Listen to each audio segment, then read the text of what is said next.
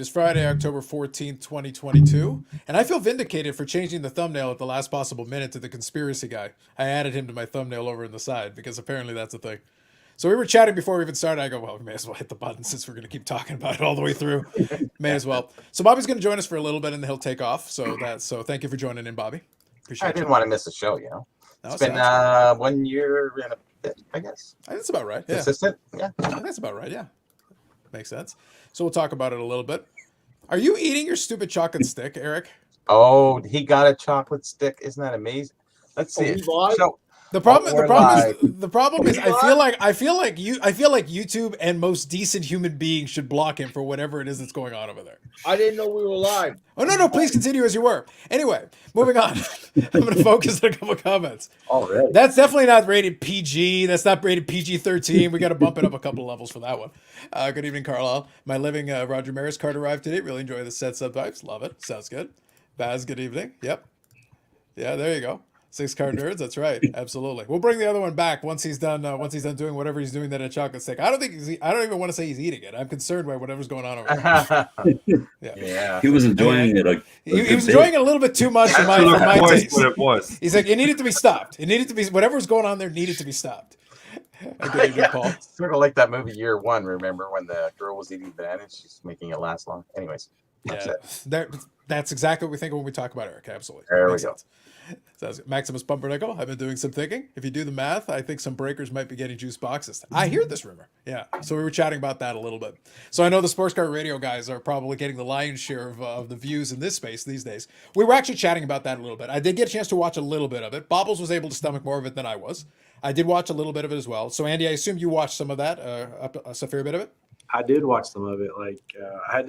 I was surprised that JT was on there, honestly. I had no idea that he was going to be on there. And so I saw him come out, and I was like, okay, well, I'll stay watching it for a little while. Yeah, sure. So it's interesting because he did a lot of the math that I guess it kind of got this conversation going a little bit. Well, exactly. All right, are you done, Mr. Chocolate Stick? Can we actually put you on? Are you decent? Decent is relative, but I'll keep an eye on you. I'm watching you. I didn't know we were live. I'm sorry. I'm watching you. All right. Anyway, so let's get into the way that this whole conversation led up. So I don't remember. It was one of the folks on Twitter that kind of brought up the question about the Backyard Breaks guys getting all these high profile cards, in a fairly short order of time. And then, kind of brought in the question. And then some folks started doing some napkin math, including Triple Crown 24. JT did his round of it as well. And I think somebody else also did it. I think Bobbles mentioned somebody else had done some similar stuff. The crux of it is however you want to. And I would recommend check out Triple Crown 24's video. You'll get some. I'm a big fan of napkin math. So even if you don't like the numbers, you can run them yourself and see the methodology and see if you're happy with it. Regardless of how you want to slice it, the point is the odds of pulling that many high end cards in that way is very astronomically high.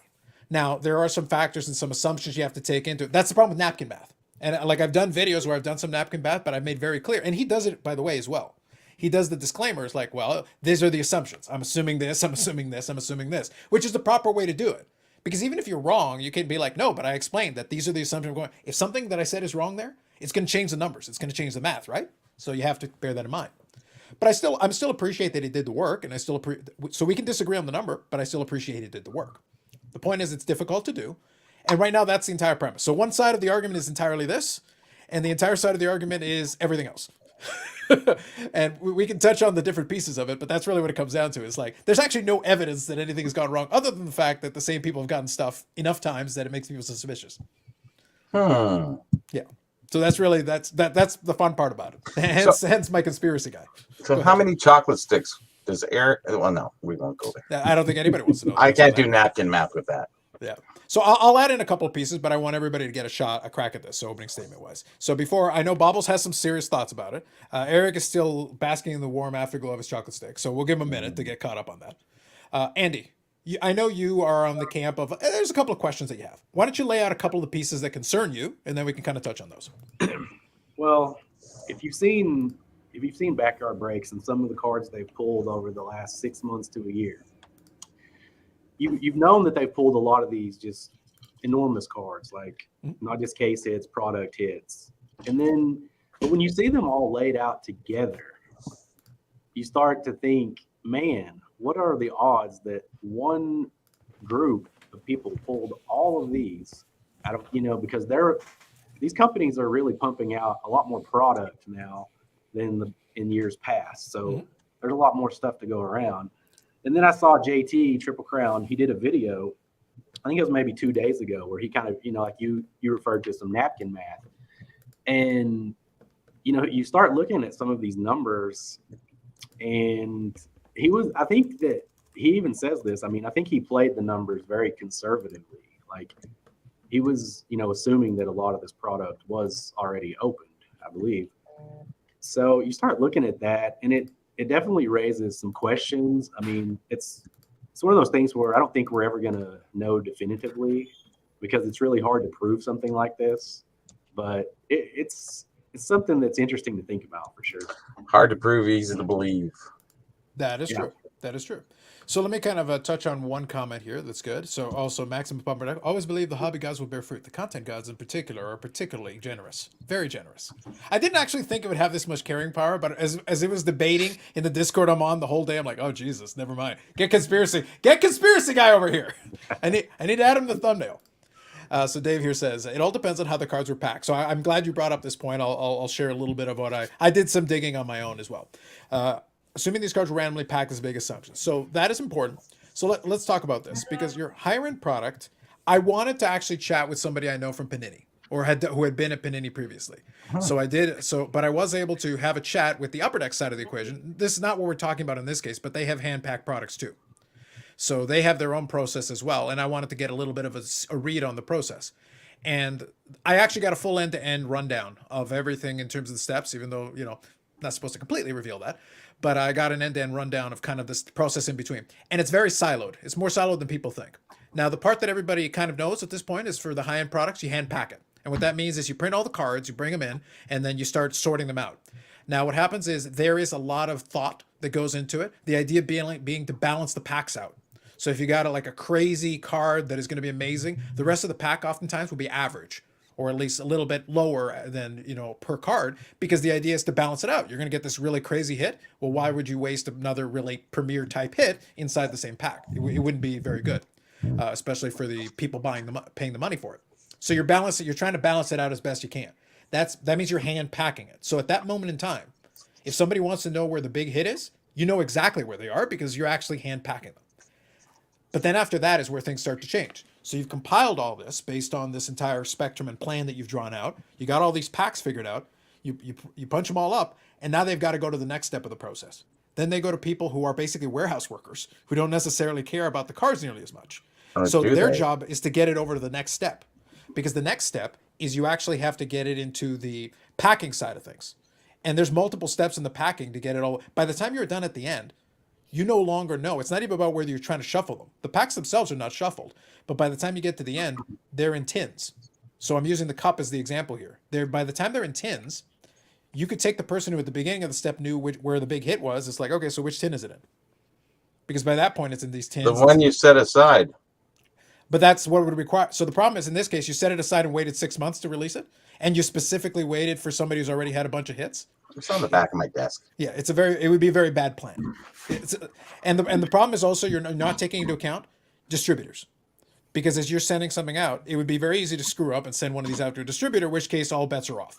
The game's over, because now it can go in any direction. It's off in the wind. So in order for this to work, you would need the manufacturer side of it. But if you take that out, it becomes even more difficult. If the manufacturer's on side with it, well, then you need a direct connection. You also need to be able to get the product directly from the manufacturer. Somebody like Upper Deck doesn't do that. So that's another step in the process. Now, Panini does it their own way. They have their own products that they hand pack. But again, I go back to what I always say. If you wanted to do this end to end, the best way to do it would be if you were the printer. If you were the printer, then you really control everything from end to end. If you were making the packaging, you really control it from end to end. Then you could really do something like that. It'd be a hell of a lot easier. But the current setup with the way they do it now, it's a lot harder. Not impossible, but it's much harder than the average person would think to be able to do it, even if you're trying to. So Upper Deck, do you know how many products they hand pack? They do the cup and a handful of others. They used to do Exquisite as well. That used to be one of the ones they used to do as hand pack. I think Panini only does a handful now anyway. I think it's National Treasures and Flawless and maybe one or two others. Just Flawless. Is it just Flawless? Yeah. So Upper Deck used to do a couple, and now they do one for sure. And it's less than it used to be. So that's really the product. If you're going to mess with one, that's your best bet because that's the one at least you're hand packing. So you at least know what the contents of the packs are. It's your best bet to pull this off. It still requires a lot of work to make it happen. True. And then we're left with the old thing. If you're going to try to get a crime, okay, so you need a body, and I need your motive now. Okay, so you're going to do it, but you're going to wait. Oh, it's to promote the product 6 months after release. You already missed out on most of the steam of the product. Yeah, people still want to open it, but it was easier to actually sell it in the first couple of weeks of release. Don't wait 6 months and then do it after. But they didn't actually kind of picked up when people were looking for it, and when what's his name got involved. They were looking for the logo man, the singer there. Drake. Oh, Drake. Yeah. Right, Well, yeah, that was the other thing. And in the live stream, the guy from Mojo Break brought up, he goes, okay, so if it's for promotion, why wouldn't you have Drake pull it? If you're going to do it like that, or even if you're not going to do Drake, I'll throw another one at you. What about that really stupid one in Vegas? And did you remember that one where they did the big break in Vegas with the girls in the back and everything? Well, why didn't you do it during that one? Yeah. You got a lot of eyeballs on that one. Like, Yeah, you had like that one guy taking his shirt off and stuff. but the point is, the point is, Andy, you have two high profile opportunities. If you're going to max out your disc exposure, and you're going to, and the rig, the game is rigged. If you're going to rig the game in front of the biggest. Do it in the Super Bowl, not in a preseason game. No, but I do agree with what Yannick said. Like, in theory, if you're the company, you don't want these case hits to be pulled like in the first week or two because you want people chasing them. Mm-hmm. That's for sure. Yeah, but So- you don't want to wait 6 months. The What's- problem is that's the extreme. It's lost a lot of the heat. What's my odds of pulling a 80-81 Wayne Gretzky out of this pack? Like it's got Macy in there. Messier? No. So, the first card would be who? I don't know. We're going to find out, and we're going to open it here live and in person. And It's the triple logo oh man. my God! Oh my God! Oh my God! Pull my shirt up. Here we go, guys. It can happen. Is that a complete set, Bobby? Sorry? From Is that a someone. complete set? Yeah, actually, every box contained two Okay. sets of 24. I would have been much more impressed if you pulled the LeBron logo, man. Ah, I sent you the box, that Bobby. I sent you the Damn. box. it was I on the marked back it of with your the desk X. for 6 months. I know. marked it with the X. God No damn doubt. it. No God doubt. damn It had a chocolate stick in it too. I know. Sorry. Can't do anything more for you. Jesus, we tried. Oh, well. Anyway, but yeah, so kind of to Dave's point is the reason, but that's the reason why I reached out and I said, and I wanted to play the game. I said, hypothetically, if I wanted to do this and I asked you to do this for me, how could we get it done? And he goes, well, if I wanted to do it, it's like, it would require, I'm paraphrasing, but it would require like this and this and this and this. And it was so many steps, like not impossible, but it's like, okay, so, and then what benefit do you get out of it? Not much. So in those repack products, how does that work? Repack? You know how they repack products and redo, for the repack stuff, the guys who sell the repack stuff and then Yeah. they sell it to other people, are they putting stuff aside? Who knows? Oh, in a repack product, you are the one personally doing the repack. So you're the one packing out everything. So yes, you can do whatever you want. Well, I honestly think that the big cards that they have are on a separate sheet and then all those go to somebody and then it's distributed. So I'm sure there's a upper management person that comes in and oversees that for sure. Yeah. No. So Paul says, let me go here. Sorry, this one here. Will it be easier to do when everything's under the umbrella, Fanatics umbrella? I will not have you question the integrity of our Fanatics overlords until at least after they cut my check. They are above board, sir. Above board. Check first. It's check first. That's right. Yo, Paul give here. me some money. Yeah. Paul here says, mistake thinking Panini is a company's rigging instead of 3 to 10 or so people. So Paul is very much in the Mission Impossible theory. He's decided that several people at Panini have gone into business for themselves and none of them have talked and they didn't personally benefit from it. But they did it for reasons. So 3 to 10 people working together and the company has nothing to do with it. You still have to bypass, you actually have to have enough access to be able to do it. So somebody in that 3 to 10 has to be in a position to be able to access it. Again, the Panini process is a little bit different. That's why I wanted to get the Panini comparison. I was curious if I could get a little insight into that. Unfortunately, I wasn't able to, but I'd still like to try to find out a little bit how they compare and contrast. With the Upper Deck one, it would be very difficult. With the way they structure with the silos, again, not impossible, but it would be extremely difficult based on the process they follow. It's kind of similar to the Black Label 10s. Anyway. Well, that you just ask Eric for that. That's different. Oh. Yeah. Shortcut. You're one chocolate stick away from having as many black labels as you want. As many as you want. That's right. Let's go. But yeah, I'm not saying no. I'm not saying impossible, but I'm saying there is some complications to it. So Bubbles, I know you got a chance to listen to more of it. For me, the Mojo Break one was a really good. I actually think they made a mistake. If they wanted to maximize the length of that live stream, they should have gone with the conspiracy theory first, then brought in the Mojo Break guy to offset it instead of bringing him in. It's like you just poured cold water all over it. Any thoughts? So I turned it on, was listening to it mostly just to see the thoughts behind it all. But the funniest part about it all is, even like with the math and napkin math, whatever you claimed it as, none of them were sold that any of it was rigged. Like even the guy that they had on that said he was like in law enforcement or criminal investigation or whatever, he even said he was 70-30. Like he wasn't sure. The SCR guys were 50-50, so the point here is they went into this and they said it was a live investigation first off. So they came in with very little knowledge. Apparently nobody on the panel knew actually who owns or runs Backyard Breaks. And it's a simple Google search. His name is Grant Telford. He's like 22, 23 years old, attended FSU on an athletic scholarship, played lacrosse, created a TikTok following that was very huge. That's where some of his audiences came from. Made a little money selling some outdoor sports things that he did based off of the TikTok stuff. The whole thing with the cards, the odds, seem very weird. But what's the odds on pulling a superfractor from Topps Chrome or Bowman Chrome? How many times do we see breakers or even just individuals that have been able to pull multiple superfractors from a product like that? So when you go into lottery theory, you're thinking, well, yeah, the odds seem unlikely, but it happens. Like even to people who aren't breaking, just buying product, ripping it themselves. So there's many things involved here. I will admit the triple logo man had me skeptical, not necessarily because they pulled it, but the hype behind it and the Drake involvement.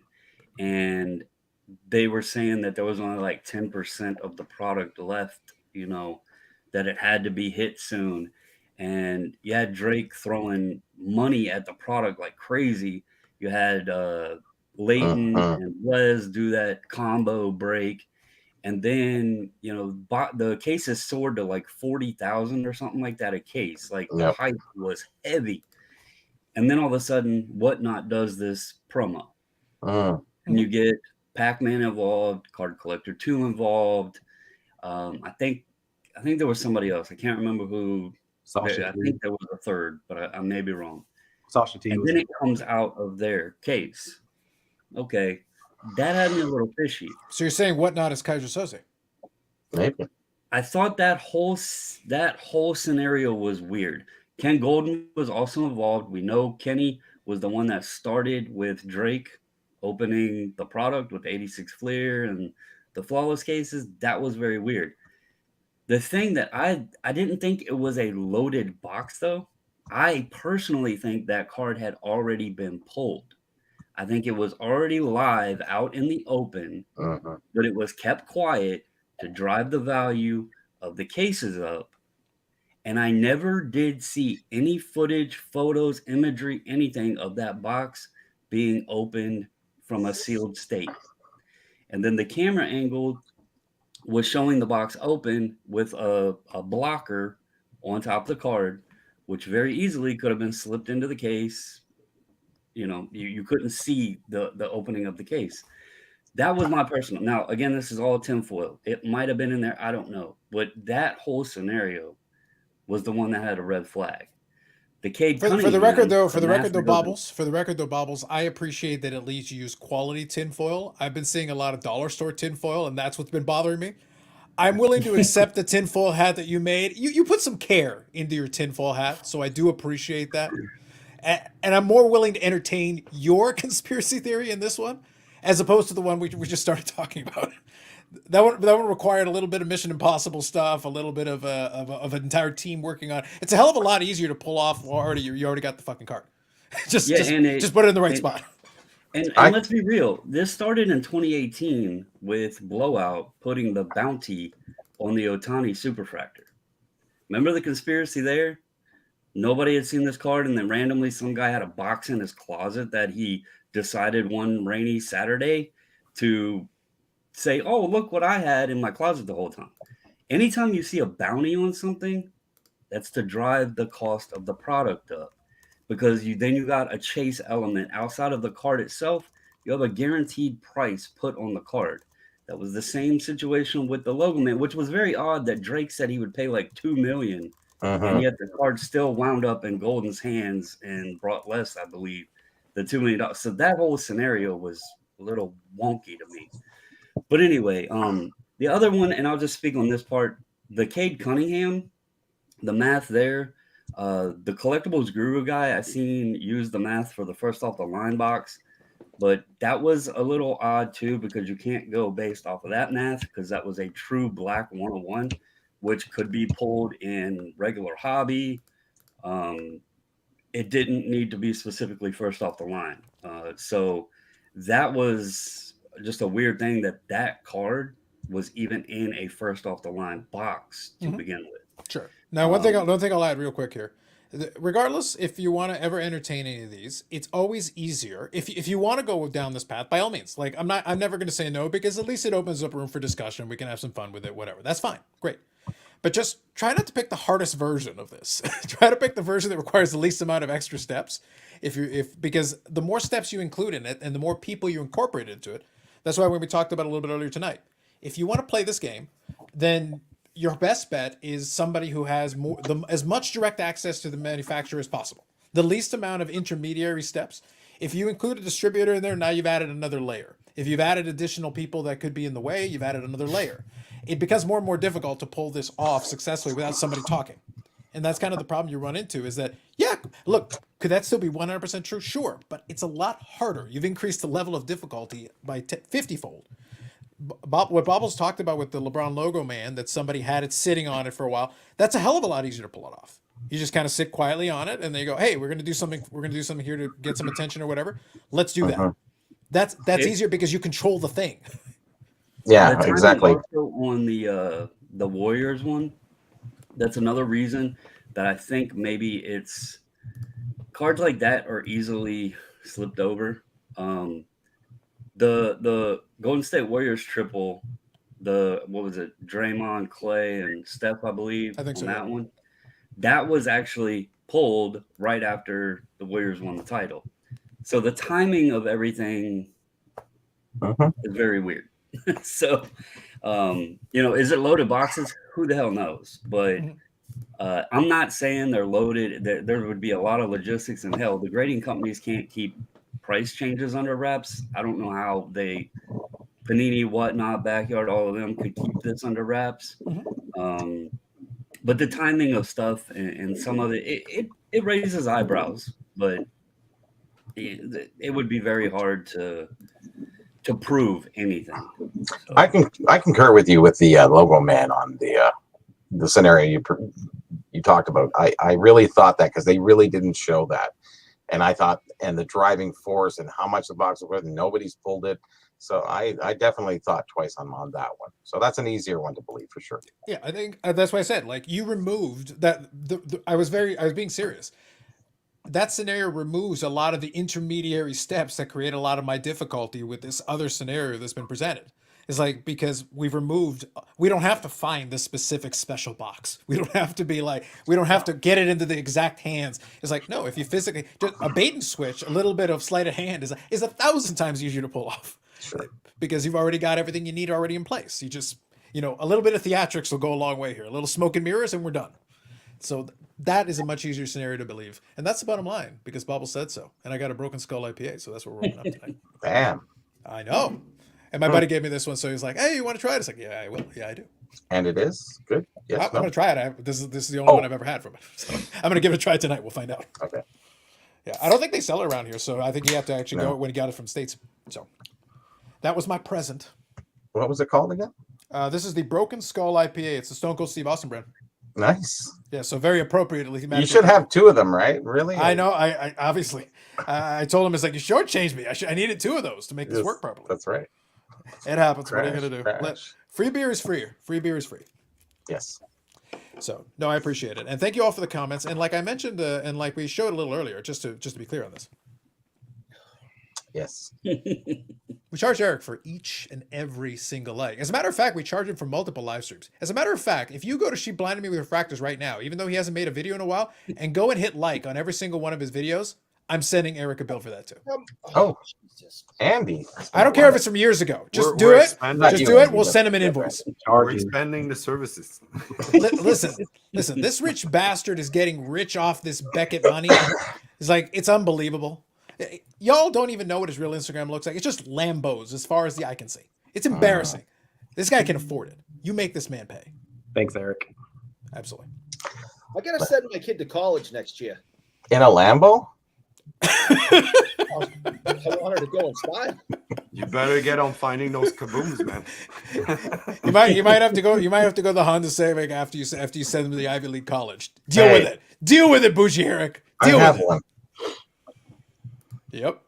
And thank you for the comments as always. Let me read a couple of these here to get caught up. Repacking happens all the time in the Pokemon world. Not sure why Bobbles is saying would be such a stretch. No, that's why I said Bobbles' scenario is a hell of a lot more plausible to me, because we've removed a lot of the other elements that make it a little trickier. I think Drake said he only wanted the card if he pulled it. Repacks full of. What's that? And what exactly are those Pokemon repacks full of? G.I. Joe. Could have been anything else. Yeah. Chocolate fix. Couldn't have been anything. I mean, come on. It could have been. But let's see here. I'm not ordinarily into conspiracies, but there's no way that's really Bobbles. He's usually on the surface of sun while streaming. Well, that's why he is right here. It's dark, Brandon. Where's this bright light? Yeah, exactly. It's all part of the conspiracy, y'all. I It's cut all it off part of because everybody talks about like how bright it is in here, so I cut it off for this. Yep. So Maximus Bummer said, my opinion is this doesn't matter because I thought I had a real chance at McDonald's Monopoly. Fair point. Fair point. Mm. And How that many is- fries? Can That's a you reference that came up a couple of times tonight too. That and Al Capone's Vault. These are two references that came up a number of times today. And my comments really that's perfect, because my opinion of this is, as everyone knows, I believe in the KISS method. Keep it simple, stupid. This comment is perfect. Ugh. Oh, This No. one you're referring to? No. I think this is the one you're referring to. That's what I saw. No. Mm-hmm. Mm-hmm. Mm-hmm. So Oh, his mom chimed in. Yes.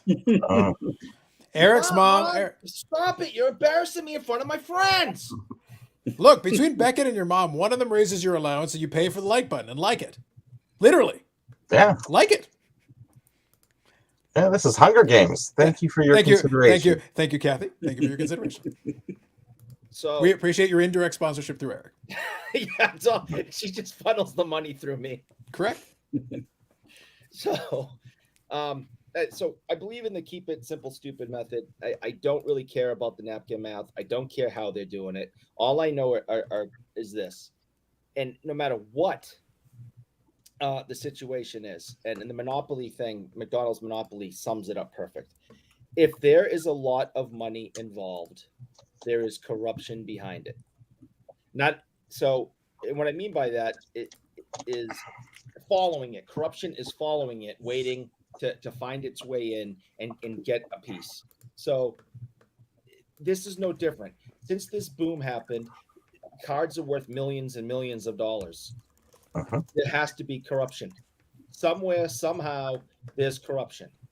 And I sum it up with, if it looks like a duck and it quacks like a duck, it's probably a duck. So it's that simple for me.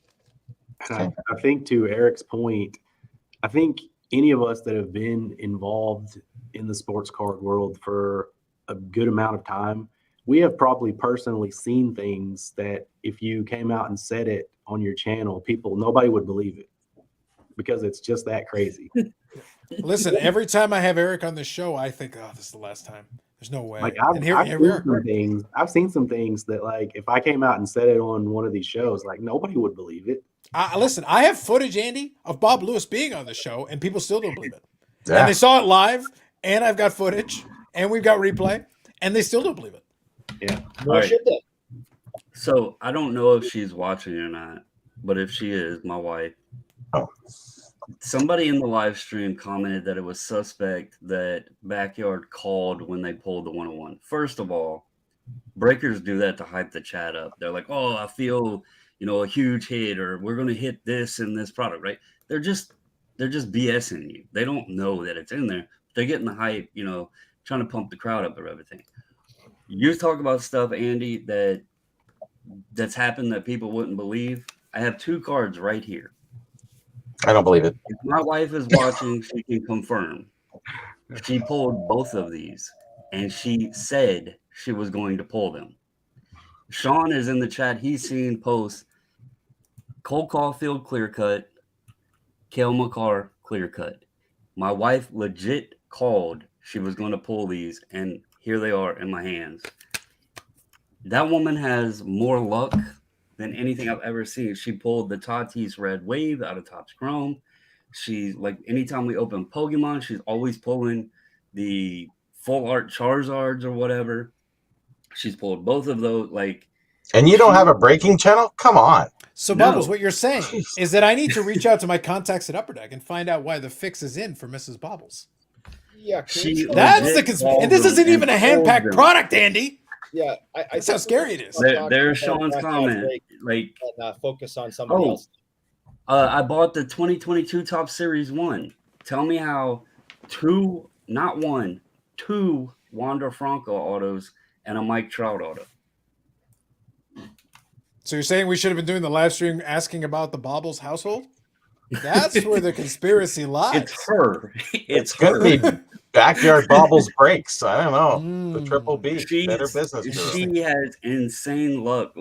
She loves ripping packs with me. She loves doing the hobby with me. But I swear, I literally, y'all see I've ripped product on the channel sometimes. I don't ever hit anything. She's always pulling big stuff. Always. So and the packs just happened to say Mrs. Bobbles on them. Yeah, there was a serial number. She knew. She went down to our LCS or whatever, or up to Blowout, and said, "Hey, where's my packs?" And they have them sitting there for her. Now we're talking.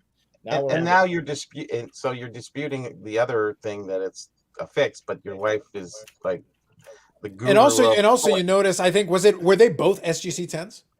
Oh, that's another. Nope, I wish. The Caulfield's a 9.5. 9.5. Oh, dang. Yeah. Go give that guy a performance review. Give him what for and tell him to fix it. Terrible. No, the Makar though, that one is a 10. So that was a 10. All right. You couldn't grade him a double 10. You had to make that would be suspicious. People might ask questions if that happened. True. Yeah. Bubbles conspiracy is now in fact because he's inside trading on the matter. True. It's facts. Thank you, Steven. Carlisle says here, when we submit cards for grading to SGC, can we get your wife to open our packs too? You might as well. It's probably about right. She loves opening wax, but there's no guarantees. There will be an upcharge. There's somebody that, hey, listen, it works. You can make some big bucks.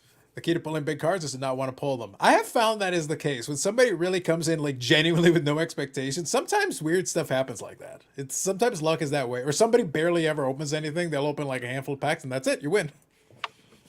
Happens sometimes. That was the strange thing and why I mentioned those clear cuts, because she specifically said on the Makar, she's like, I'm pulling the Cale Makar clear cut. We were on the way home from Blowout.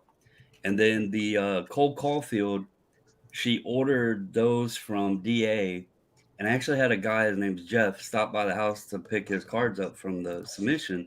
And he showed me he had pulled the Cole Caulfield clear cut. And she's like, oh, that's a nice one. I'm going to pull that when I'm done opening these packs. And sure as shit, she pulled it. So you're saying a guy came over there, his name Jeff, you said? Did he say, hello, Bubbles? No. No, not that Jeff. Not that Jeff. Other Jeff. Other Jeff. No. Jeff with a J. Not Jeff with a G. Jeff with a J. Gotcha. Yes. I just have to double check. And he was getting worried over there. He's like, wait a minute. That guy. I knew that guy. Not that guy. Yeah, there you go. Exactly. It would have taken a dark turn. It would have been dark Andy to go with dark Bobbles. That whole side of the thing's getting increasingly dark. It happens. But no, that's fair. I was happy to have the discussion because I figured with the amount of debate back and forth, and we're happy to chat about any other element you guys want. Look, I'm firmly in the camp look, is it possible? Yes. Is the math improbable? Yes. Could I still believe it happened anyway? Yes. Because there's certain things, like I said, I went through the trouble of asking some other folks. I even wanted to play the hypothetical. If you wanted to pull this off, how easy would it be to do it? I go, very difficult. Not impossible, but there would be a lot of things you'd have to do. And again, for what? To what benefit then are you getting up? Because my question was, okay, so let's say it was true. What's the motive then? What is the benefit to the manufacturer to go through this trouble to make this happen for you? What's the benefit to the distributor to make this happen? You're selling the product either way.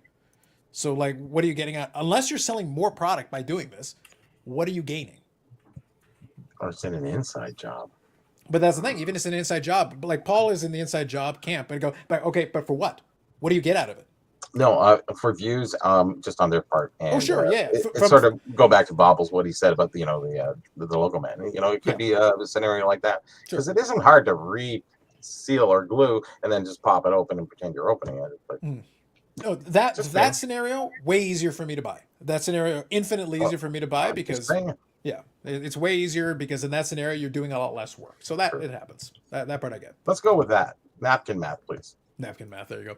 Another key to be as far away from possible for penny sleeves to pull the good stuff. Yes. What's the best rookie card you've pulled? You sincerely didn't give a damn about the moment you pulled it. No one 89 cared when they pulled Randy Johnson, Smalt, or Alomar. Those are some good options for 89. There you go. And we pulling Brady rookies when the products were new. If I ever pulled a Brady card, I don't care about it now.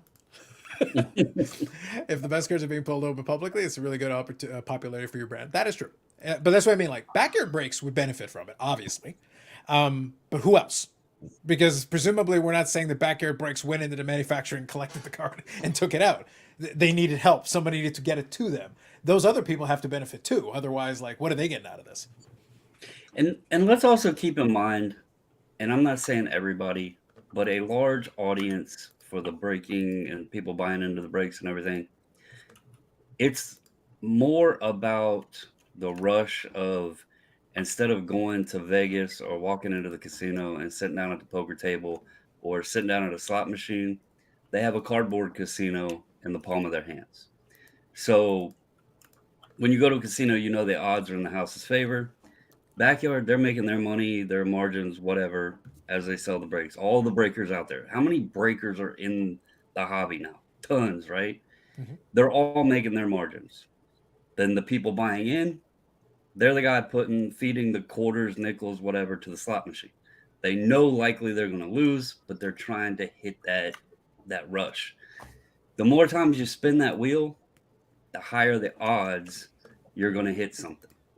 So you have to look at it at both perspectives. It's just a big, at least you give. Hey, they might get break credits.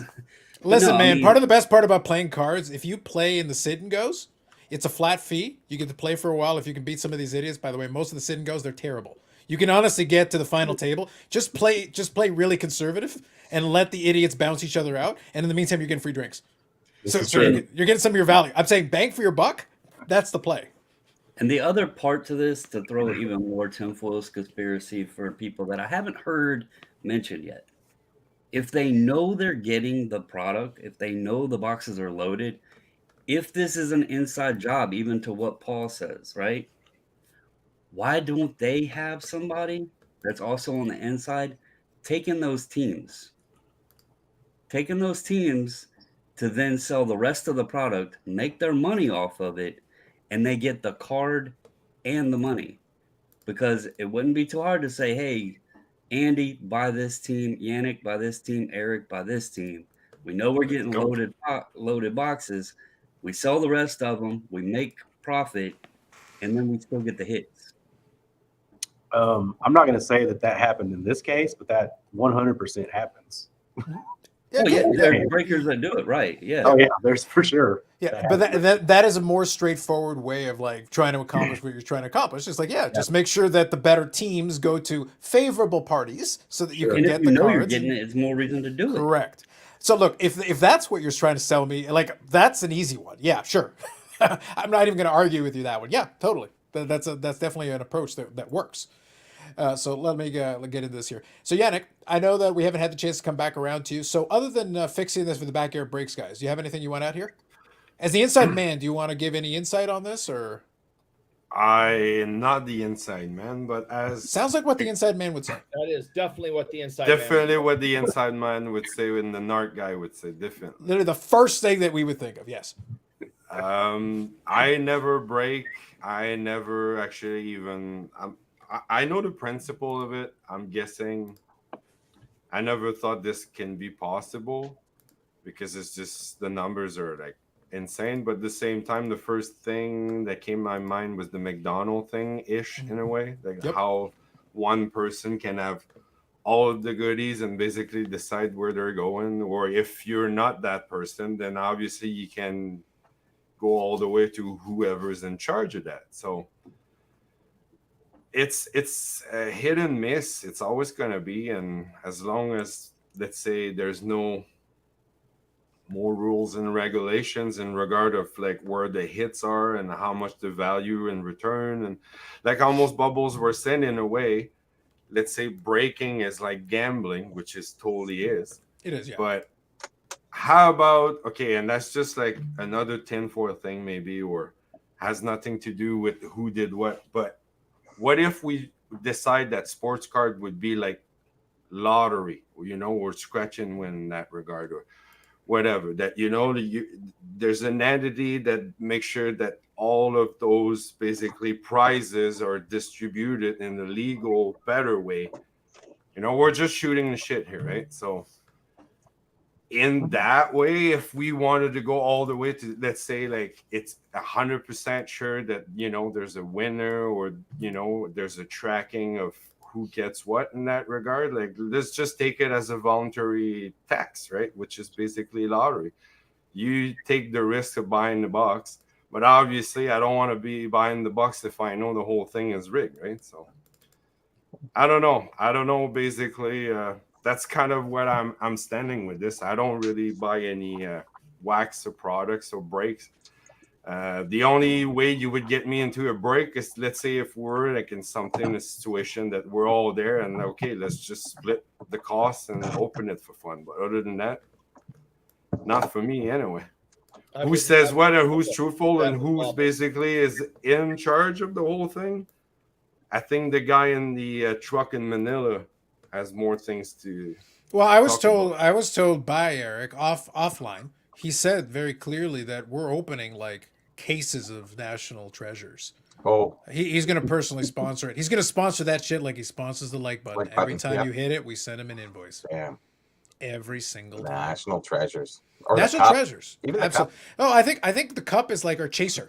We'll start Oh, off yeah. with some national treasures, and then we'll chase it with the cup. Yeah. So Andy, you can get in on this. I think it'll be fun. We'll go to the national, and it's going to be like national treasures cup, national treasure. We'll just keep feeding back and forth. And Eric eventually will get like really high on smelling all the packs and be like, "What's the most expensive shit you got?" All right, we're doing it. Let's go. I guess. If we do that, I like everybody else's odds because I never pull anything good. I mean, seriously. And your wife's staying there, Bubbles. So it's There you go. So just real quick to throw an added thing to around the horn on this, because on Paul's take with maybe 3 to 10 inside guys on this. Okay, so I wanted to be clear before you said that. I was going to say, so which Paul? We got 2 the Pauls. one on the Okay. stream. All right. So all right. a couple takes here, right? So he said there could be an inside job. We've all agreed that the likelihood that Panini, in this instance, they wouldn't want the product hit to come out early, right? So you want it late in the product. Well, what if it never comes out? I don't think there's a product out there that every single case is ever opened fully, right? True. And if there's 3 to 10 inside guys that know where these cards are and they're setting this whole thing up, why don't they just keep that card? Not everything is opened on camera. Mhm. Yep. You let the product get chased, 40 grand a case. Nobody's ever seen it. Now you have this card that doesn't even exist in the product. So it throws another element to the what if scenario. You don't really know. Like, they could keep it out of the product. And furthermore, since we got a lot of hockey fans in here and Upper Deck throws e-pack, okay, what would put any way of saying, Upper Deck doesn't load EPAC to a person's account online that spends more money than somebody else. But yet you still see hits flowing around to multiple various different people. So I don't think these companies are, like you said, they're selling the product no matter what. Yeah. I don't think they really give a crap who in the hell's getting it. You Yeah. know, they're making their money on the top end of it. I don't see them risking doing something silly to make sure one person's getting the cases. Eric, are you going to discuss your eating bugs? Well, first of all, Bob can go screw. That's number one. Two, who here saw the phishing scandal of last week? The all right, so Yannick saw it. So you talk so Bob, was you said I don't think someone's going to do something ridiculous, stupid. For those who don't know, professional phishing is highly sponsored. You can win hundreds of thousands of dollars at an event. For the biggest event of the year, you can win, over $1 million just for catching the largest fish. So they had a professional fishing tournament with all the best fishermen, and I think the former world champion.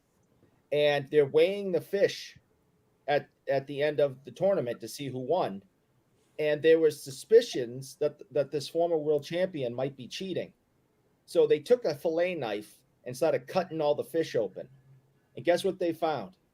They found Chocolate sticks. several chocolate sticks. Tom They Brady found rookie cards, where they belong. Raw. They found Literally raw, sleeping with the fishes, inside the fishes. Go that is- on. well, very close, because they found raw fish fillets in the fish's stomachs and lead weights. So they this do is have not- Tom Brady cards in them? Yes, and Tom Brady cards. So when I See, said- Andy, there is no angle in which I cannot get to Tom. If Well- I was a defender, I'd have killed this man. Actually, Carlos, to correct you, there was not Tom Brady cards in the fish. You said lead there were- weights.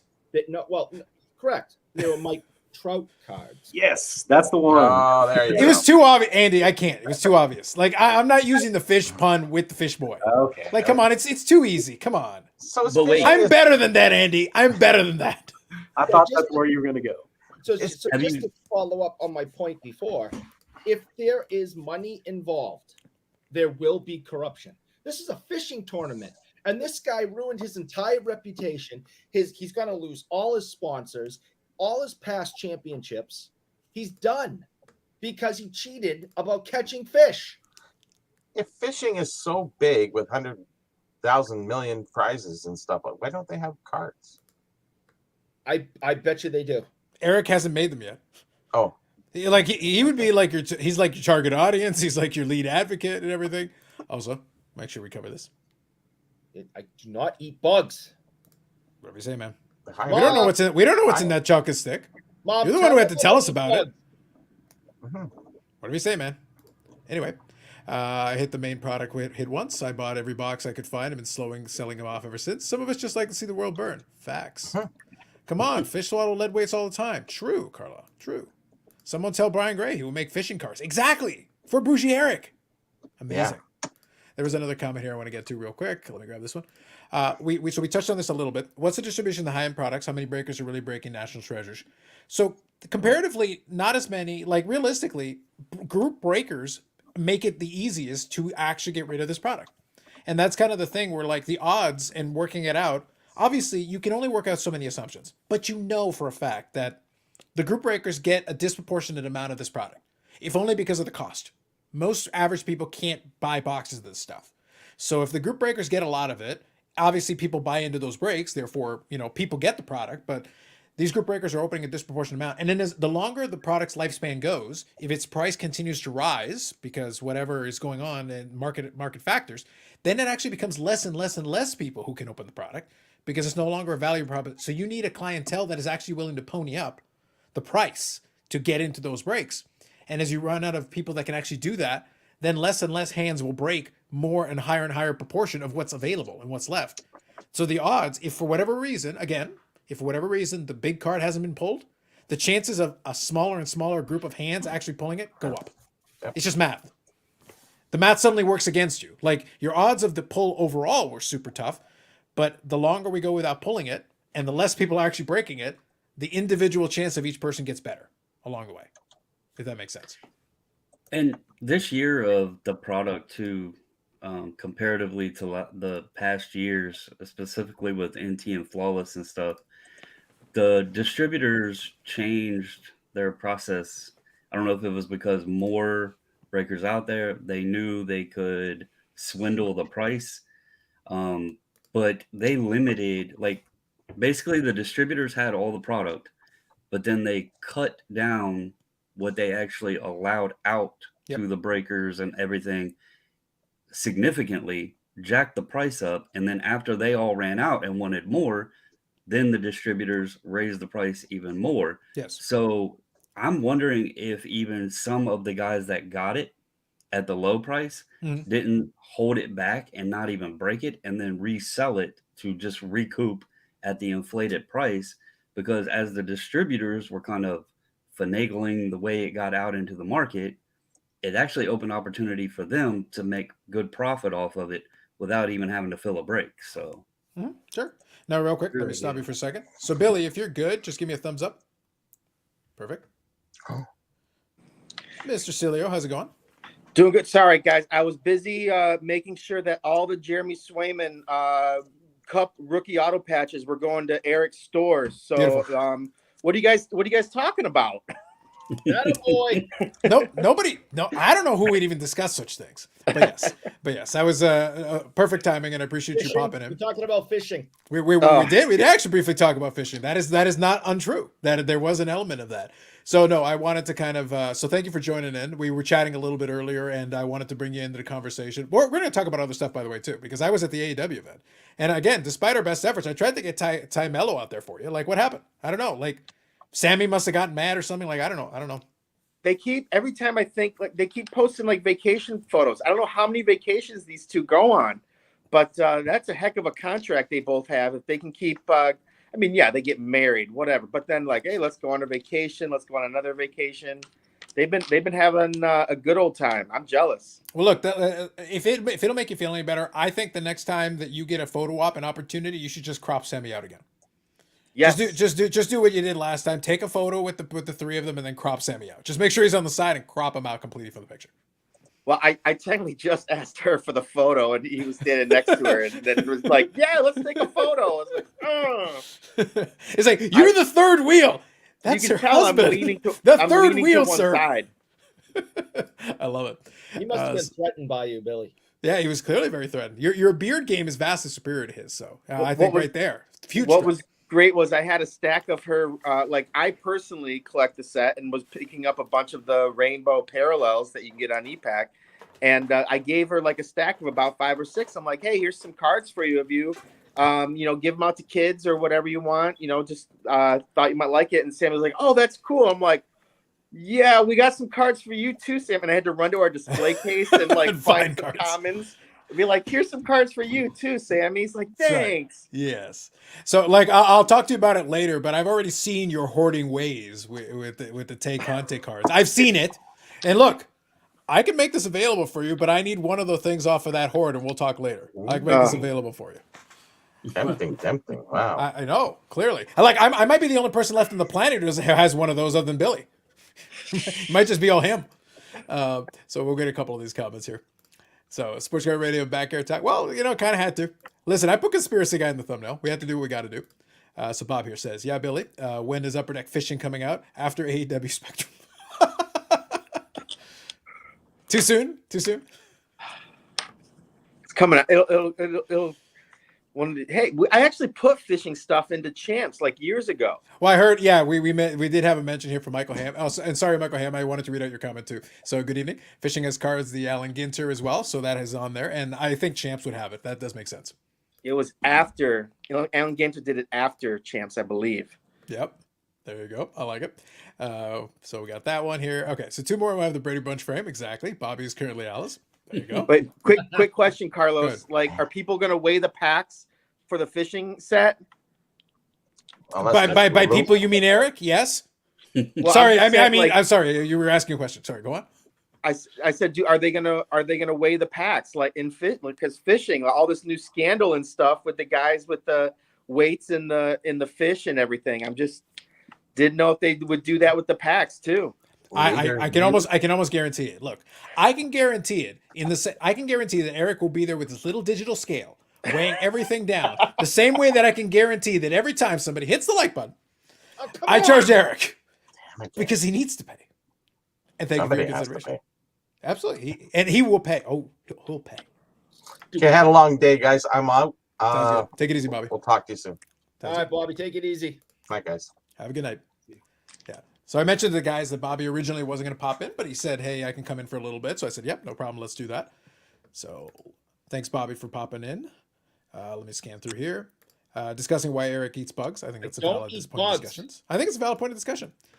Bill Dance, Roland, Jimmy Houston all have cards. There you go. Thank you, Michael Ham. How many can you fit on the screen? I think you can do 9. Is it 9 or 10? I think it's 10. Yeah, I think it's 10. Yeah. I've seen that before. Like, it's not great though. Like, once you get past a certain point, it actually gets excessive. Tonight we made a bit of an exception because I wanted to invite some of these folks to join in, and it's good. Like at 5 or 6, you're pretty solid, but beyond that, it gets a little tricky. I don't. Billy knows. Like, I give him a little bit of lighthearted prodding with it. It's not really under his control, but it's one of those things. Like, and to be fair, Billy, don't correct me if I'm mischaracterizing you. It is frustrating that there's this interesting product that people are interested in. Like, I'm interested, obviously, Spectrum. I'm interested in the 2022, and then the metal has been announced, and I've actually got pre-orders in all 3. So it's one of those things where, I got years to pay for that. I've given up, and I've explained this to a lot of people. I've just given up giving out. You should. Dates is a bad idea. Yes. I have eaten crow every single time. Yeah. No, it's fair. Well, would be a good time. Yeah, we'll have to. Well, my understanding. Look, and Billy, this is not on you. I just saw it posted in one of the at one of the bigger distributors. I don't remember which one it is. If it was Steel City or one of the other ones, one of them has put November the 2nd for Spectrum. I don't know where they got that number. No idea. And one of the things that you mentioned to me that I assume that's still the case. I think the first step is getting the checklist, isn't it? Like the checklist has to come out with some lead time before, in theory. Checklist will come out 2 weeks before the product. Yeah. So that is a good telltale sign. We have tried to promise our consumers that 2 weeks before the product, we will release a checklist, and we have a weekly meeting with our boss Grant, and he will go over like every single product that we're working on and every stage that it's at, and like the front end and the back end. What are you building? And what's about ready to come out? And he has due dates, and he's very particular about his Excel sheets, and he does all the research for him and talks to the people of when is stuff coming out, and we'll have release dates that are in our like calendar and find out whether or not those are the correct release dates or not, and make sure that we're putting out the checklist, that we're putting out the image gallery and all that stuff 2 weeks before it's supposed to release. So people can do when you see it, you can do the math. Yeah. I know I got a little excited and was mad that someone had said it's November 31st or November 30th or whatever. Like one of the people said it was that late. I'm like, I don't think it's that late. And then of course I was saying it was probably going to be October. And then of course it gets delayed again. And now here I am again saying, oops, but I still don't see it being at the end of November. I want it to be by Expo so we can open some together. Yeah, well, that's the thing. I would love, look, selfishly, I would love that to be true because it would be fun to have that as a product at the show, and I'd love to, like we joked about it. Like last time, unfortunately, you weren't able to come up, but this time, hopefully, you'll get a chance to come up, and we'll get a chance to say hey and hang out a little bit, and that'd be great. And then, yeah, I'd love to have the opportunity to open an actual new product around that time. It'd be nice. But again, it's beyond our control. But that's what I've been keeping an eye on. I've been kind of keeping an eye on for hopefully we see a checklist. That's really like step 1, right? So it's it is what it is. Not too much you can do about it. But we'll see what happens. There are new names. I went through the checklist. There are a couple names I'm surprised aren't in there, and I had to talk to my coordinator and was just like, why aren't these names in there? But then again, we get a certain number of people and stuff like that, and sometimes it's not. There's all the big names are in there, There's a couple mid-tiered names that I was kind of surprised aren't in there, but then there's also some mid-tier names that are in there that weren't in the first one, and some big names that weren't in the first one that are in this. So people will be happy. I think that's good. And I did see some of the initial list, at least what was at least published out there. So PK, it's like PK. We're not trying to compete with Sports Card Radio on a live stream. They're gonna do what they're gonna do, and they're gonna do just fine. It was one of those things where I looked at it and go, I'm not changing my schedule. I've got it on the Friday. I've got the time slot I'm in. Even if it was just us hanging out and chatting, I could still have plenty of fun making fun of Eric. So like, I'm good. Either way, listen. I got my Stone Cold IPA. I'm drinking it right now. It's pretty good. It's pretty solid. Congratulations to you, Stone Cold. Not bad. But I'm good, man. But yeah, no, let them have it. And like, to be honest, and congratulations to them on being able to draw that audience to do it. I just don't think there's that much debate. Like, we covered a lot of the key elements of it. You can talk to certain people and get theories. There's a lot of theories you can throw out there, but like, and Andy, I know you're kind of in the camp of at least there's a possibility, of course, which is fine. But do you think, like, did we leave a stone unturned where it's like, it just depends on where you sit on the fence? Like, to me, that's certain things we're not going to be able to debate our way out of. It's like, do you believe or not certain pieces? And that's about it. Oh, I mean, I think just for me being in this hobby for as long as I have, Yeah. there's very few things that someone could come out and say is possible that I would not at least put some thought into it, because Yeah. like I said earlier, I've seen some stuff that people talk about things. I see people talk about certain things on YouTube as it's a conspiracy theory, and I've seen it happen. So Yeah. I mean, it's That's fine. The only angle I took on it was I just wanted to talk through, and that's why I said I reached out to some folks I know in the hobby, and I go, well, okay, so what do you think about this? And we just talked through a couple of the basics. It's like, okay, impossible? No, it would be unreasonable to say impossible, but improbable given the amount of steps required to potentially try to mess around with that, and with what nobody has been able to correctly establish, and what I touched on a couple of different times. Is, okay, cool, but outside of Backyard Breakers, who benefits from this? It's like running the crime scene. It's like, okay, but who gets the money? Who, we've got a body. What's the motive? What's the actual motive for the people that would participate in this to help to get you to where you want to be? It's one of those things that's like, I don't think that anybody's ever going to prove that this happened. No, I don't think so. But if by some chance somebody did prove it, I mean, it wouldn't surprise me at all, is all I'm saying. It wouldn't surprise me if Ken Golden finally lit himself on fire after my 1,018 requests. It would either be a mistake is made that someone caught them, red-handed, or a whistleblower. That would be the only ways. So, yeah, I mean, as far as like the insider job thing, I mean, like, you see all of these backdoor products all the time from these companies. So for people to just like totally, throw out the fact that it could be somebody on the inside doing something, I mean, I think that's a mistake. I just go back to they took fish fillets and stuck them down a dead fish's mouth to weigh it. People are capable of doing anything when there's money involved. I'm not saying it's not capable, that somebody could have, like, even the triple, and my theory that it had already been pulled. But my point with that was, like, their margin on breaking that case is nowhere even close to what it would have been to just keep that card out of sight, out of mind. Well, exactly. Yeah.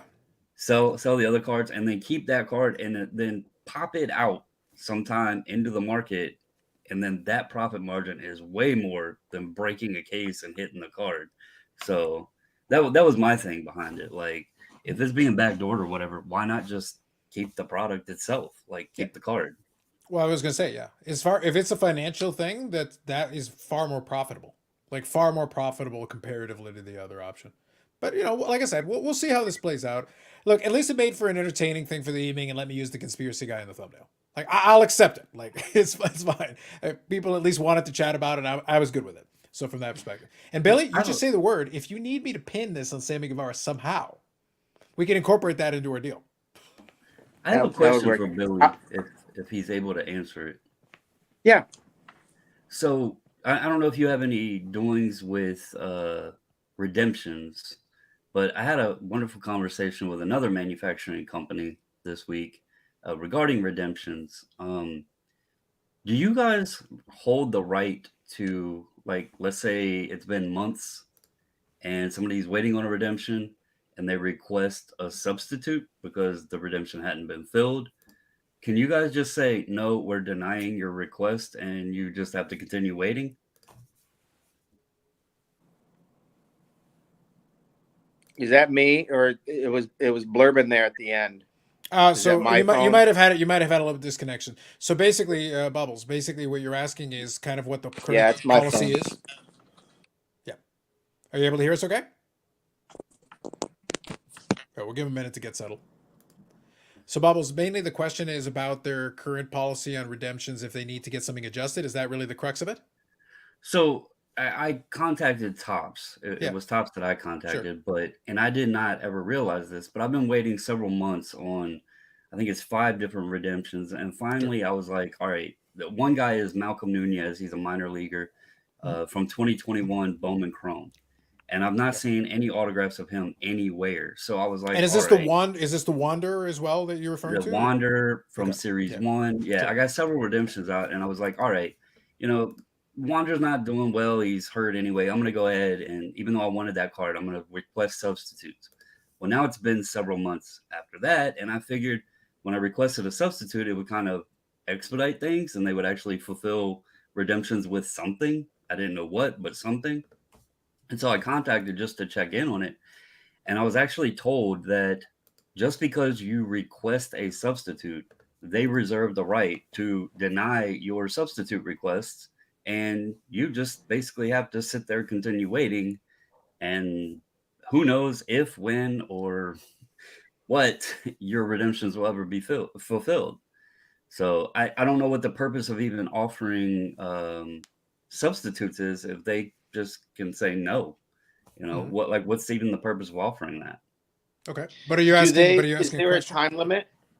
Nope. Is there a time that they like? I don't know. There potentially could be like if it's not, if they, I mean, a couple months in all honesty isn't that long for waiting for redemption sometimes. So they might not feel that it's enough time has gone by before they want to give you something else for that card. I can't. I Well, mean, this is you just me hypothetically thinking. I can't tell you.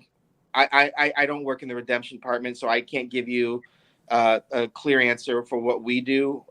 But from the top standpoint, if you're only waiting a few months and they're only a few months old, you know, I have a feeling that they think that they're going to get those cards and that they'll be able to get them out, and so they might say, hey, you know, we have this amount of time until then we finally say, you know what, sorry, this isn't going to happen.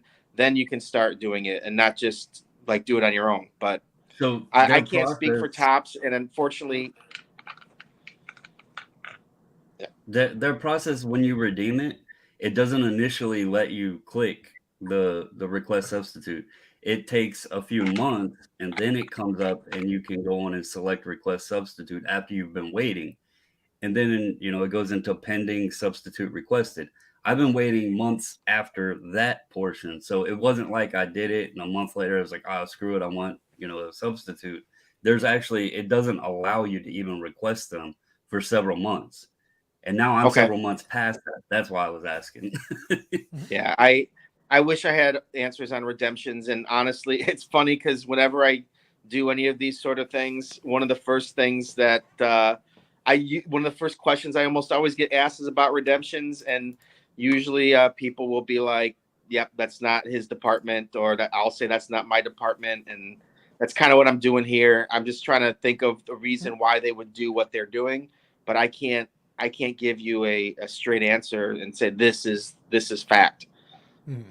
Sure, for No, sure. and that I wasn't sure if you knew if you had anything in it. That's what I was just seeing if you happen to know. Because I thought it was very weird. Like if you're requesting a substitute, I get like if it was within a short time frame, and they might be like, "Oh, you haven't even waited. You're just being impatient." This was legit. I waited through until it popped up and said, gave me the option to even do it, and I actually waited a bit after that because the Wander I wanted is the '87 Topps design, and I wanted the card. Mm-hmm. And when I seen there was no hope for it, and he had live autos coming out, and I was like, all right, it doesn't look like this is going to happen. So then I went ahead and requested substitute, and on the other ones as well. And yeah, it's been months since then. So that's why I was just curious. It was more odd that they said, well, you can request a substitute, but we can just say no, and you just have to continue waiting. I thought that was very odd. So Right. So let me kind of steer this kind of question that is semi-related, but a little bit different. So obviously, Billy, I laughed at Bob Jackson's comment internally because I said I cracked a smile when I read Bob Jackson's comment, and I was waiting to hear. I saw Billy crack a smile when I posted the comment up there. Yeah, exactly. But the thing is, like, look, let's be realistic about this, and I'll use a real example. This is not redemption, but like I threw Billy a random question because I was being honest because I was just kind of curious, just for the hell of it, just for fun. I was talking to Billy about I actually went on eBay and I purchased one of those AEW autographs, and the person, by the way, was transparent. And the card itself is one of the autographs, but it actually has damage on it and has very clearly shown, like the scans and everything shows it. It's there. The card is still fine, and I was able to buy it for a fraction of what it normally goes for because of the damage. Because I suspect I'm not going to be able to do anything with this, but I'll take the card anyway. Like especially if I'm buying it at a fraction of the normal price. So I was like, fine, I'll still take the card. But there is also a set policy. This is not a redemption, but like on replacements. So if somebody opens a box and there's something damaged in it, so just conceptually, Billy, can you just explain what the concept is? So you open a box, if there is damage, that is a situation where you can get a replacement because then you would have like the UPC code or something. Like I don't remember what the exact thing is, but it's directly related to the fact you actually bought a product. Yeah, you need the receipt and you need the code on the box. Yeah. And the reason why we need the code on the box, people don't know this, or don't know this, but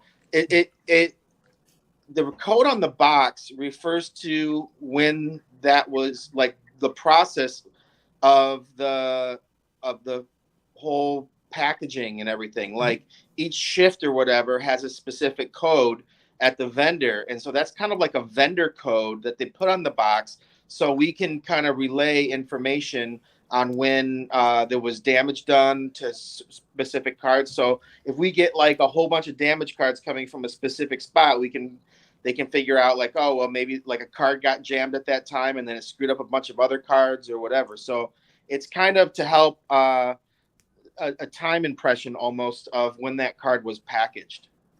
Yeah. And that's why I wanted to kind of leave an opening for you to kind of lay in some. That's why I say I was being honest about it because I said I just thought I'd ask. There was no harm in asking. And it was a situation where it's like, no, but I'll still take the card because at the price point I got it at, I'm fine with it and I'm happy with it. And I will show it off on Instagram when the time is right. But yeah, that's a situation where then bid accordingly, right? So it's not, you shouldn't go in with an expectation, but also understand what the rules are, and that'll make your life a lot easier, and you'll be better off. I like Paul's comment too. Technical issues when a question is asked. Now this is some next level conspiracy stuff. It's like your phone went as Bobbles was asking this question. I see what's going on. If you've seen me on here, you know my phone is always that's my only source of internet. It goes on and off. I want to give you a funny story real quick because I talk a lot when I'm on here.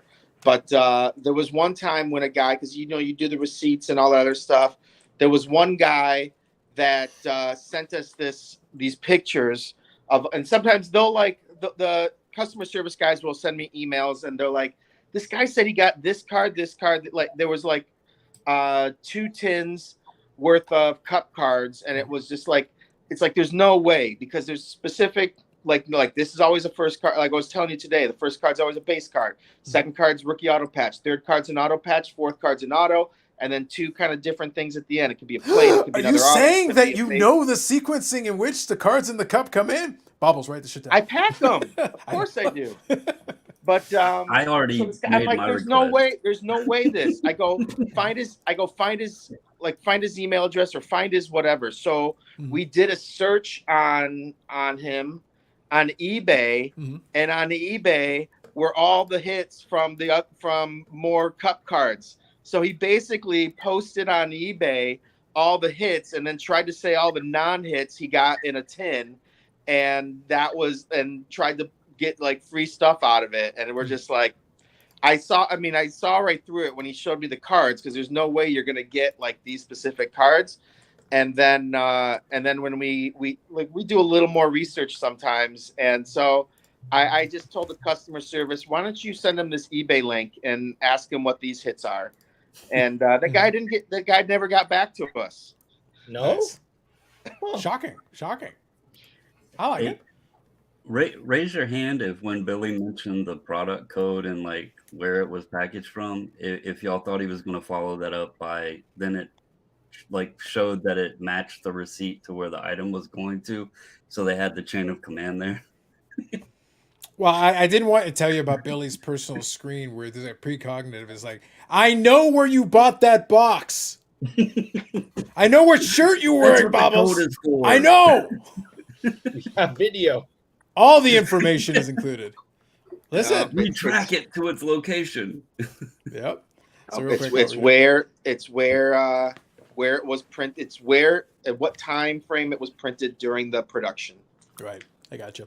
or packaged. I mean, Yep. So Paul says damage cards are awesome in secondary market, 80% of the quality, 20% of the cost. That was kind of my thought process. I was willing to actually extend the seller an offer, but I did adjust my offer accordingly because I said, look, it is a damaged card. And I knew when I bought it, I go, the likelihood is I can't replace it, but it was damage that I could live with. And I'm still getting an autographed card. So I was like, okay, well, I'll take the discount then, but I'm offering you the discount. That's the price you're going to have to get for it. I think you should all show some cards. I think we can do that, Carl. I'll do that here in a minute. Good evening, Dave. Absolutely. Thanks for popping in. So then the bug eaters, including Eric, are monitoring Billy's phone. Facts. Hey, Dave, nice one. The guy's on some listed upper deck now. True. Absolutely. Hey, Dave. Absolutely. Perfect. But yeah, I think we can show some cards here in a second. I'll let you guys go for it. I've got a couple around me as well, and I can do that. But What sport do you want to see? that's exactly it. Like, honestly, I'm in the spot where I've got a lot of different categories. I've got pseudo sports, not really sports. Yeah. I actually know which one I want to do first. So Andy, I'm going to do a UFC card, kind of Okay, in honor of yourself as well. Do you want me to do a UFC card? If completely up to you. So tell you what, Andy, why don't you go first? You go first. I gotta grab some. Okay, so you go grab something. Bobbles, you're in a room, so I think you're covered. You're probably good.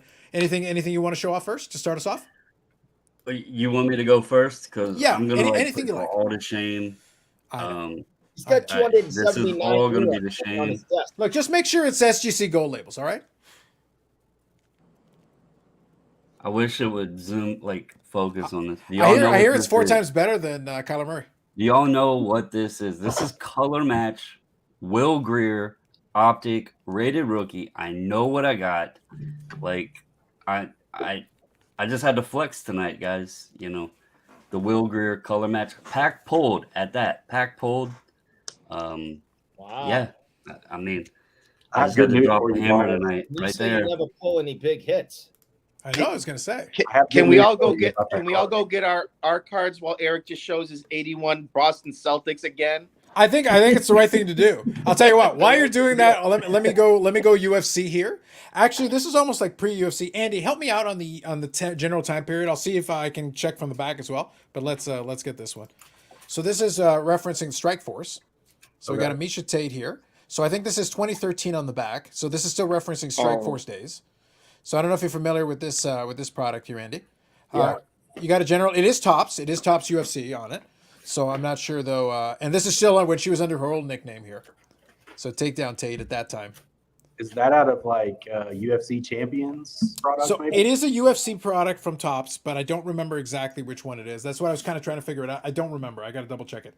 Carlos, I am not trying to play the one-up game. I swear to God. You got a Misha Tate? I can't believe you have that card. So I went to ESPN Zone in Los Angeles because Ronda Rousey was there, and I didn't know she was going to be there, and someone told me, and I searched my car, and I did not have a Ronda Rousey card. I had that card in the base version, and so when Ronda came out, I got a photo, and I'm like, Ronda, I didn't have anything for you to sign. I was looking. I go, but I have this card. Can you just draw all over it? And she wrote. She drew an arrow to the elbow, and she put mine, and then she signed it with a winky face, and then signed it Ronda Rousey. So I have that Misha Tate card that you have, the base version, but it's signed by Ronda Rousey with a little mine to the elbow. I actually remember. I think I remember you mentioning that. The only thing is that if Misha Tate was going to go, it's like she goes, and here's a Holly Holm where I pointed a foot and point to Ronda's head and go, Yeah, that Holly would Holm be can up. make that claim too. I probably should have done that for her when I saw her at the expo. I think That would've that been right good. there is an opportunity and a half right there. It's like Darn it. there was a moment in time where there was a bunch of different versions. Oh, there you go. I like that. Nice. Well done, Andy. Well done. I figured you'd be Ralph. good. I figured you'd be good. I'll be honest, I actually really like those because I grabbed the blue one. Oh yeah, those are nice. Yeah, I'm just a fan of those in general, just because I like that the type of shine we got going on with it, because it Yeah. is a refractor, but at least we got a little bit of a pattern going with it. I don't remember The what color what on do they that call set. those? The color on that set was really nice. I picked up a bunch back in the day too. Andy, I'm a big UFC guy also, so I need like 7 cards for that set. For which color? The 2013 gold. Nice. I Nice. have And the the gold's 29 out of 50 or 88? 88. 88. By the way, what's the deal with 88? Like I saw it obviously in the example I showed, but I like what is the deal with 88? It's because of the octagon. Oh, okay. Gotcha. Yeah.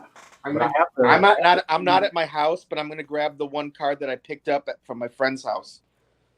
I have the 2011 and 2012 golds complete, and I need like 7 for the 2013. Okay. I picked this one up just because it was cheap as dirt, because the Panini ones are cheap. Oh yeah, I had to go. I Tito. go grab the Tito, just because I was like, look, was he the best fighter in the world? No, but he was entertaining. He had his moment. He had his moment in time where he was very entertaining. His I had fun personal with it. life is a little entertaining, also. Oh, 100%. Yeah. So there's a couple So- cards for me.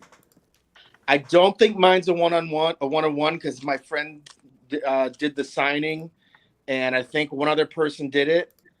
Had the same idea that I had. Mhm. Bye, Billy. And Billy went into darkness. Someone tried There. calling me, Ah, but there's okay. the Marvel Black Diamond Exquisite signed by Robert Downey Jr., the Iron Man card, numbered out of 125. There you Yeah, go. that's pretty Wow. cool. Yeah. Now I have the Portman too, and I know I have the only Portman, All right. but She doesn't. I don't sign grade it, them. right? I just get it authenticated. I don't need the grades. I'm not selling it, but I'm trying to get as many. I'm trying to get the set done. which Well, if is you had gonna asked be- Eric, he could have gotten your Black Label 10 to go along with it. He's got the hookup. Ooh, He knows a guy. Here's the And by that means he is the guy. GSP. Superfractor. Right. Yeah. Nice. Oh, And a 9.5. All Would right, you go have a gold chat there with old Eric? Is that what happened over there? Listen, Yeah. That's 2 Beckett cards in a row. Let's just knock that crap off. Oh, but now because of that, now I got to go grab a Beckett card. No, just screw Do that. you guys care if I show one more? This is not mine, but Go for it. Go ahead. this card deserves camera time. Is I it the don't Bill know how many Russell? people seen it. Is Huh? it Bill Russell? Yeah. Yeah, I figured. Go ahead. Yeah, that Oh, thing's yeah. Wow.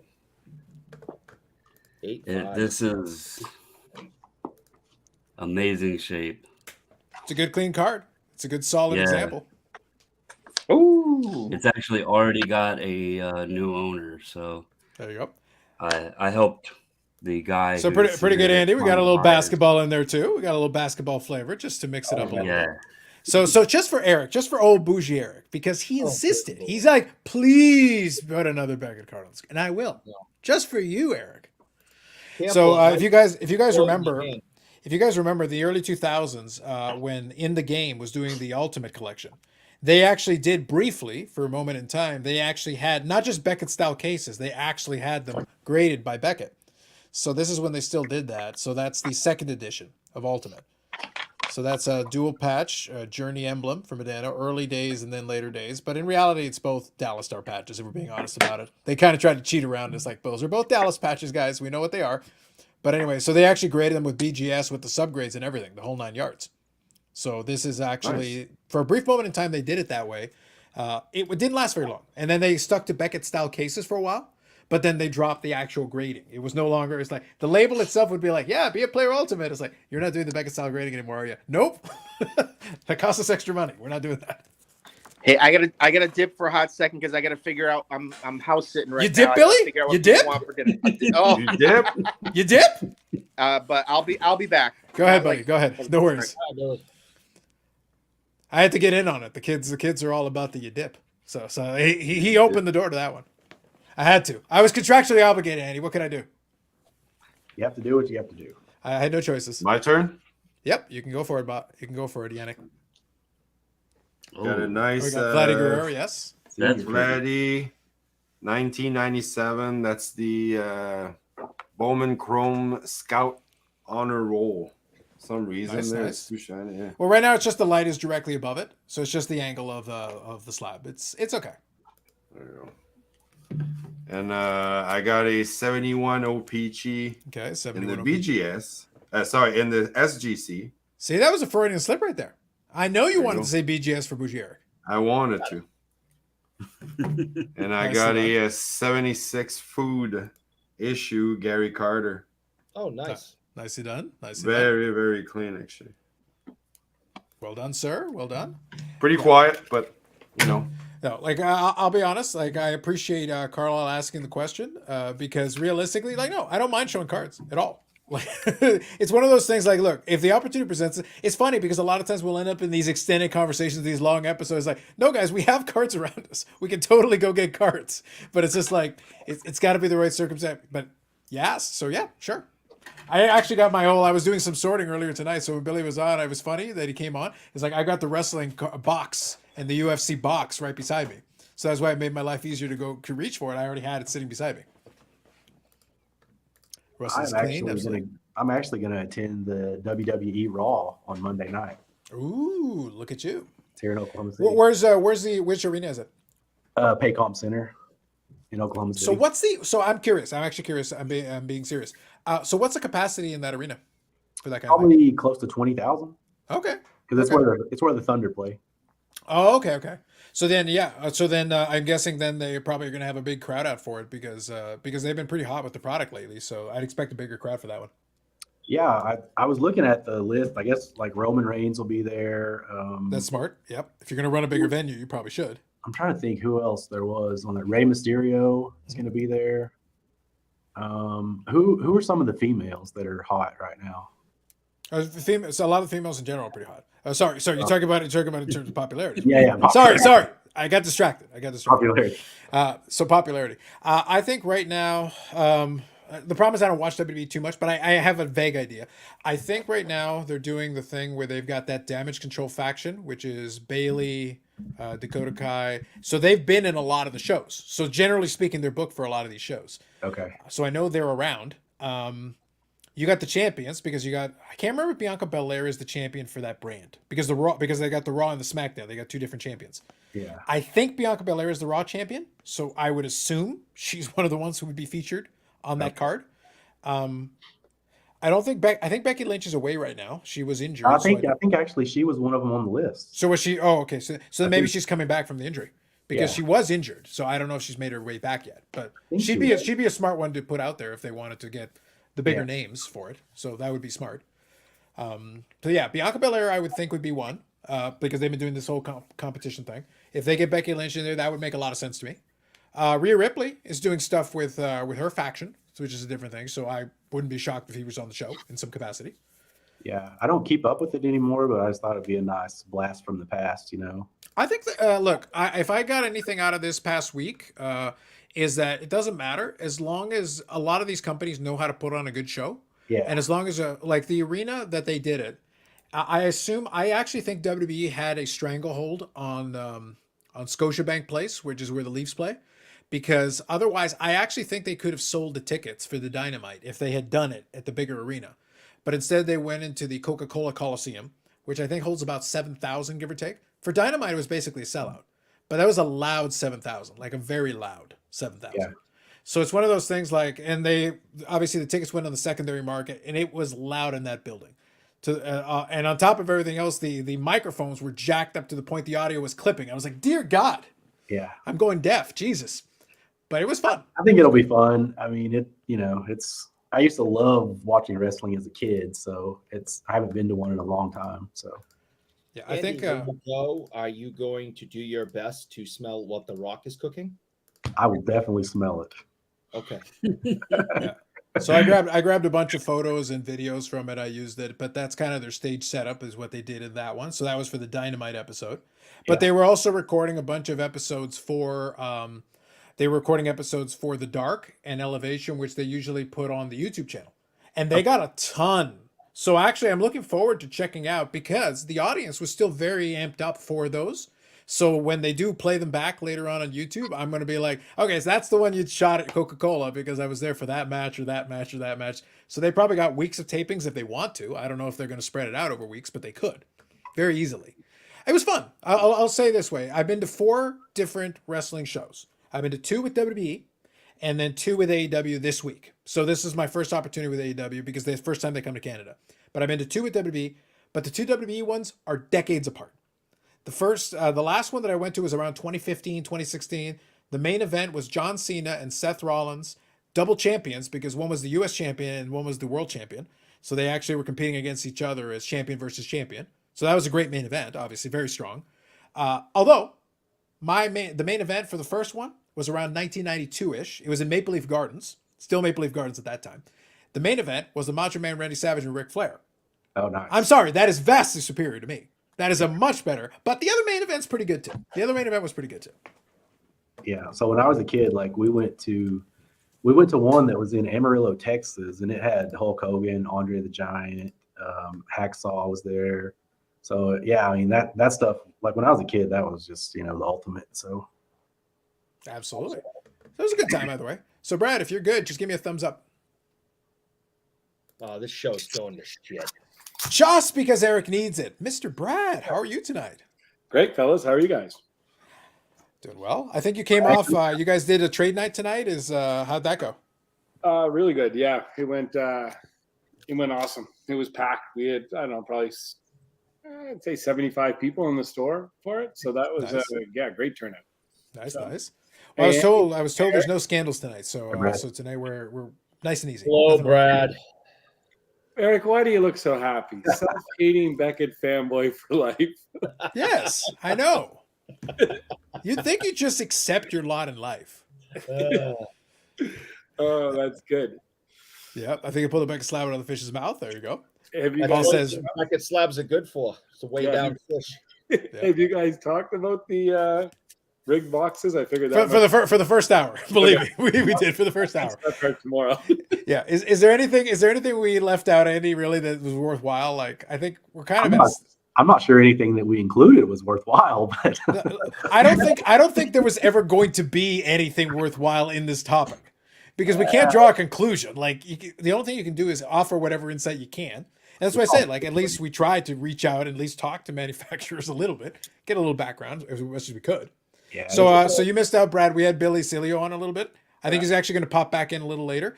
But we did chat about it. I talked to him a little earlier today to get a little background on how some of their hand pack products have been done recently. To just get the angle from it. Like, okay, if you wanted to do it, how would you? Like, and just play out that scenario a little bit. Yeah, I'm not. I have no comment on this. He's in on the conspiracy, everybody. Now you know. Wrestling is like racing. Being there live is better than TV. I'd agree with that. I will add one quick thing. So, like I said, there were 2 shows. So we had the Dynamite show on Wednesday. That was the one that was live on TV. So the people that watched that had that one live. So we went there and attended that one. The one we attended yesterday was the one that they taped that like should be airing in the next hour or so, in the next half hour, because I think it's 10 o'clock Eastern is usually the start time on that. So I was at that taping last night. But I'll say this: good show in both cases. The crowd was good for it. Obviously, on the tape show, you're not going to get as big a crowd, but the crowd was boisterous. They made up for it in enthusiasm. But because of that, you could tell a big difference between the two, because in the first one, it was a full house, very loud, very crazy. In the second one, it was still loud because obviously the people were very boisterous and still got a really good crowd out of it. But because it was the tape show, I was actually able to buy on the secondary market. I had seats, but then I went and for about $50 a pop, I bought 2 floor seats. So I was on the floor on the second show. So it was a hell. So I upgraded my seats for the second one for about $100 total, me and my buddy. So it was easy just to move on down. Although strategically, I will say for anyone, word to the wise, don't do it. Floor seats are pretty sweet, but you got to be in the right section of the floor. Otherwise, you better be real tall. You better be real tall. Otherwise, it's a pain in the ass, is what it is. You can still, by the way, we were in a good spot. It was still fun, but it's like, as I'm sitting there, like, really, and it was maybe like a row 8 or 9. But watching the whole ramp is actually watching the whole rampway and everything. But we were close enough. It was funny because in the spot we were actually pretty close to the ring, not too bad. And we were actually pretty close to the stage area, not too bad. But when you're close to the stage area, again, word to the wise, when they run the pyro, you can actually feel the heat from the pyro. Wow. I was like, God damn, son. Okay. Jesus. All right. I was literally standing there with my camera, just taking some clips or some of it, but I was like, I can actually feel the heat from this pyro. All right then. When I went to the last show to see Kiss, Where they tried to light you on fire, yes, you felt the heat from the pyro. Well, yeah, obviously. We always try to sit on the Gene Simmons side of the stage, and this was their last time around supposedly, so we spent the money and we got like 5 rows up from the stage. And when the pyro went off, it literally hurt. It is hot. I don't know how those guys do it. That are around that stuff. I mean, it's the real deal. It hurts. The heat that comes off it's crazy. I just wanted to give proximity. That's basically like that's the angle from the stage. That's where we were. So is that pretty easy? And Ethan Page is actually Canadian, so he got a very good reaction when he popped in. So it was actually a good spot if you wanted to, as people were coming in. And then so when they do the surprises, the fun part is when you're doing it, because it is still a taping, the cameraman is like, oh, I wonder if there's going to be a surprise. The cameraman literally sets up in the middle of the ramp. It's just like, and like he's already standing there. And my buddy was literally like, it's like, do you think somebody's going to, like, dude, the fucking guy's standing right there. He's pointing towards the ramp. Just wait for the music to hit. when you're there, you're obviously not as surprised as someone at home watching on TV. No, it was very funny. It was very funny. Especially if you're taping it and the surprise hits and the guy starts walking down the ramp and trips, and they're like, "All right, we're gonna do that again." Now everyone acts surprised again. Yeah, we did it. We didn't have that issue. Everybody more or less was able to hit their spot on the first try. They managed. In the 70s in Georgia, Mr. Wrestling 2 was an icon. They almost removed his mask every match almost. Yes, sounds fair. Appreciate that, Carl. Paul says, so Carlos, were you sitting in line with the cameras or no? Did you see the misses the camera angle shows his blows? So I will say that the first night we were behind the hard cam. So we were in an area behind the hard cam. Although on the broadcast, I thought they panned through the area that we were at. The problem is it was too tough because where we were was a little bit dark. So I was trying to see, like, did we actually get on there? Like, I'm trying to see, like, because they did the little pan the crowd thing. On the second one, we were on the floor, so the camera would have been facing in our direction anyway. So as the entrances are going, I'm sure on the I'm going to check out the Rampage episode because it's on replay, obviously. I'll see, because depending on what it is, there's a good chance that mind you, unfortunately, we're kind of in the middle of the row. So we might not be right up there, but yeah, we were seeing them all the way down. I was grabbing, obviously from the angle I was able to grab from my camera, I was able to see the people. So I don't know, depending on where that camera shot, there's a good chance we were on it. So it was pretty good, pretty cool. Not complaining. So Carlos sent me some selfies from the show. And it's he's all made up like he has face paint on like the Ultimate Warrior. Wait, so I sent you a selfie.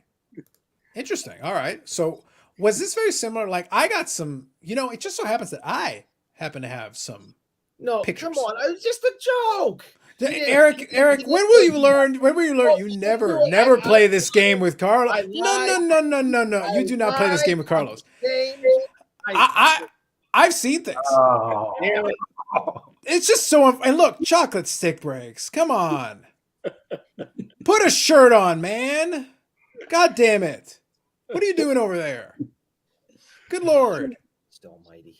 I like the Dunkin' Donuts headbands. 100%, yes. And one of them is incomplete, but still, the principle's the same. Yannick, I hate you so much. One day, years from now, Bougie Eric, you're going to learn that when it comes to this troll game, you are but a young Padawan. You cannot play in my league, son. Get back in your chair. You got to get people like you have. I don't even need to pretend that I'm going to play a heel. I am the heel. Hey, Billy, how's it going? Did you enjoy me being I the heel? can't believe I jump on the screen and that's the first thing I see when I coming back. That was awesome. But isn't it great how Eric set himself up? And I was actually Yannick. I was sitting on that in my back pocket. I was waiting for Bougie Eric to say something stupid. At the worst possible moment, it's like, and you're about to get it, son.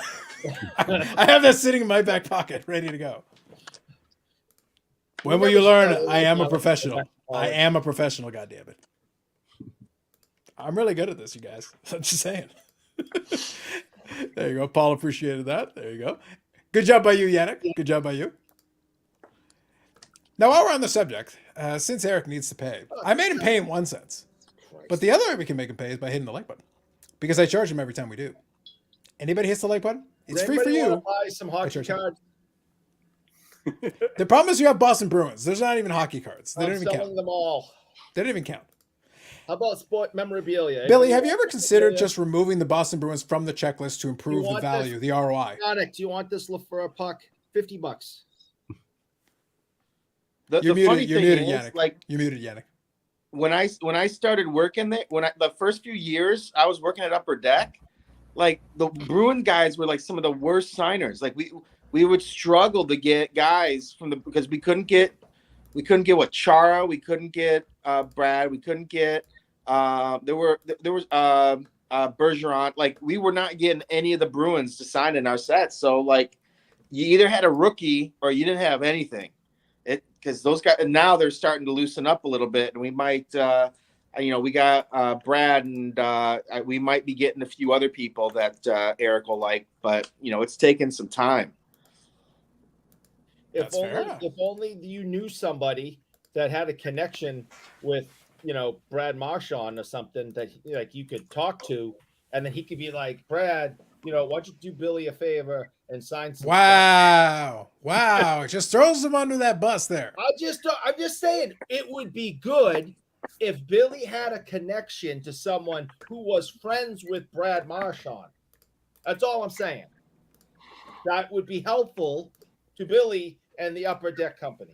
I'm just deeply concerned that there are people making demands of other people. People of questionable backgrounds and histories. People that would wear a Dunkin' Donuts headband. God damn it. And these people are making demands of others. I got questions is all I'm trying to say to you right now. Oh, good God. That's nightmare Eric, fuel are is you what that saying is. that Tim from Slab Strong knows Brad? I know. Tim doesn't know anybody. not anybody of worth. He knows you. He's suffered enough.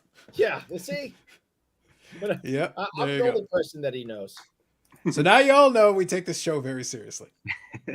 Very seriously. Indeed. Yeah, it was either rookies or Bobby Orr cards. That's what you got in breaks from Boston for a while.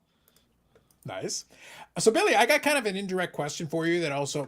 I actually have two questions. One is a little bit more pertinent than the other one's kind of a more general collector question that I have for you, because you are an autograph guy. But I got a question that kind of plays into this. Okay, first one. Help me on this.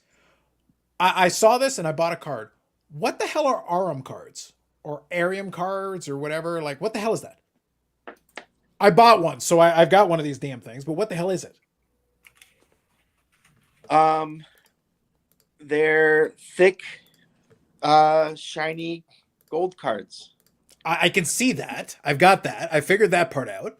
So I got one of these damn things. And there's a regular version as well. So I got one of them. So initially they were all gold, I believe. Like the version that I made, when I actually came up with this insert. And part of it was what a coincidence that I would ask you. Yes. So, when you're building sets and stuff, we're constantly looking for ideas to not have to rely on memorabilia and autographs as a hit. Okay. And so I wanted to make a thick, like shiny gold. I mean, we weren't even, I don't know if we were making, I don't think Fleer Ultra was coming out that time. So we weren't making like PMGs or anything like that. So I wanted to make like an old, and there's cards that have looked like this in the past. I didn't come up with anything new, but I just wanted something kind of cool technology wise. Okay. Because it's got 3 passes of light effects deco foil and I thought it looked kind of cool with the player when it was just the player was in gold also. They've obviously changed it, but that was an attempt, one of my early attempts to replace autographs and memorabilia as hits and boxes, because we can't always rely on autographs and memorabilia when you're building sets and more sets, and it is what it is, and that's what the Orem card. That's how we got the Orem cards. All right, because I had only seen a little bit of it, and I wasn't too sure about the background of it, so that's actually why I specifically wanted to ask. I believe so. What we've done with the Orem cards also in Artifacts is I believe there's a bounty program with the Orem cards. So the Spectrum cards in SPA, I believe there's a bounty program in Artifacts with the Orem cards. Mm. So like some of them will have scratch off codes on the back to get autograph cards or parallel set or something. I think I saw that, yeah. Okay. Because I saw a regular version of it. I ended up coming across that one, and I was able to win it in an auction, and I was like, okay, I'll take that. I'll try to get the other card as well, because I just thought they looked interesting, but I didn't know the background of them. So that's why that's actually the reason I asked. Okay. No problem. Second one that is a little bit more open-ended. I'm kind of curious, Andy, I kind of want to get your take on this as well, because it can play into a different angle as well. Obviously, I've been collecting the wrestling cards. We talked about that a little bit as well. But one thing that is very popular, and Billy knows about this as well, is getting a lot of these cards autographed. Different kinds of cards autographed, great, that's awesome. In-person autographs and all that, it's a lot of fun. My buddy, actually, while we were at the show, got a bunch of in-person autographs. I was telling Billy about it, and he had a good time with that, and it was good. But I always think it's interesting when someone chooses, and this is more open-ended for the panel, I'm just singling out Billy and Andy because they have some background on this, because in UFC, they can do stuff like this too. Obviously, fans do this kind of thing. Any thoughts about people getting autographs on really more limited numbered cards? Because this is kind of an interesting thing. Because I saw an example of this that I thought was interesting. Because I had done a mail day. And I'll show you the cards that I have first. And then I'm going to show you a card that is on eBay. That has nothing to do with me. I don't have the card. But I thought it was an interesting choice. That's why I'm kind of curious about your takes on this. So let me show you the card that I have. These are a couple of different versions of this card. But then I'll show you one on eBay that is in this vein. But it's kind of interesting, this decision they made. So real quick, I will single myself out here. So these are the Undisputed 2021. So these are all Tony Storm, and it's 4 versions of the parallel. So we've got the base and 3 parallels. So all different, 3 of them are numbered, which is fine, great. But there is a red 1 of 1 of this. And it's actually on eBay right now. And this is what I found interesting about it. This is what I thought it was a bit of a weird choice. I understood it, but at the same time, it was a little bit, I don't know if I would have done that. Somebody had the 1 of 1 signed. This is the red 1 of 1. So this could go one of 2 ways for the people, depending on the individual, because basically you don't have another one. So now like this is the copy. So it's been JSA certified. So I guess as far as I can tell, that autograph should be good. From what I've seen of the autographs that she's got, that seems about right. So I think the autograph's legit. I don't think that's an issue per se. But autographing the 1 of 1, you've kind of put people in a bit of a bind. Even if you're a super fan, it's like, but I kind of wanted to. I have like most of that rainbow. I'd be interested in that card, but you kind of took a choice out of my hands. So now I kind of have to take it as is. We're not going to be able to get an autograph version. That's it. Yeah. I mean, like, so I could see someone doing that if they were going to keep it forever. Yeah. But the odd thing is, this one is for sale. Yeah, but that's exactly that is the specific reason I wanted to pose this question. It's more of a general question. I know, like, it could be a UFC card could have it. Billy is a big into meeting folks, taking the selfies, and also occasionally getting autographs as well. So like, but let me go, Billy, and then I want everybody else who wants to take a stab at it to come in and chime in. Billy, any thoughts though on like it's a 1 of 1? You're not, and then you're going to sell it, so you're not leaving anybody a choice. If I want to complete this rainbow, I would technically need that card. Whether I wanted the autograph version or not, I don't have a choice now. Well, I already showed you my Robert Downey Jr. numbered out of 125, and that's low. I do have a Luke Rockhold card from way back in the day that when they were numbered out of 8, I did get that signed, but that's because it's what I had. Right. And I just get the card signed. What I would question about that is there's a one-on-one autograph in that set. Like she signed for the set, right? I think there is a one-on-one autograph for the set. And yes. there's already a one-on-one autograph. Yep. So I don't like signing a one. I'm not a big fan of signing the one-on-one. I really am not. How high or how low do you go? I don't know. Like the UFC the fan expo that I went to in July. Mm-hmm. I went with the purpose of getting as many first series Prism UFC cards signed.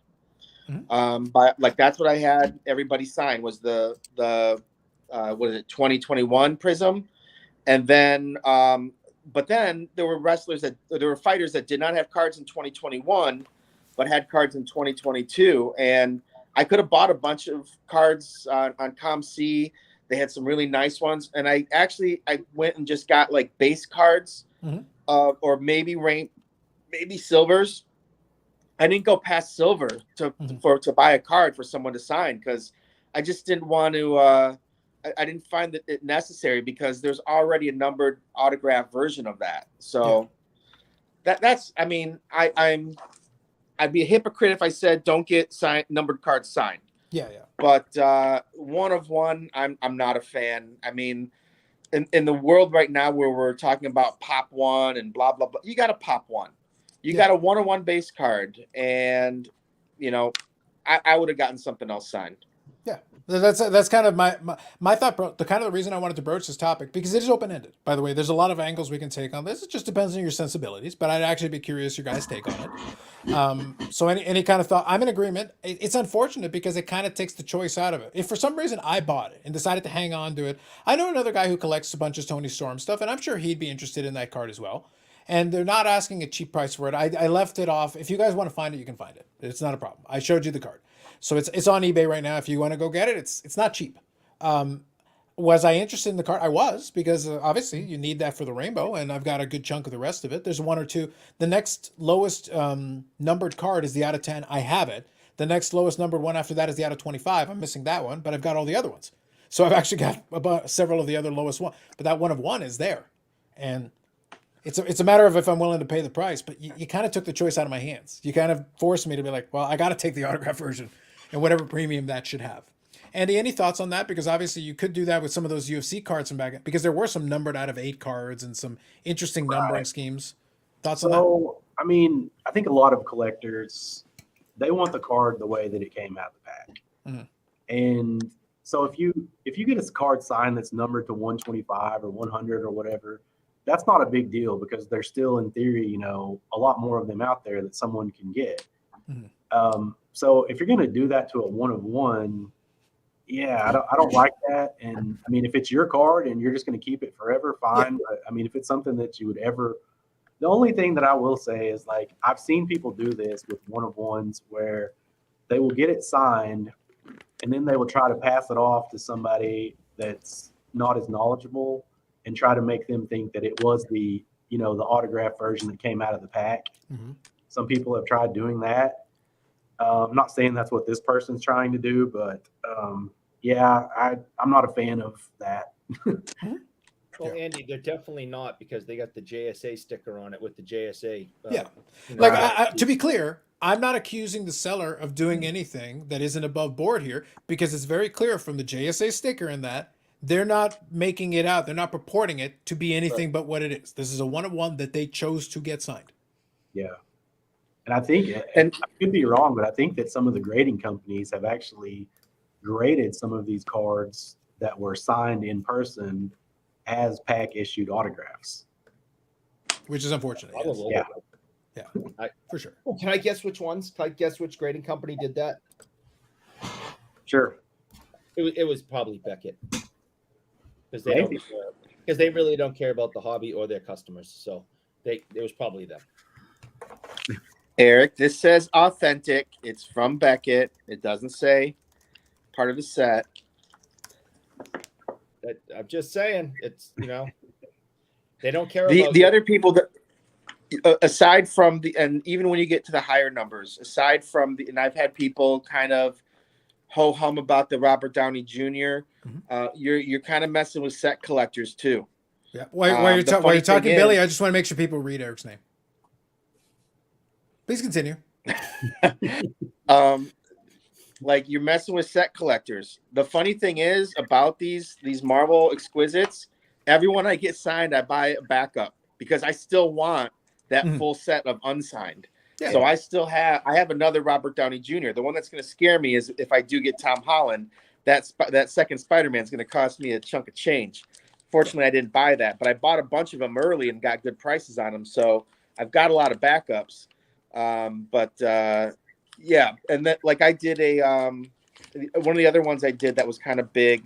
Amelia Clark on the Valerian Steel is a set that I'm trying to get signed. The whole Mhm. set of a Valerian Steel, and I got 3 of the golds numbered out of 100, and I got those signed with the intention of selling one, and hopefully that pays for the other 2, which I did, and it almost did. So, now there's only 97 complete gold sets that you can get without getting any autographs. So there are set collectors and that are upset when people do that also. Yeah, I think the key element was that if you do a numbered card that isn't numbered to 1, you at least give somebody the chance to get one that hasn't been like that. But as soon as you did the 1 of 1, you took the choice completely out of their hands. The Yep. only way they could ever complete that rainbow is they have to have the card that is now autographed. Yeah. So Brad, I want to get you in on here. Chime in on this one. I use this specific example because at least, like I said, I had a bunch of the other cards from this rainbow. It's something that would give me pause and hesitancy, obviously in addition to cost. But it's kind of unfortunate. Any thoughts on getting a 1 of 1 sign and kind of taking and then putting it on the market, and you've taken it out of everybody's hands? Yeah, I'm just not a huge 1-of-1 fan in general. Sure. It's just not my thing. I always think there's so many possibilities with 1-of-1 cards, but so I guess my opinion on it would be if the person wanted to do it, if they're putting it right out to market, yeah, I think it's a dumb idea. Mhm. Just kind of takes it away. But again, I think back to it, just if you have a rainbow, if you have all them out of 5, whatever, but 1-of-1s are just so hard to complete for anybody. So I'm just not a huge fan of them. Sure. No, that's fair.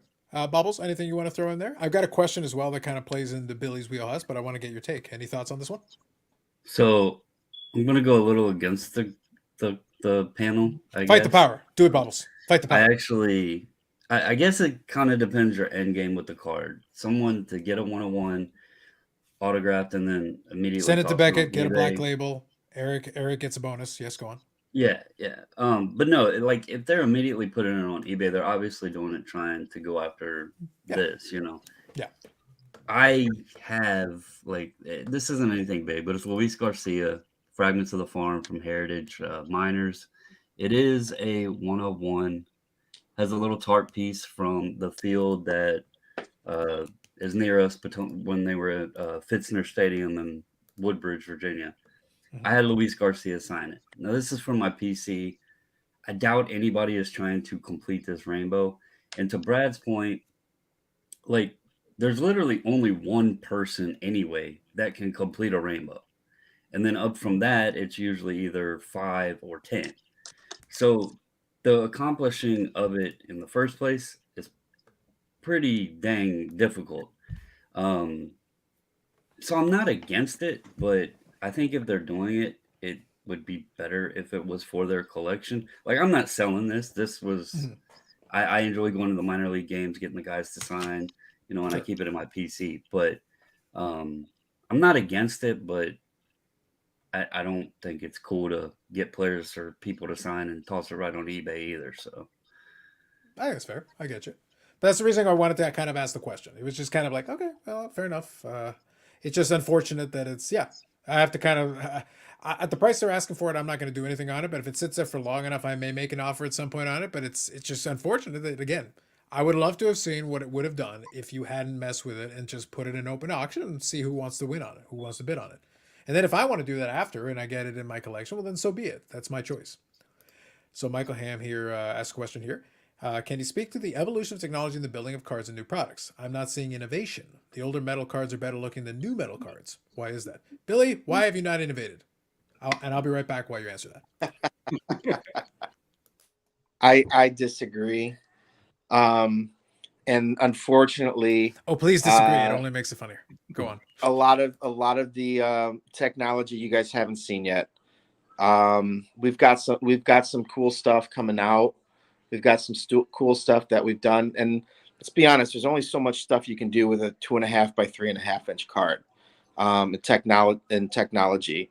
One of the I think it's been solicited, so I can speak upon, but one of the inserts in the cup, we don't talk about the cup, but there's a card that has acetate on top of rainbow foil board, which I don't think has technically been done.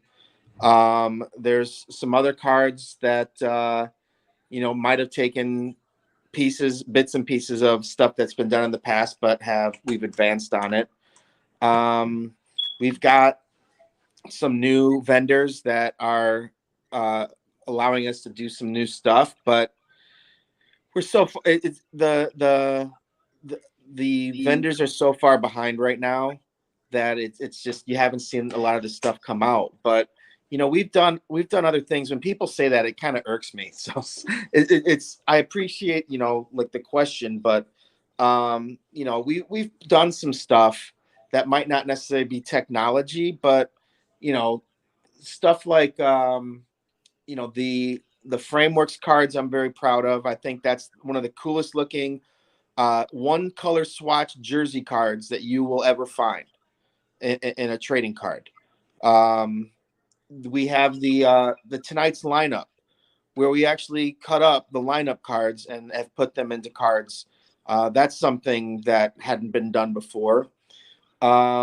We've done we've done ticket booklets. Yeah, tickets had been done before, but had the players ever actually inscribed the stats from the game, that specific game, on the card? Like, imagine the level of difficulty with our talent acquisition and everybody having to write all the specific notes for them to write on each specific card.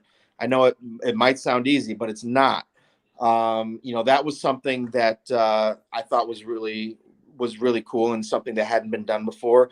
Another thing in entertainment, we've done dual inscriptions where it's not like the character name, but it's actually like conversation from, like, a quote from the show.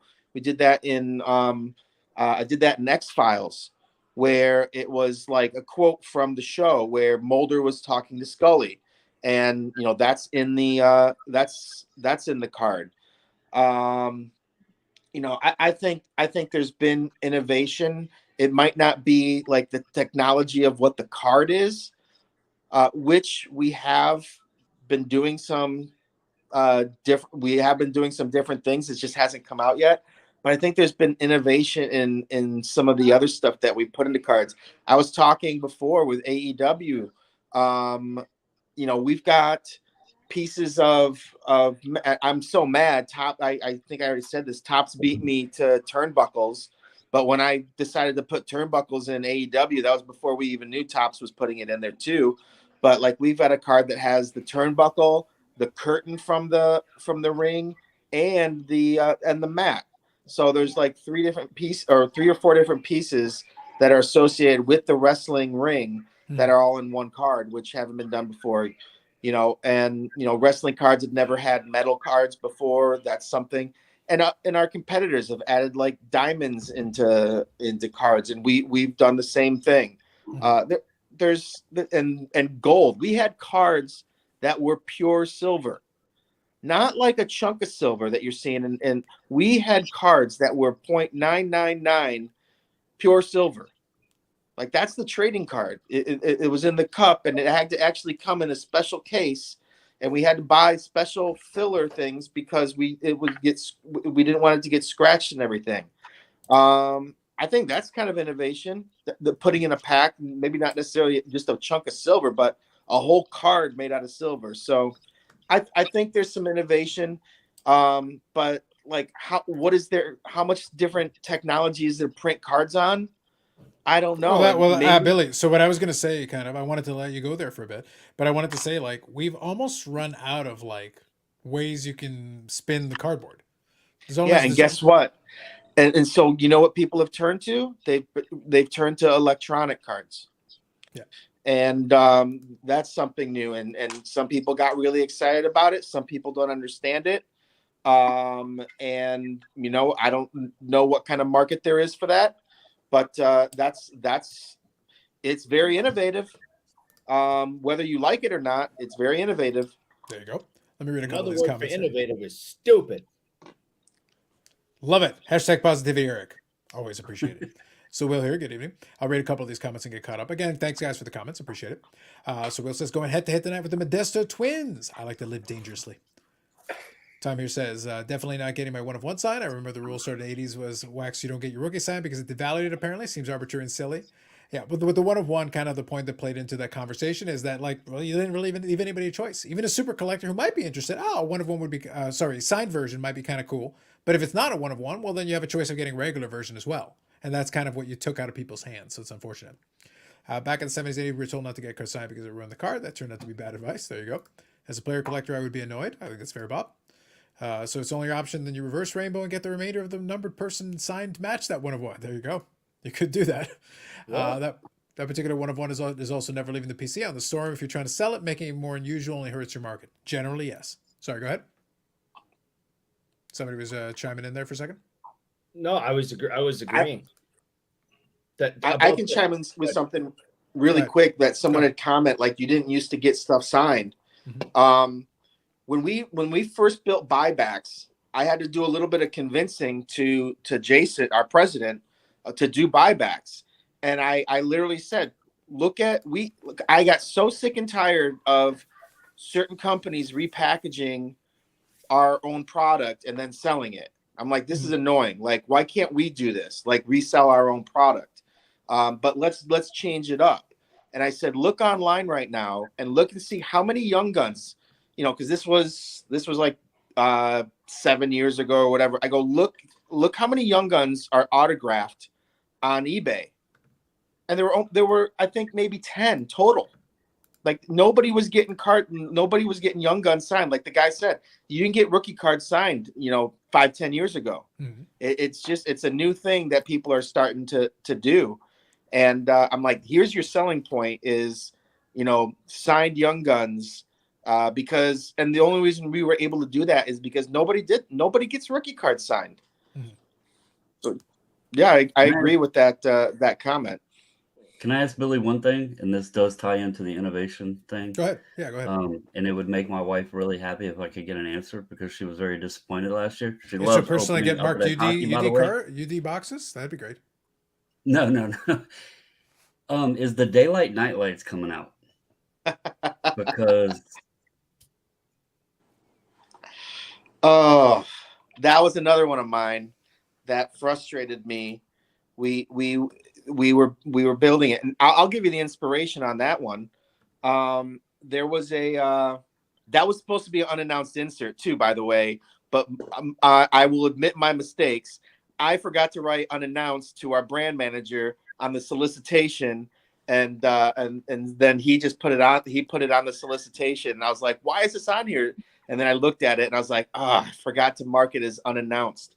So the day-night light, there's actually, I don't know if it was like Vogue or one of those things. Someone did, Gigi Hadid did like this journal and like the magazine cover, and it was half glow in the dark and it was half light sensitive to it. And I'm like, that's really cool.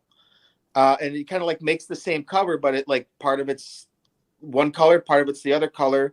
And then when it's just in regular whatever, it's white. And I'm like, that would be a cool card. And it was ready to go. Yeah, we can do it.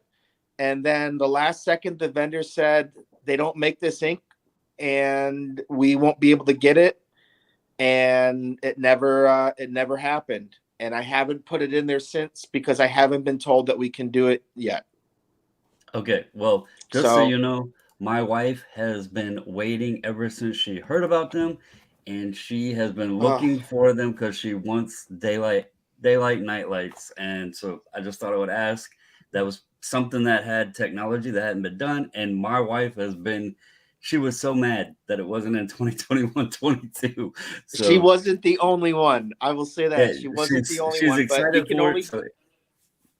we can only do what our vendors can do for us. You'll be fine I was gonna say, Billy, you'll be fine. She'll be fine as long as they don't put it in AEW metal. Then I'll be getting my pension by that point, and it's gonna be bad. It's gonna be bad. I have to give you a little bit of a hard time, Billy. It's what I have to do on that one. So, and I'm going to say this here for all 30 something followers, Okay.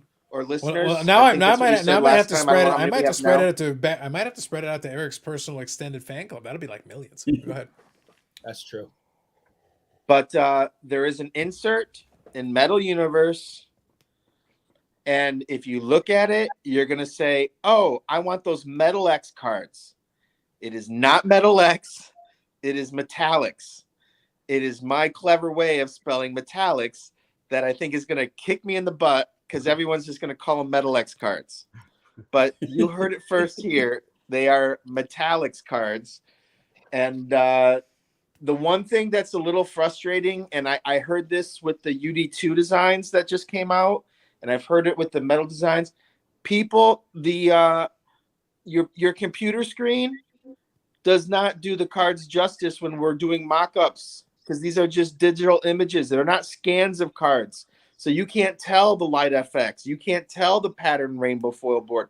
You can't tell the acetate.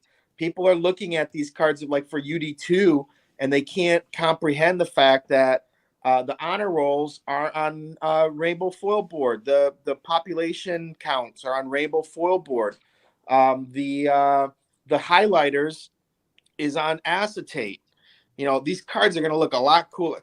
Some people think they look cool. Other people have been dogging it. So I just want to put that out there that, hey guys, don't think that the cards look like they're going to look from your computer screen. It's a world of difference. There you go. I think it's fair enough. Let me read Metallics. You're going to have to remember that one. We'll have to see. It may come up again on the final exam. I appreciate the creativity on that, Billy. There you go. There you go. I like it. But will that prompt you to actually purchase product and get cards? Andy? I mean, No, you don't appreciate it quite that much. I mean, I have other issues. So. There you go. Fair enough. Fair enough. So Dave here says, just curious, are you under any pressure to reduce plastic or overall waste from card packaging? Does that even come into play in any considerations or no? Yes. Okay. There you go. And in a big way, but I can't talk about it. No, that's fine. That's completely fine. Answer as much or little as you want. We always appreciate your candor. So when are the ring postcards coming out? A little bit of ring posts. That'd be cool. Yeah. Thank you for the idea. Yeah. Do I have I'd like to to pay see it. him? No, No. it'd be fun. I've actually tried. got- I've given up trying to pronounce this because I'm not even sure where to begin. If I ignore the P, it's a little easier. Or if I kind of just go with P falsy, I can go with that. So that's maybe the best I can do. Dave here says, just give me a good action photo with a decent border and print the heck out of them, make them affordable for kids. I don't disagree with your premise, Dave, but I think the kids would reject your idea because the kids want what the older kids are getting.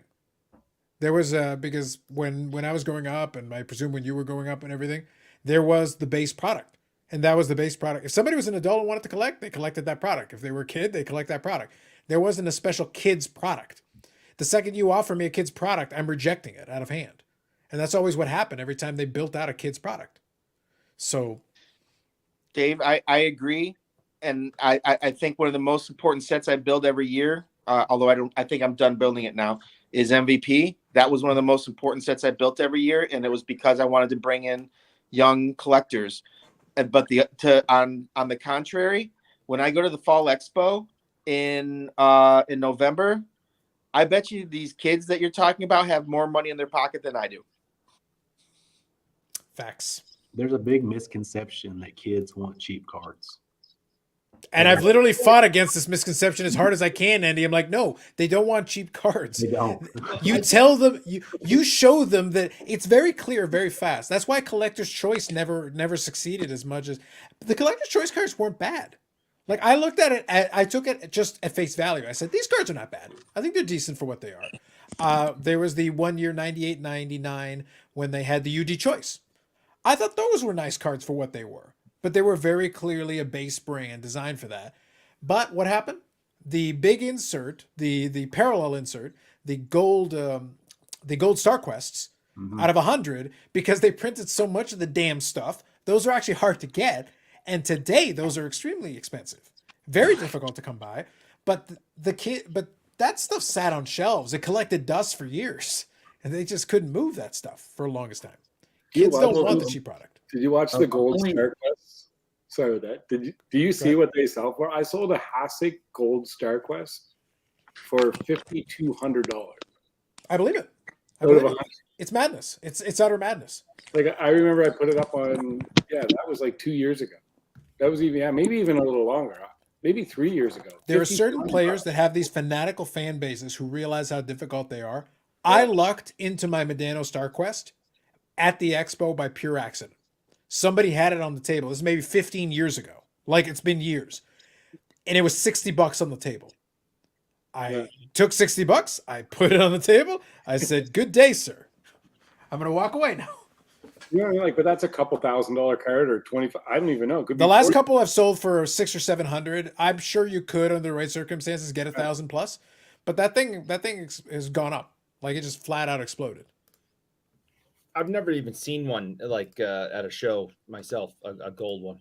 They're very tough. They're Okay. super tough to come by. Yeah, I mean, and to come out of the quote cheap product, it's crazy that they're so desired. Yeah, absolutely. So So Paul in here says to basketball- Upper Decks. Go ahead. Oh, sorry. But in basketball, to your point about the StarQuest Gold, like there was a Kobe Bryant. There was a PSA 8.5, and it sold for $22,000. For the record, also part of the thing with the gold StarQuest though, because it's all foil in the front, the damn thing chips like crazy. Right. So to even get a half decent grade on it is actually pretty tough. Yeah. Because those things, mine is a little bit scratched on the front. But trust me, if I put it up on eBay, I would make multiples of what I paid for it. Because guess what? The people still need it. So good luck with that. Good luck with that. It's just because you're not going to get one. I still have the search. How Yeah, much that's is the right this one. red one worth? Can I get 10,000 for that? Well, it's a Boston Bruin. It's Ray Bork, so he's decent. So that's like $1.95 at least. You think I can get that much? Probably but like $1.95 in pesos. So like you cool with that? Like pesos is what I'm thinking. That's still better than Canadian money. That's what you think now. If he was in a Colorado jersey, maybe more. Yeah, probably. Yeah, well, for sure. Yeah, like a legitimate franchise instead of a minor league franchise. Yes, agreed. But like it was funny because I had somebody try to make the American. It's like, I'll offer you $20, but American, and I go, dude, that's like $27. Like I buy shit in American dollars all the time, and I sell stuff in American dollars all the time. I am not impressed. Good try. You know, it hit an all-time. Well, it hit a high now. The American dollar today. It just checked. I think it was $1.43 at one point today. That for us to buy it at the TD. Yeah. Which is, it hasn't been that high in 10. It's been a long time. It's been a long time since that's the case. But here's the thing. It plays both ways, right? A lot of them are like, well, how do you feel about the American dollar? It's like, because you're buying stuff in American dollars. That's true. But when I sell something, I also sell in American dollars. So that just means I up my selling. I will sell all this stuff in American dollars and I'll take the exchange rate and it's like extra profit built in. Sounds great. And then when I'm buying from locals, I'm buying Canadian dollars. So I'm actually making money most of the time. So it's like, it's fine. That's how I used to do it back in the day. And if that's the case now, we'll do it again. Not a problem. We'll adjust. We'll adapt. Stephen here says Eric hating on innovation. Shocker. True. And now he's Beckett Eric, as we all like to refer to him. Yeah. Well, I was just hating on the the e-cards and all that crap. I just don't. I can't wrap my head around it. Like Billy said, some people can't wrap their heads around it. I don't understand why you want to pay money for a picture on your phone. I mean, I don't. It doesn't make any sense to me. Interesting. Thank you, Beckett Eric. Shut up. Moving on. Carlson, everyone, medium rare or well done for steak. All right. What do you guys want for steak? I'll say medium. All right. Medium. Medium rare. Yes. It's not medium a rare. There you go. I'll be the outlier. I'll be the outlier. I don't really care that much. I want the thing dead. So I'm good with it. Like I want to make sure it's double dead. Dead like Beckett. Dead. Yes. That company is dead. Well, they hired you. Of course they're dead. So Carla says, I mail a card to Mike Schmidt at the ballpark for an autograph. He retires the following day. 2 years later, it returns autograph. And he added his own stamp because rates were changed. Class act. Nice. Nice, Carla. Very nice. Michael Ham says, Billy, appreciate it. Not trying to bust you up. It's just so disappointing the Metal Universe Champions feels like they're only there to sell Jordan Woods and PMGs. All fine. Rest in peace, Bruce Sutter. Yes, I did see that that was the case. Falsey says ignore the P. Will do. Thank you for the note. Appreciate that. I'm almost getting caught up here on these comments. Jeez, you guys are good with the comments today. I agree with the kids at the expo have more money. That's a whole generation of kids that aren't at the expo but still love cards. That's fair. But like I said, every time, Dave, every time they produce a kids product or a kids friendly product or a cheap product, most of the kids reject it and most of it sits on the shelves gathering dust. That happens a lot. And that's because if it was, and Billy, please check me out if I'm wrong on this. If these products were very profitable in that sense, wouldn't you just keep rolling them out? Like if it was like this, you're going to do a product that is an entry-level product. You're going to do something. But like a bunch of these products have shifted over time a bunch of times. Like they've tried a couple of different variants of it. Doesn't mean they're not going to try to make an entry-level product again, but you have to adjust the offering a little bit because, like I said, I haven't met any kids who specifically are like, oh man, give me the entry-level product. Is UD Choice still a product? That was like No. very kid friendly. It was. And like I said, I thought UD Choice was a decent product for what it was. I thought it was decent for what it was. So in my opinion, again, I take great pride in building MVP because it's I feel that's a kid's product. I build flagship and I think that's a kid's product. But right now the card collecting market is the parents are what's in the pack. The parents are still asking what's in the pack. So the kids are asking what's in the pack. They're not just looking at they're not just, I hate to say it, but I just don't feel, yes, there are kids and I will build sets for kids and for them to enjoy it. I add shiny cards in there. So they see shiny stuff. They see the regular cards, but I'm telling you, the parents are sitting there like trying to like, what's the biggest bang for my buck for my kid? Like, and they're going to see MVP and be like, well, there's really, people are telling them there's not much in there. And so we keep trying to add content and add hits so you can get stuff, but it's not set to have, a pack that costs, $2.99 or $1.99 or whatever is not set to, or maybe it's $3 something now, set to have $1 million cards in it. I hate to say it, but it's not. And so I think that the kids, there are kids that, collect and have fun with it, but I think they're getting programmed to look for hits and valuable cards. Yep. And like I said, I don't blame them because that is the angle and the direction. The genie is out of the bottle. You can't put it back. Like they're going to look, the analogy I use, they're going to look at the older siblings, right? You try to offer them a kid's product, you might be able to fool them once. But then they'll look at their older siblings or people in their play group who have older siblings who are playing in.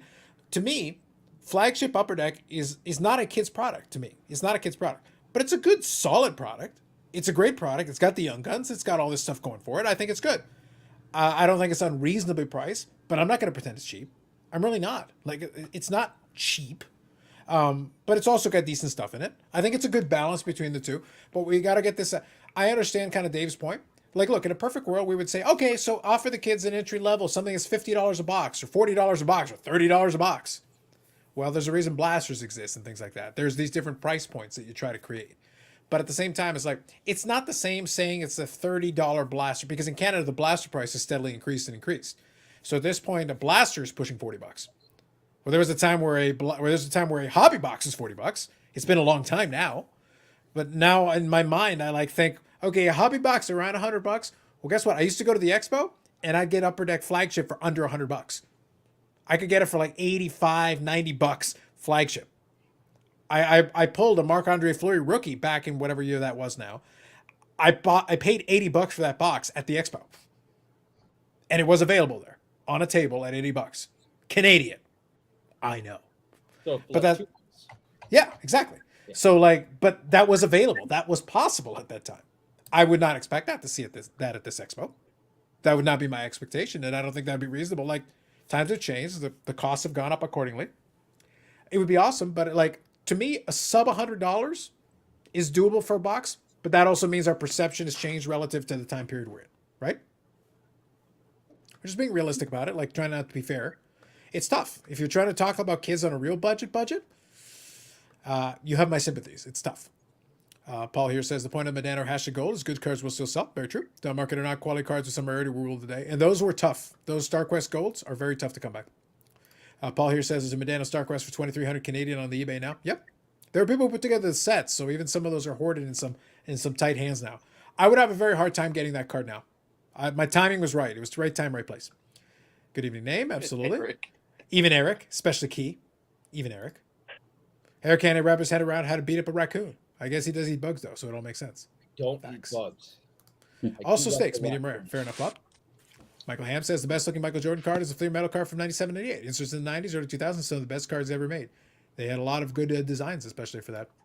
Imagine that, a company using the things that sell really well to sell products. Upper Deck exists to make money.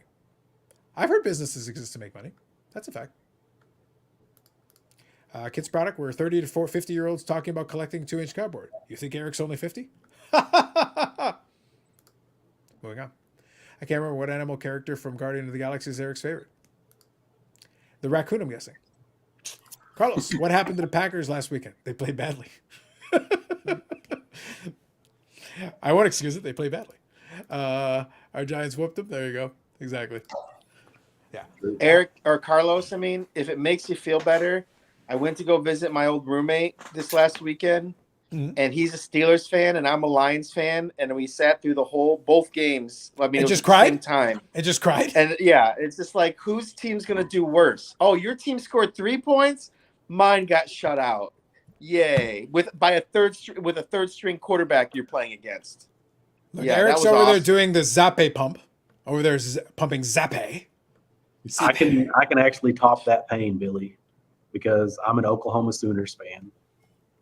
Oh shoot! Dang. I now we were getting along really well, but I'm actually a Texas fan because I played in a couple soccer tournaments in Austin, and I fell in love because the tournament we got eliminated early, so then we got to go and hang out on 6th Street during a home football game a couple times, and there's not much like that. So I became a Texas fan. Well, congratulations on the win. It won't happen again. Well, if it makes you feel any better, I'm a Michigan State fan too, and we've shit the bed this year. Whenever I worry about these matters, like what you're talking about here with the Packers, I think back to simpler times where we only had one weirdo quarterback to deal with. And at those times, we had Brett Favre, who is not a swell fella, not a great swell fella, but shiny card, nice card. I like it. I'm a fan. Look, I got back-to-back weirdo QBs to deal with. Okay, these are the problems. These are the problems I deal with. I had 2 generational quarterbacks. I got 2 Super Bowls out of it, but at what cost? At what fucking cost? As the owner of the team, you'd think you'd have more control over them. I only recently took over ownerships. And listen, Aaron and I, my good buddy Aaron and I, we're going to have some discussions. We're going to have some words. And if he talks about juice cleanses, fists are going to meet broken faces in a minute. I'm not talking about juice cleanses, Aaron. I need touchdown passes, not juice cleanses. That's all I'm saying. Moving on. Carlos, I may or may not have when the Packers lost in the playoffs last year. I may or may not have posted all my photo ops with Shailene Woodley, just to kind of troll a few people. Just saying. Listen, the thing is, I joke about this. The reason why I enjoy doing the Brett Favre's, and you have to pronounce it that way in some variation of that every time. It's key. It's important. People, you got to get pronunciation right, people. Pronunciation right. The point is, the reason why I enjoy doing it is like, I genuinely don't care about these guys' personal lives. I really don't. Aaron Rodgers is a fucking weirdo. A total weirdo. If we were talking, I would have a beer with the guy, but as soon as he starts talking about juice cleanses, I would literally kick his ass. Brett Favre is also a fucking weirdo. As soon as he starts talking about ranches and Wrangler jeans and talks about pulling out his phone, I'm going to kick his ass. But the point is, they serve their purpose. They serve their purpose, okay? I wish there had been more. There should have been. There was plenty of talent. There should have been, but it happens. It is what it is. Hey, As owner- you had the Magic Man for a while, Magikowski or whatever. Yeah. He was a stud. He had his moments. But the point is, like, look, it's funny because the Packers are in that weird middle ground where they do have a history, they do have a legacy, they have won something not like 100 years ago, so that's good. But every year that goes by, we'll get more separation from it. The last one was Super Bowl 45, so as every year that goes by, you're going to get further and further separation. The good news is I got to see 2 of those Super Bowl wins, so that's great. The downside is every year that goes by, we'll get more and more separation from that. I don't know if they'll be able to do that again. And I don't think a third generational quarterback is coming down the pipeline. So it's like, guys, your window, you had a 30-year window of relevancy. That's pretty good. There's tons of teams that would kill for that. It could be worse. It could be much worse. So I can't complain. So I'm not going to complain. I'm just saying these are both fucking weirdos. The whole lot of them. They're weirdos. And this is what I deal with. It is what it is. So let me read this comment because it's important. Raccoons eat bugs. Eric eats bugs. Explains why Eric is in the dumpster behind TJ Maxx. The bougie jacket was his cover story. True. I'm never wearing that spider jacket again, ever. Just saying. Steaks starting out in a little heat, then sear on a cast iron skillet. Reverse sear. Rare with golden crust. Fair enough, Carlisle. One word. Buffalo. Look, I understand. I get it. We've already discussed this. I pity the people of Buffalo. I respect and appreciate the people of Buffalo. There's nothing I can do for you. You have Josh Allen. Work with it. Figure it out. Danica probably ran the show when he was with Rodgers. Anybody who's with Rodgers ran the show. Olivia Munn ran the show. Danica ran the show. Shailene Woodley ran the show. Whoever's running the Juice Cleanse right now is running the show. Work with it. We found out that Shailene was she's an interesting human being. No kidding. Interesting ideas. Oh yeah, she dated Aaron Rodgers. Yeah, but on top of that, she's weirder than Rodgers. I think in real Takes life. a lot of work. Takes a lot of work. he is. Olivia Munn talked mad shit to me one year too, because someone asked how the Packers were going to do, and she's like, "Oh," then she's like, "Who's your team?" I'm like, because she was asking us, and I go, "The Lions." She's like, "Oh, sorry about that." But when the playoffs, I was like, "Oh, you suck." Billy, look. I love her though; she's awesome. Billy, look, I'm gonna be in the spirit of your honesty earlier tonight with me. I'm gonna be honest with you.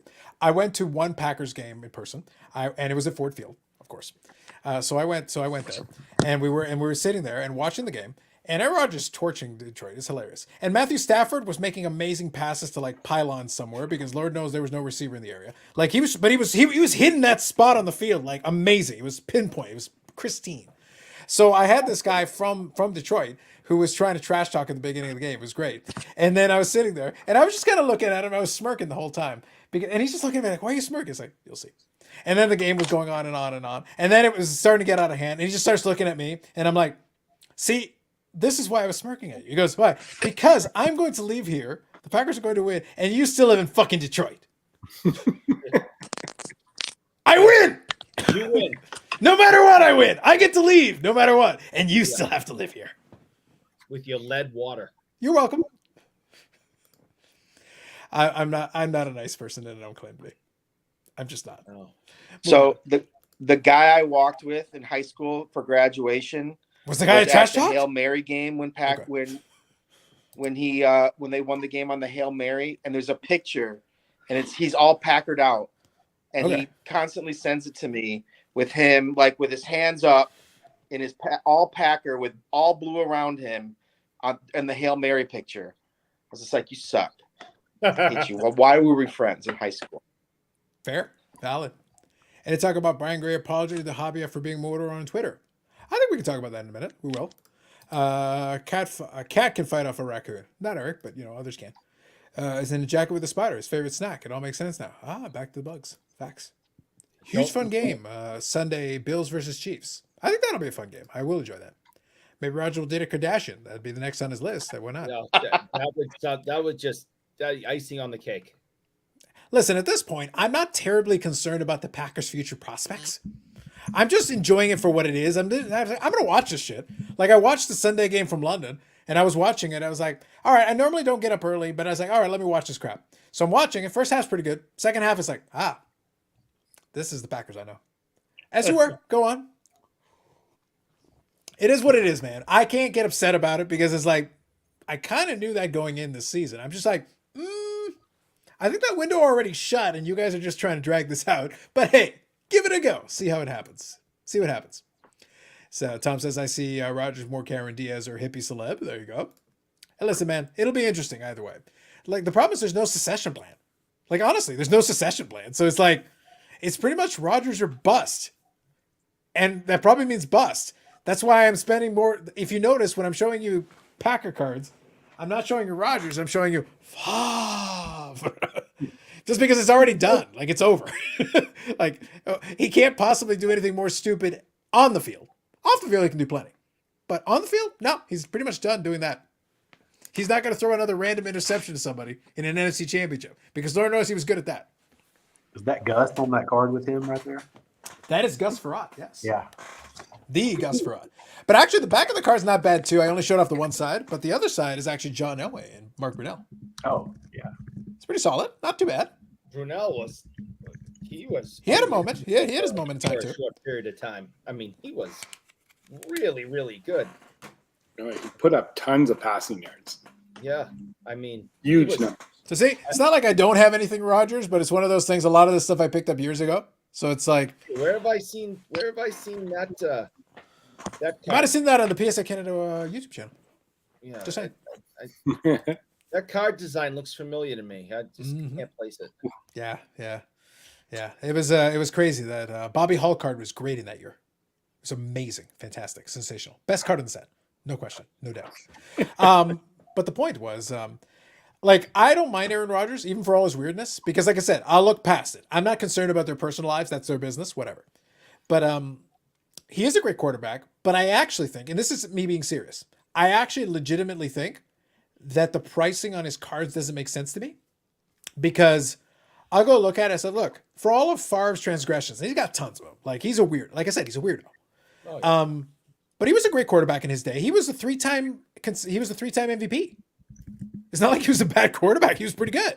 He was like, when you went to the Beckett magazine Beckett football, Favre was on that cover all the time. Like he was a star in the 90s. Like, he was the dude. So it's like, I look at it, I can literally buy a great Favre card and a quality set and everything for a couple $100. And I'll go look at the Rodgers that they want like $300 or $400 over, and I'm like, why? He's a 4-time MVP, to be fair. Like, he's a great player as well. But I'm sitting there, but they both have won Super Bowl. They both have had some questionable playoff performances. Both of them. So it's like, they're both flawed human beings and flawed quarterbacks. They both got their moments. So it's like, it seems to me like it should be more of a push.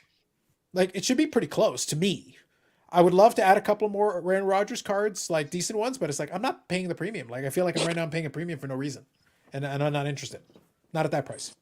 It would be fun to see, like, the guys like Favre, Montana, Marino, Elway. Like, what would their rookie cards be worth if they were coming out now? You know, like if they had Exquisite and National Treasures and stuff like that. The Joe Montana 1-of-1 rookie card. Can you imagine that? I'm telling you, man, that would be nuts. Especially when he was in the middle of his apex, being in the Super Bowl regularly and did that. Yeah. So I think it'd be pretty good. So we'll have to see. Real. Let me go in here real quick. Here. I see Roger Booker, Cameron Diaz. We covered that one. Is there a vintage Lombardi card when he coached? I don't remember. I don't think so. There's I the know there's been some Lombardi Lombardi cards. play. Okay. That one that had like Lombardi's play or whatever. I can't. Paul should know what year it's from because I think they consider it his rookie card or something. Yeah. It's like a 50s set, maybe. I think 50s or 60s. I'm not sure. Like, I feel like maybe there was, but it doesn't ring a bell to me off the top of my head. Gus Farad and Favre, 2 BS spelling names from the 90s. There you go. Facts, Bob. Yep. Paul appreciates the Gus Farad reference. So here, sorry I missed that. So I'm just talking about autographs in general. I like some of the because right now one of the things that I've done with Favre, PWCC has been a really good source for me for some of those like Flawless, National Treasures, Ultimate, some of these different sets. I've been able to pick up some stuff from those from some of the weekly auctions that I've been able to get auto memorabilia cards and stuff. So when I look at an auto memorabilia card, I got one. I got one for. I'll see if I can pull it up. I got one for Favre that's sitting in the vault right now, and I'll get it later on. But it was a great card. But an equivalent Rogers card would actually go for much more. Like, and that's my problem. Is look, if it's a little bit more, I'm okay with it. But the discrepancy is kind of large right now to me. And again, I fully acknowledge that Rogers is a great quarterback. I have no issue with that. But it's like it doesn't make sense to me. So I'll quickly show. This is the card I'm talking about. Here. So that's flawless. Wow. So it's a flawless out of 10. Jersey piece, multiple color. It's a good, clean looking card. It's solid. That was $260. It's fine. Like that's fine. I can work with that. It's a PSA 8. Not terrible, not great. It's fine. It's good. Especially for a thick card, that's solid. And on card autograph. I can't get a Rogers for $260 like that. The discrepancy doesn't make sense to me. They're both great quarterbacks. I don't have an issue with that, but like the price gap between the two doesn't jive with me. That's my issue. Right now it's a value proposition. The pricing. I would buy a couple of Rogers to add to that piece of the collection, but I'm not paying a premium just for the hell of it. I have a budget to keep. I'm not doing it. So if the pricing isn't there, I'm not doing it. On that aspect, though, I think a lot of times we see some of the guys like Rogers, or in comparing him with Favre, they'll start signing more after they're retired. There weren't enough syllables in there. I didn't feel like I didn't catch it from you. Maybe it's the accent. I didn't quite get it. No, but I think the guys, once they retire, they start signing more, and maybe that's why you can pick that up. It could be. It could be. Because he doesn't have enough, as many right now. That's kind of Paul's point, though. But I still feel like I can go on eBay and find a Rogers autograph anytime I want. It's just, it's. I don't feel like they're rare. I do agree that Favre signs a hell of a lot more. But like, it's not like they're impossible to find. Oh my God, he never signs anything. And I wonder if when Rogers retires, and like if he follows the trend of many of the guys where they start signing, because they get, they're retired then, and sure they got a lot of money, but they're getting paid to sign their name. They got time to do it. They're going to sit there and ink away and make some cash off of it. So I wonder if you'll see maybe that's a trend, and Rogers will start dipping down a bit. It could be. I think it's reasonable. I'm with you. I get it. When it's all said and done, go ahead. Oh, sorry. Go ahead. I was going to say, Carlos, to go back to kind of track back to one of our old questions, would you get a Brett Favre wild card? Brett who? A Brett who? Favre. Better. Like look, I'd appreciate at least the attempt, y'all. If you would at least try to pronounce it correctly. Would you get his wild card 1,000 stripe signed when you're talking about numbered cards? Would you get that card signed? Because technically, is that numbered, or is it? I mean, it's super rare. I was gonna say it is rare, but it's not a one of one rare. Let's put it that way. Yeah, it's not one of one rare. You can get another copy. My annoyance with that one was that you actually can't get another copy. I know. In theory, like that's the only copy. That's it. At least give me a second. But I get your point. It's a reasonable point. So here the question from PK says, when it's all said and done, will Rogers Manning be worth more? I think Rogers. Why doesn't Manning get more love? Honestly, because he is depending on who you ask, he's arguably the third favorite Manning. Maybe the fourth. Because Cooper was actually a decent quarterback in his day. He was a decent player. So you've got Peyton, you got Archie, depending on who you're asking. And then Eli. Now, what Eli has going for him, he has 2 Super Bowl rings. That's good. He has 2 Super Bowl rings against the faux goat that is full of lies. And beat an 18-1 team. So that happened. So that's good. New York is a big market. That's good. Now, here's what I do think. What's going to help? I do think it's good that he's doing the Monday Night Football thing with his brother, where he's getting the chance to be out there more as a public figure. So I actually think it will give people more of an appreciation for Eli as a personality, much like we kind of like Peyton Manning. We kind of like listening to Peyton Manning talk and do certain things he does. Yeah, he's a fun guy. So we kind of enjoy him for what he is. So it adds the fact he was a great player. He's like, that's awesome. But also, he's kind of fun. We kind of enjoy listening to him talk football and all that. That doesn't hurt. In terms of long-term values, if we like you as well, in addition to that, that only adds it to it. That also kind of suppresses the value on Favre. He's kind of an asshole. I think Manning's cards, which one, of course, Peyton's cards are down simply because he was head to head with that guy from New England that Carlos doesn't like to mention on a show, and Because he's full of lies. Yes, A also- legacy of lies. Yep, full of lies. And the record is 7-3, right? I mean, isn't that how many Super Bowls does Manning have? 2, 3? Thought he I would thi- get 2. Yeah, Right. I think he's So got it's 2. 7-2, and that Well, I don't. Wait. How many Super Bowls? How many Super Bowls does Brady have? I don't remember. Can you count them for me again? Can you recite them for me? he's got none. I'm sorry, Yeah, that's right. That's what I thought. 0. So he's a worthless sack of shit, is what he is. That's what I And thought. Yes, because the Montreal Canadiens only have 2, That's right. and I got this covered, y'all. There's no scenario in which I don't have this covered. that is correct. So I forgot momentarily, but let's just say that maybe the person that he was most compared to and was going head to head with for popularity and dominance destroyed him in a certain category that matters the most. I think that's what has affected his popularity and card prices. It has. But I do think, like I said, I do think it helps long term for Peyton that we're getting a chance to see him on TV. We're getting a chance to see him be a personality. We're getting a chance to see, as long as he just continues to do that and we get to enjoy him and appreciate him in that way over time, I think it'll actually help Peyton Manning over time. And Brady has no personality. No, none whatsoever. None whatsoever. And I'm being serious. As someone who's lives here in Boston, 20 minutes outside, and has seen Brady since his rookie year,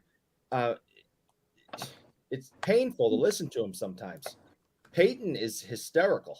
My favorite skit in the history of Saturday Night Live is not one of the super. Is it where Peyton Manning throws the ball at the kids? Because that's awesome. It's awesome. It's It greatness. is hysterical. I've never laughed at a Saturday Night Live skit harder than that Peyton Manning skit. Then did you watch Chance the Rapper? Because if you would have watched that one when he is the news anchor at the Rangers game, you might have a difference of opinion on your best sports All skit. right, I'll double check that one. But to the ones that I'm aware of, I have never laughed harder than the Peyton Manning playing football with the kids. Well, So- let's do that hockey. But There you go. Brady just has absolutely no personality. The point, though, that you're making, Eric, indirectly, is that Saturday Night Live skit alone, to me, makes Peyton Manning the GOAT. He like leapfrogs. It's like these supposed Super Bowls you won. Let me show you that Saturday Night Live skit. You see when he throws it at that kid? That bastard has it coming. Get him, Peyton. Get It him. was awesome. Get him. Ah, good times. Josh, good evening. Did I miss any AEW updates from Billy that I need to go back and catch? Well, Billy was giving specific dates and times. He set it down to the microsecond that AEW Spectrum is going to be released to the microsecond. Dates And and if it- times. I don't know if you heard this, but we can determine where all the boxes go too. That seems to be what everybody's. Yes. No. Joking. Look, I just need a general time, and this is yours. I'll send it straight over. It'll go on the horde, on the pile. That'll be in my hand when I fly from Toronto on November 13th. I think I come back, whatever that Sunday is. That'll be in my hand. I'll make a deal with you. It's all right. I got it sitting here. I will bring it down to the expo. We can make this happen. We can come to an arrangement. I don't think I told you, but I bought a pyro. Oh no, you saw I bought the pyro auto. Yep. Well, here's the thing. Like I said, we talked about a couple of cards earlier tonight. We'll get an excuse here in a minute. I want to show off a couple more cards because it was a good catch. It's been a while actually since we've done an episode where we've shown cards a couple of times. And like, for God's sake, I like to think this is more of a collector-centric live stream anyway. It's like, yeah, we could show some cards. Like, yeah, that's the whole point. Like, if we're enjoying this stuff, like, why not? For the hell of it. Give that a try. It's novel. It's new. Figure give it a go. I'm buying into Backyard Bros AEW Spectrum breaks it. There you go. Exactly. UD has those Apple Air tags in every I don't box. think they're diamond dealers. I don't think they'll be able to buy those for a while. That's unfortunate. That's terrible. Eli has no personality when he played, but he's really funny now outside of football. We shall see with Brady. He may surprise you when he finally retires as well. No, I think he's a boring bastard. I think he's a dork. Yeah. He's just dork. And a Carlos, terrible I was gonna husband. And ask you frankly, he's too. probably a tax cheat. It's like, I'm happy to lob out all the Brady slander I can slather on. Definitely a tax cheat. Yeah. Mm-hmm. And he went to University of Michigan, which I hate also. Oh my. But you were also you were talking about the price of the Favre and the Rodgers. The price of the Do you who? think Favre- The price of the what? Well, no, I'm calling him Favre right now because I'm remembering the Brett Favre Okay. from the net from the Nets, the Jets and the Vikings. Yeah. So do you think that hurt his value? Not being a lifer as a Packer? Temporarily, I think it did. Like, in seriousness, I think it did hurt because obviously people love the idea of the player being all the time. But to be honest, it was time for him to go. Like, he actually should have either retired or gone somewhere else anyway. Like, he should have. Because he had done what he could do.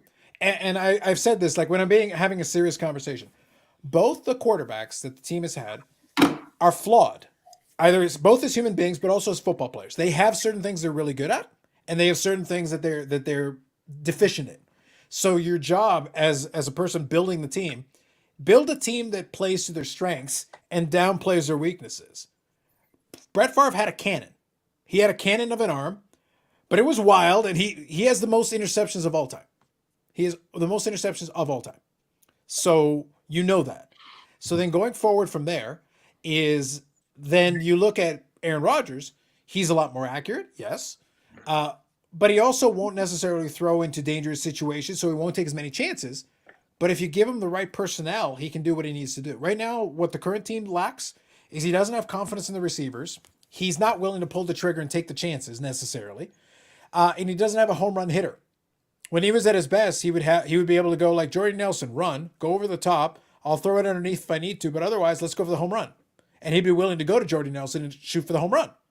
And if it wasn't there, he'd go underneath. And when that Super Bowl team happened, he had Donald Driver, who was a veteran wide receiver, who was there as a safety blanket. If all else fails, throw it to Donald Driver and he'll catch it. And it worked. But right now, you don't have the home run threat.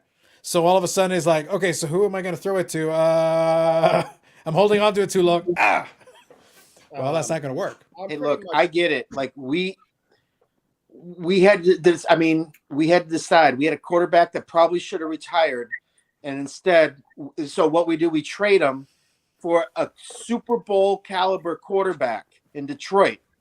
Because Goff played in the Super Bowl, so he did in fact play in the Super Bowl. That's. I mean, I understand exactly what you're talking about. Get rid of the old. Like he should retire and get that Super Bowl caliber quarterback. That's exactly what we did in Detroit. Yeah. Well, in the Green Bay case, they had Rodgers behind him.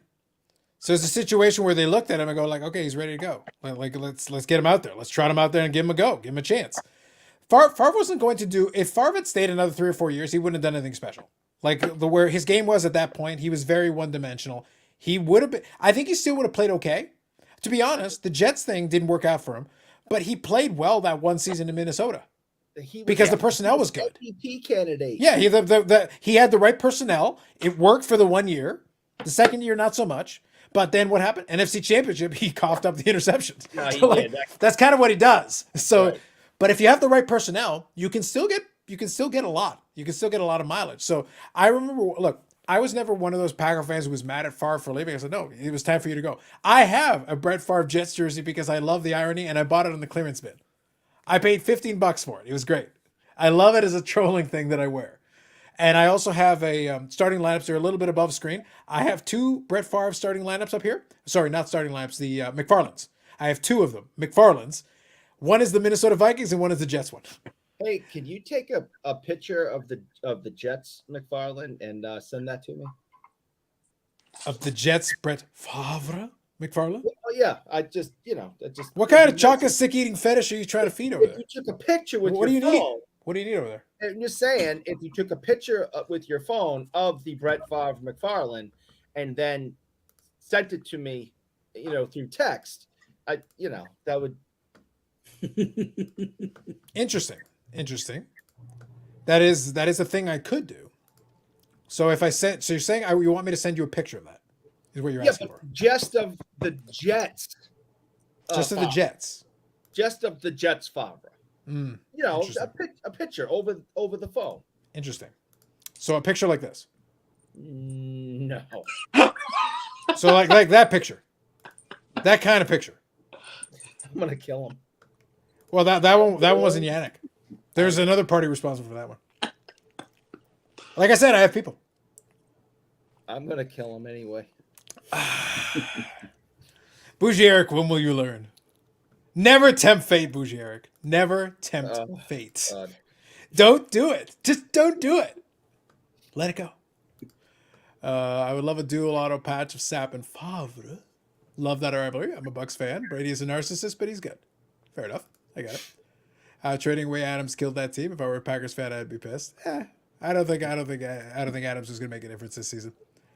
Name is here. Yes, he is. Just in time to see Bougie Eric at his best in photograph form. He sent me a text earlier telling me why he couldn't join the show. While you figure that out, we're going to move on for a moment. But yes. So let me see if I can grab. Something I wanted to find. I'm trying to remember what card it was. I'll figure it out. Yeah, so I have this here from Name. He's got something from Name. I haven't read it, but the reason he's telling me the reason. All right, hold on. I'm interrupting your nonsense. Okay. Bubbles. My insured value on PWCC has been adjusted to the actual price I paid on the auction. Yes! Now you Victory. can actually own it. Now I can actually physically possess this item. Yes! All right, go on, Boucher. From what he's telling me, he cannot join us tonight because he will be busy having dinner with he said, quote unquote, I'll be busy having Jesus, dinner. this is your joke. Get to the punchline. I'm reading this and it says he's going to be busy having dinner with your wife on her birthday. He's having dinner with my wife? Adam. Oh. Is that in play while you're rolling in Manila? Is your wife elsewhere? Well, it is her birthday. And is your wife hanging out in Western Canada? Is that a thing? He can't join us tonight because he's having dinner with my wife celebrating her birthday. You son of a bitch. At least your mother was supporting you, if nothing else. So you got that going for you. Unbelievable. It happens, man. It happens, you know. This is tragic. I think I'm going to head out, guys, but it's been fun. I appreciate you having me as always. I appreciate you, Andy. And be sure to say hi to Eric's wife because I think you're going to be meeting him up for dinner. Hey, leave me out of this. Are you having dinner with her too for her birthday?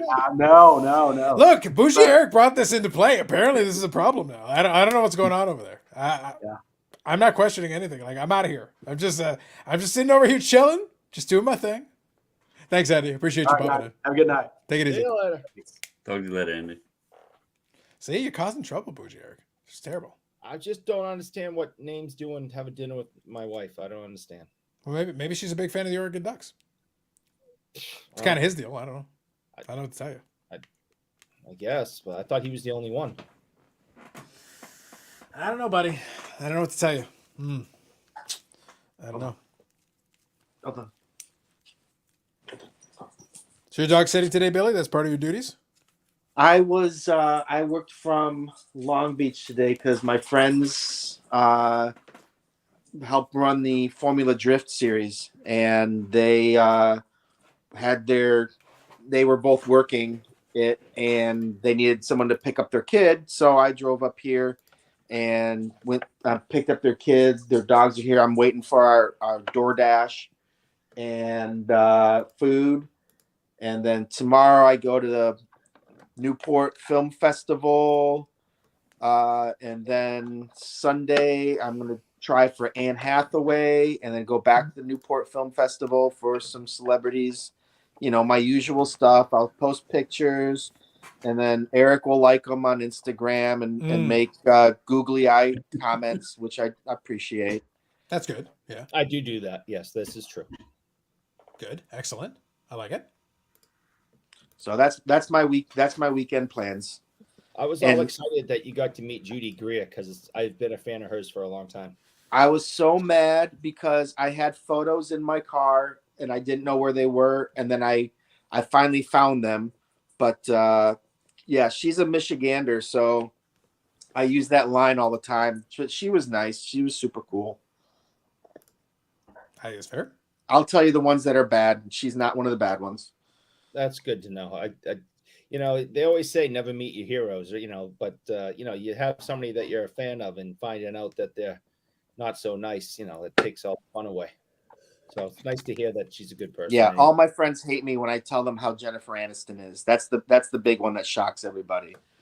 But Fair not enough. good. Fair enough. I was going to say that I remembered kind of what I was thinking about while I was searching there while we were just chatting. I wanted to show off a different card. Billy knows this one. I did mention it to him, but at the same time, I will say, like, I give Billy a hard time for the slow release schedule of AEW, which is not in his control. I have to poke a little fun at him, but it's not under his control. It's not his fault, unless it's your fault, Billy. In which case, then we're gonna have words. But as long as it's not your fault, we're cool. Just saying, blame somebody else. As long as it's not your fault. But it has given me plenty of time to be able to go find some of the other items in it and fill out some of that stuff. And I was having some fun because Eric had a good comment on Instagram, since you brought it up, that I showed off all those different Britt Baker cards. It was fun for me. But then Eric was like, I don't know who this is, but you've got a lot of them, so that seems good. It's like, she's a dentist, of course. Yeah, you did say that. Yeah. But the thing is, she is the dentist. That is a fact. You could, in fact, if you were in the local area, you could book an appointment to have your teeth whitened by Dr. Britt Baker, DMD. That is a fact. That's pretty impressive. Yeah, she is in fact a fully licensed dentist with a dentistry practice. That is impressive. So you see, it's not a lie. There's no lies. Nice. So this is the pyro version of that deal. So I've been filling in some of those, getting them. So I've actually won 2. I won this one. This one I actually won while I was at the AEW event. Which, by the way, I want to give a quick story about the AEW event. We talked about it briefly. Doctor DR. Yeah, it's Doctor. Yeah, it's Dr. Britt Baker. Yeah, because like I said, she is in fact the doctor. I don't know where she can find time to keep up with her practice and be a professional wrestler and tour the world. But Well, what helps is that AEW's schedule is a lot more friendly to the talent. They're not wrestling every night. So she, in fact, can go wrestle at the shows she's supposed to wrestle at and then fly back and be a dentist the rest of the time. She is, in fact, a full-time dentist. That is not a lie. That is, in fact, true. So you can actually book appointments to have your teeth whitened by Dr. Britt Baker, DMD. okay, So Hope there you she go. does more than just teeth whitening. I just use that as a simple example. If you want a root canal, go get a root canal. You do you, man. You do you. But anyway, what I was going to say, though, is that, I actually bought that while I was at AEW. And part of the reason I did that is because when we were at the event, again, the event was good. It was a lot of fun. But the merchandise stand was pathetic. And they basically brought in like a handful of shirts and stuff. And I'm like, this is garbage. And now it's overpriced because, of course, it's at the event. You know that's going to be part of the deal. Like, whatever.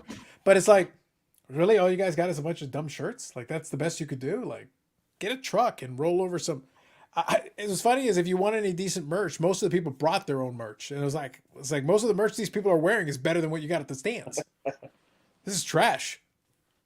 I should have sold one of my AEW scarves. I probably could have made a killing in that place because of what they actually had. It's terrible. All right, whatever. I don't know, man.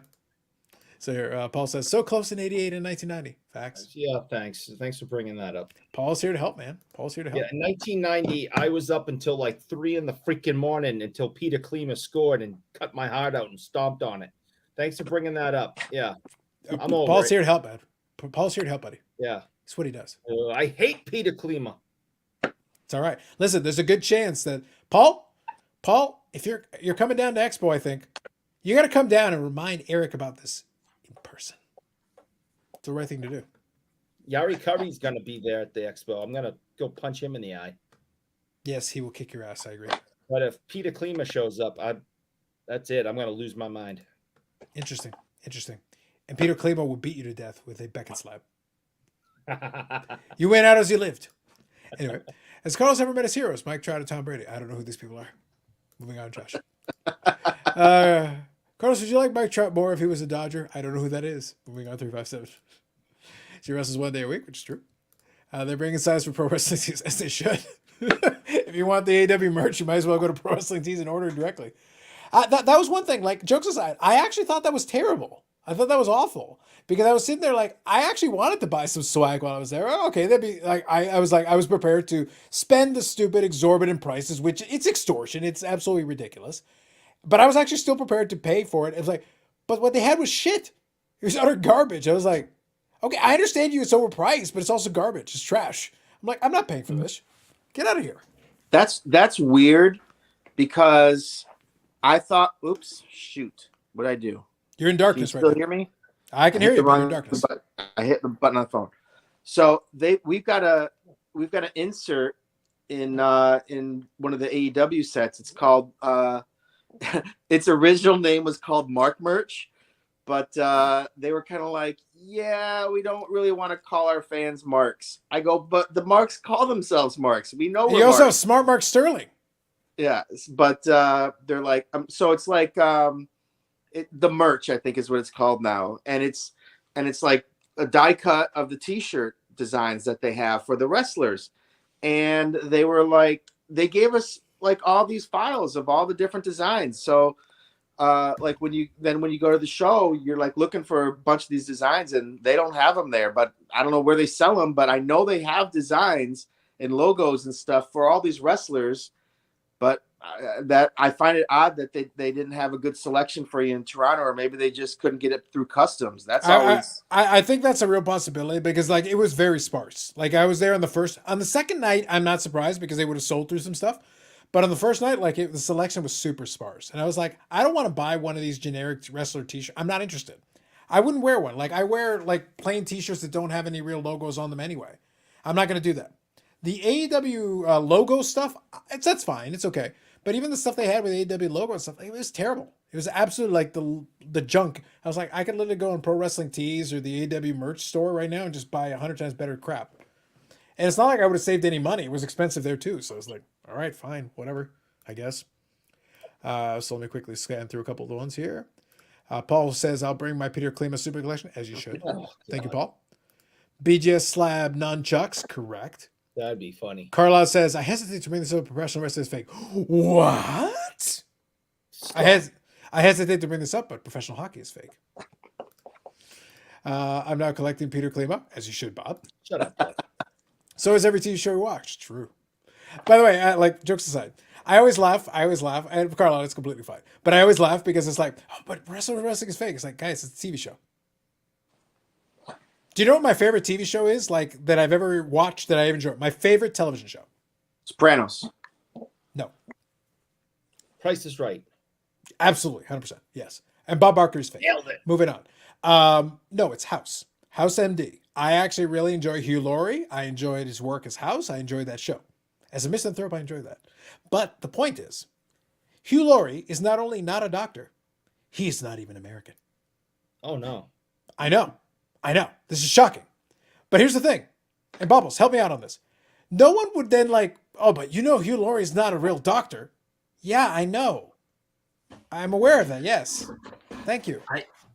One of my favorite shows is Walking Dead. So, I mean, you're spoiling it for me because I legit thought people died and came back. I know. But my point here, my point here is that professional wrestling has created this weird little thing for itself where it's the only genre where people are like, but professional wrestling fake. It's like, dude, it's a TV show.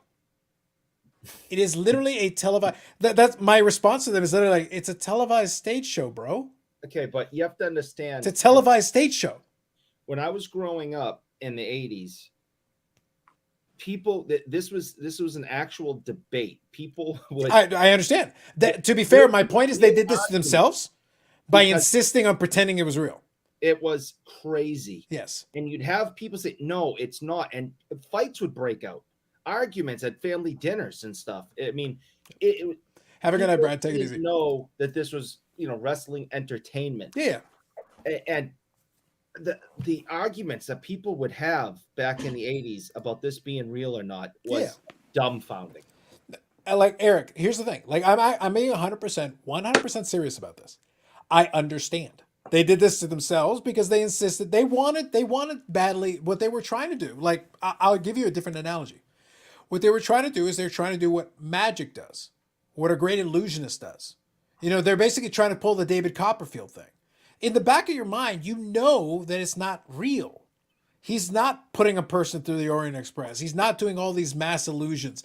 You're not sawing the lady in half. But with the performance, you can still enjoy it for what it is. My point is enjoy the performance. The point is the performance. Somebody asked tonight, and I missed the comment, and I apologize. It was earlier tonight.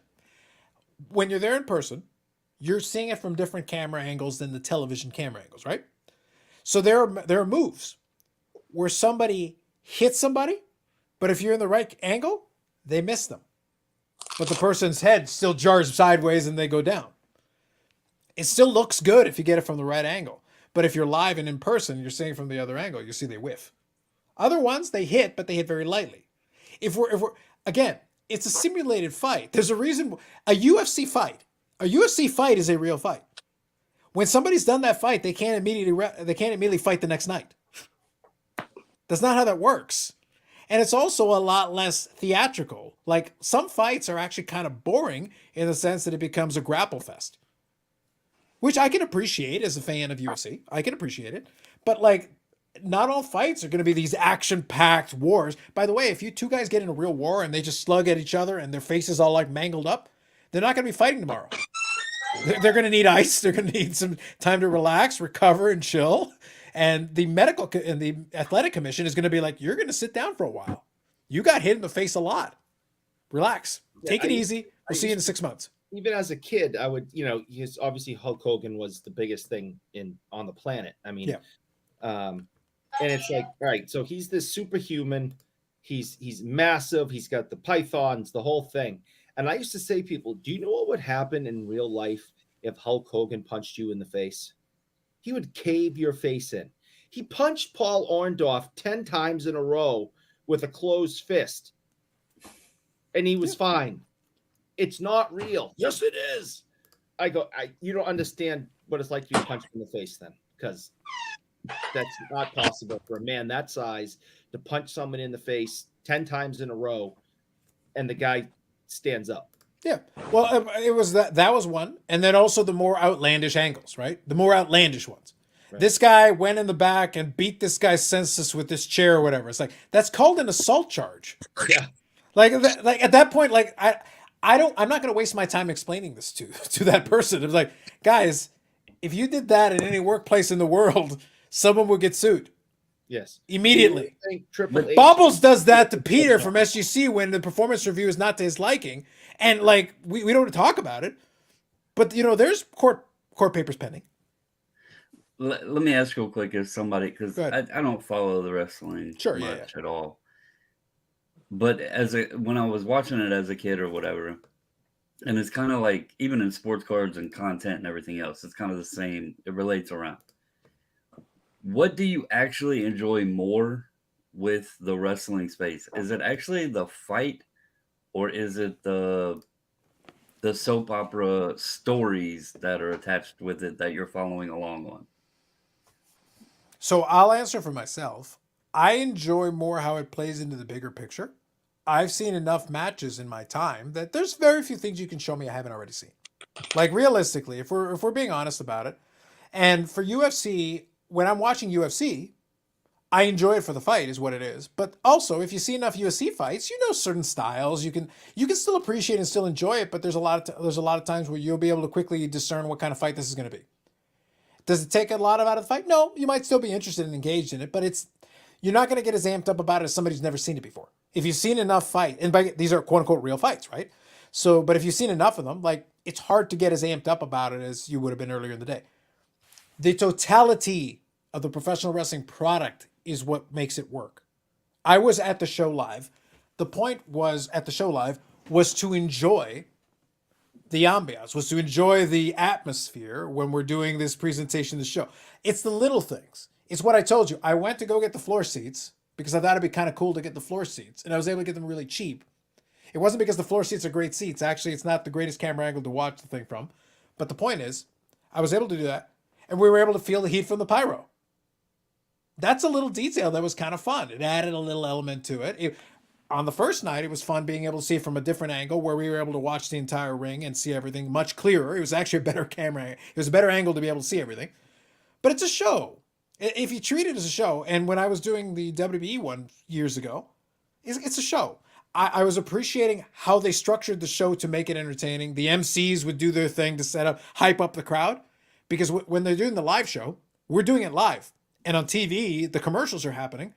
but they're still interacting with the crowd, looking at signs, chatting with folks, doing all that stuff. You're appreciating all those elements of it. It's like, all right, everybody, we're coming back in live in 30 seconds. 5, 4, and they do the countdown, and then boom, we're back in the action. Stuff's going on in the meantime. But that's part of it that you don't get when you're watching it on TV. You actually get to see like how they're producing. I was able to see the guys that were running because they had them down on the floor level.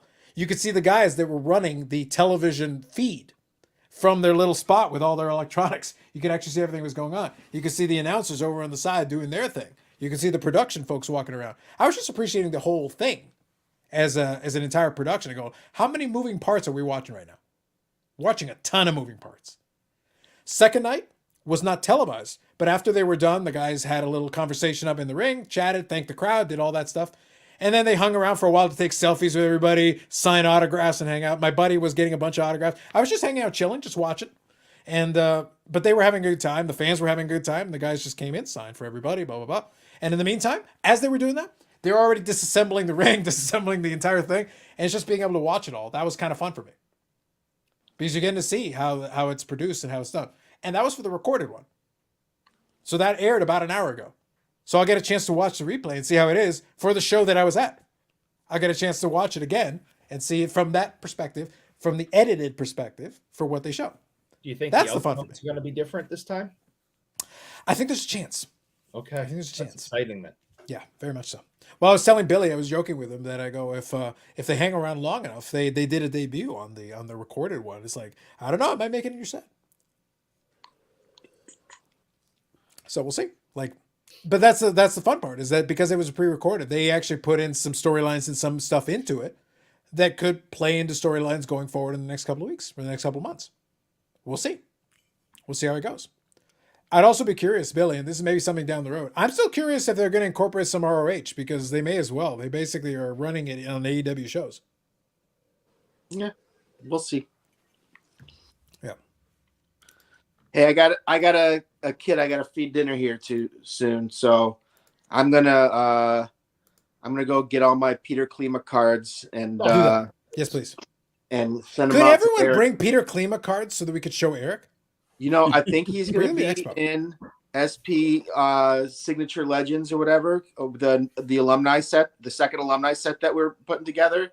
And I think he's in there, to be completely honest with you. So, Yes. again, I will just direct all those boxes to that shop so you guys can open them and you know, put them in the cases. That's going to be like my joke now for a while, is just basically saying that we can, although that's what I'm afraid of. When I make these jokes, someone's going to take me seriously and not understand I'm a very sarcastic person.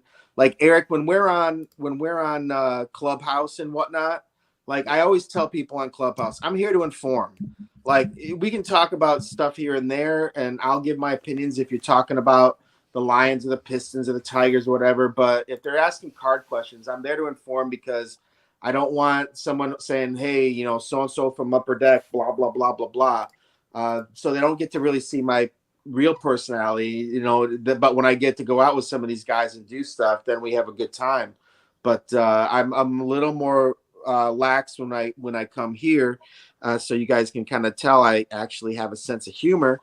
Yeah. But I always worry about like people taking it seriously, and then all of a sudden. So I maybe I should be careful about that. We have Eric here, Billy. No one can take this seriously. No, this is the most That's ridiculous true. thing on the internet.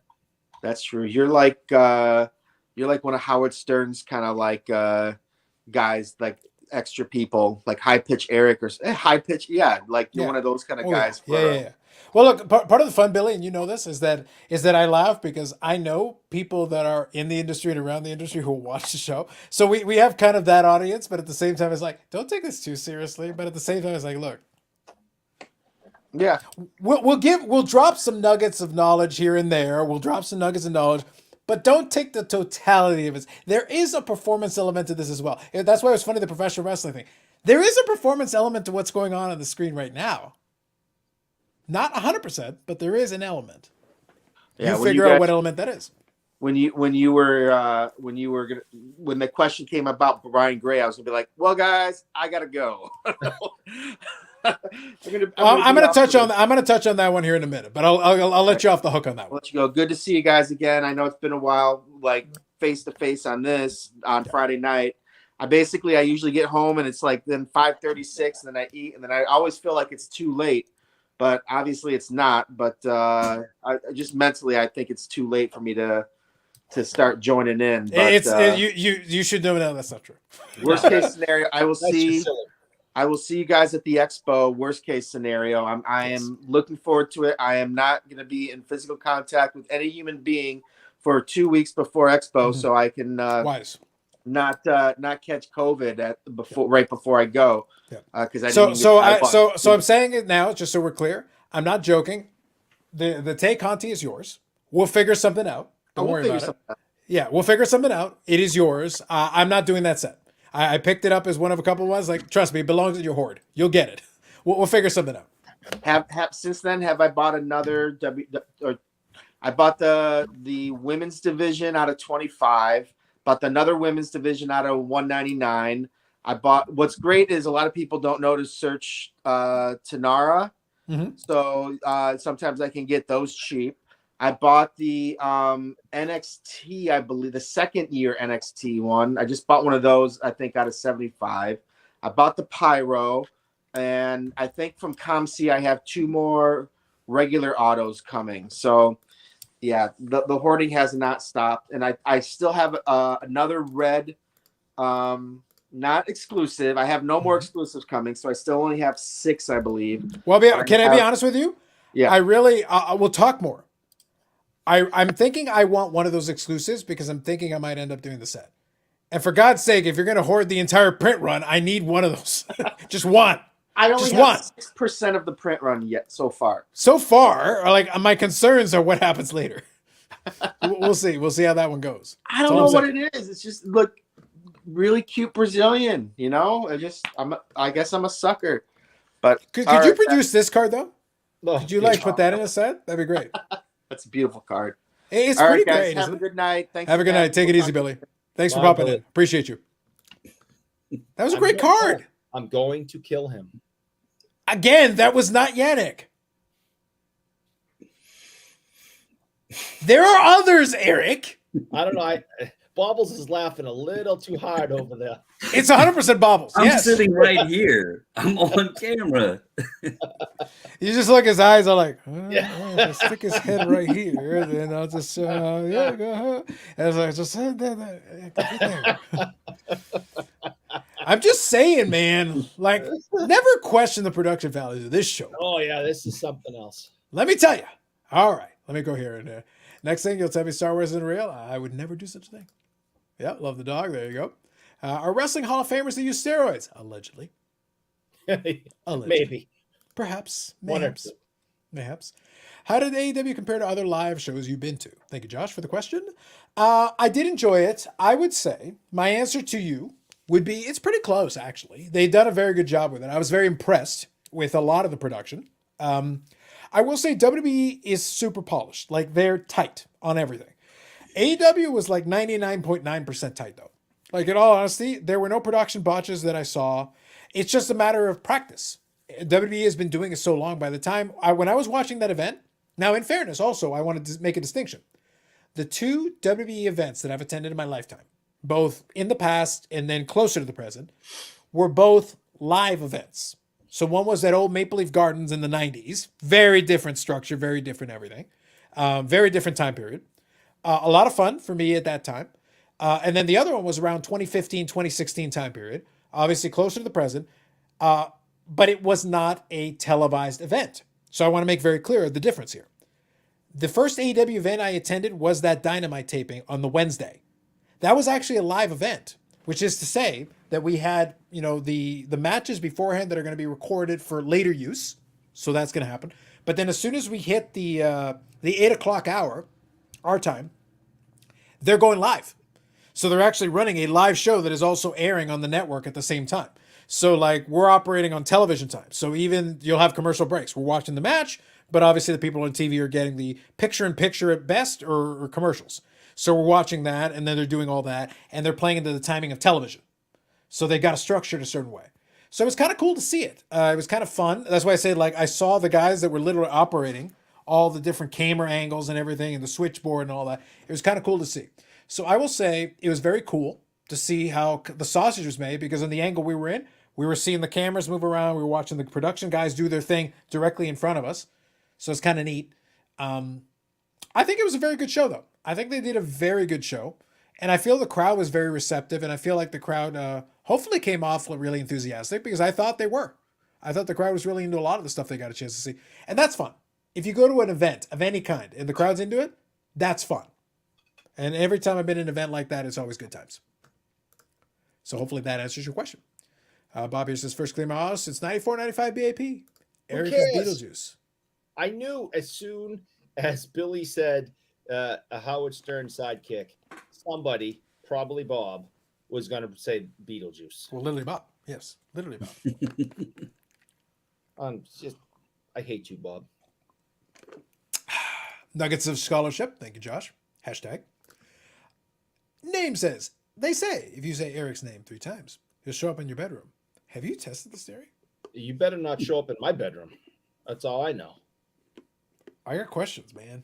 I got serious. Bubbles, this took a very odd turn. I don't know how comfortable I am with this turn that it just took. Moving on. Who's Beckett Eric? He's Eric from Beckett. Yeah. If you do that, all your cards turn upside down in your card holders. No! No! For Eric as a Boston Bruins fan, what is your recollection of Jim Craig? He had that cup of coffee for the Atlanta Flames when I was a kid. I think he was under a lot of pressure that, coming off the Miracle on Ice team, that, he was supposed to just have shutouts every single game. And he was supposed to be the next great thing. Unfortunately, he started off with Atlanta, who, was a very bad franchise. They ended up moving to Calgary. Here in Boston, Jerry Cheevers was retiring. They had to, fill the void. And they thought that if they brought Jim Craig back home to Boston, where he's from, it'd give him a fresh start. He'd be home and maybe find some of that magic again. But unfortunately, he didn't. It just didn't pan out to be an NHL level goalie. We had that great run in the Olympics, and I think everyone just expected that's what he was supposed to do all the time. So his career was very short, and he was with Atlanta and Boston. It only lasted, 2-3 years or so, and then he was out of the league. There you go. Thank you for that. Going here. Beetlejuice is also Eric's favorite drink. Interesting. 357. Carlos, do you know if they're getting rid of daylight savings time in Canada? They've talked about it for years. I have no idea. I honestly don't pay too close attention. I would be okay with it. Like, it doesn't really matter to me. It's fine. As long as I kind of know what the situation is, I'm fine either way. I don't really care. I'm very easy when it comes to stuff like that. It's like, I don't give a shit, man. Just figure it out and then make sure that we know what the hell's going on. That's it. I don't want it to be dark at 4:30 anymore. Fix that. The reality is, though, like, it has nothing to do with the time. We can move it 6 hours if you want. It doesn't really matter. Like, it's reality's reality. We get dark earlier. That's just I don't want that. That's bad. Don't do that. Yeah. A lot of states voted to get rid of it. That's fair. Yeah. Like, I have no issue with it. Like, it just makes a bit of an unnecessary complication. Sometimes it's okay, but it's a bit of an unnecessary complication sometimes. Jeff McMahon, good evening. Hello, guys. Just back from the Wings home opener versus Montreal. Excellent. Please Good. tell me the Wings won. Glad you enjoyed. Hopefully you enjoyed it. Let us know. Let us know how that went. So hopefully that was good for you. We've actually had it pretty good, all things considered. Like I said, tonight in particular, we ran into the stiffest of competition because 1,000 people plus were there to discover if Backyard Breaks was part of a grand conspiracy. And without having seen the rest of the stream, I assume we do not have answers on that. No. There is Probably not. I'm going to guess it's still 50-50. Yeah. Look, here's the thing. We tease because it's fun. But at the same time, like, honestly, did anybody think there was going to be resolution on that? Like, really? Come on. Really? It stinks. I think everybody knows it stinks. Something doesn't seem right. The puzzle doesn't fit. But until there's definitive proof, that's all it is. It's a guessing game. Here's a better question. 1,300, how many other people they had watching? Yeah. Over under on 50% of them have ever even bought into a break with. Way under, like super under, like Oh, yeah. ridiculously That's under. my point. So who the hell cares?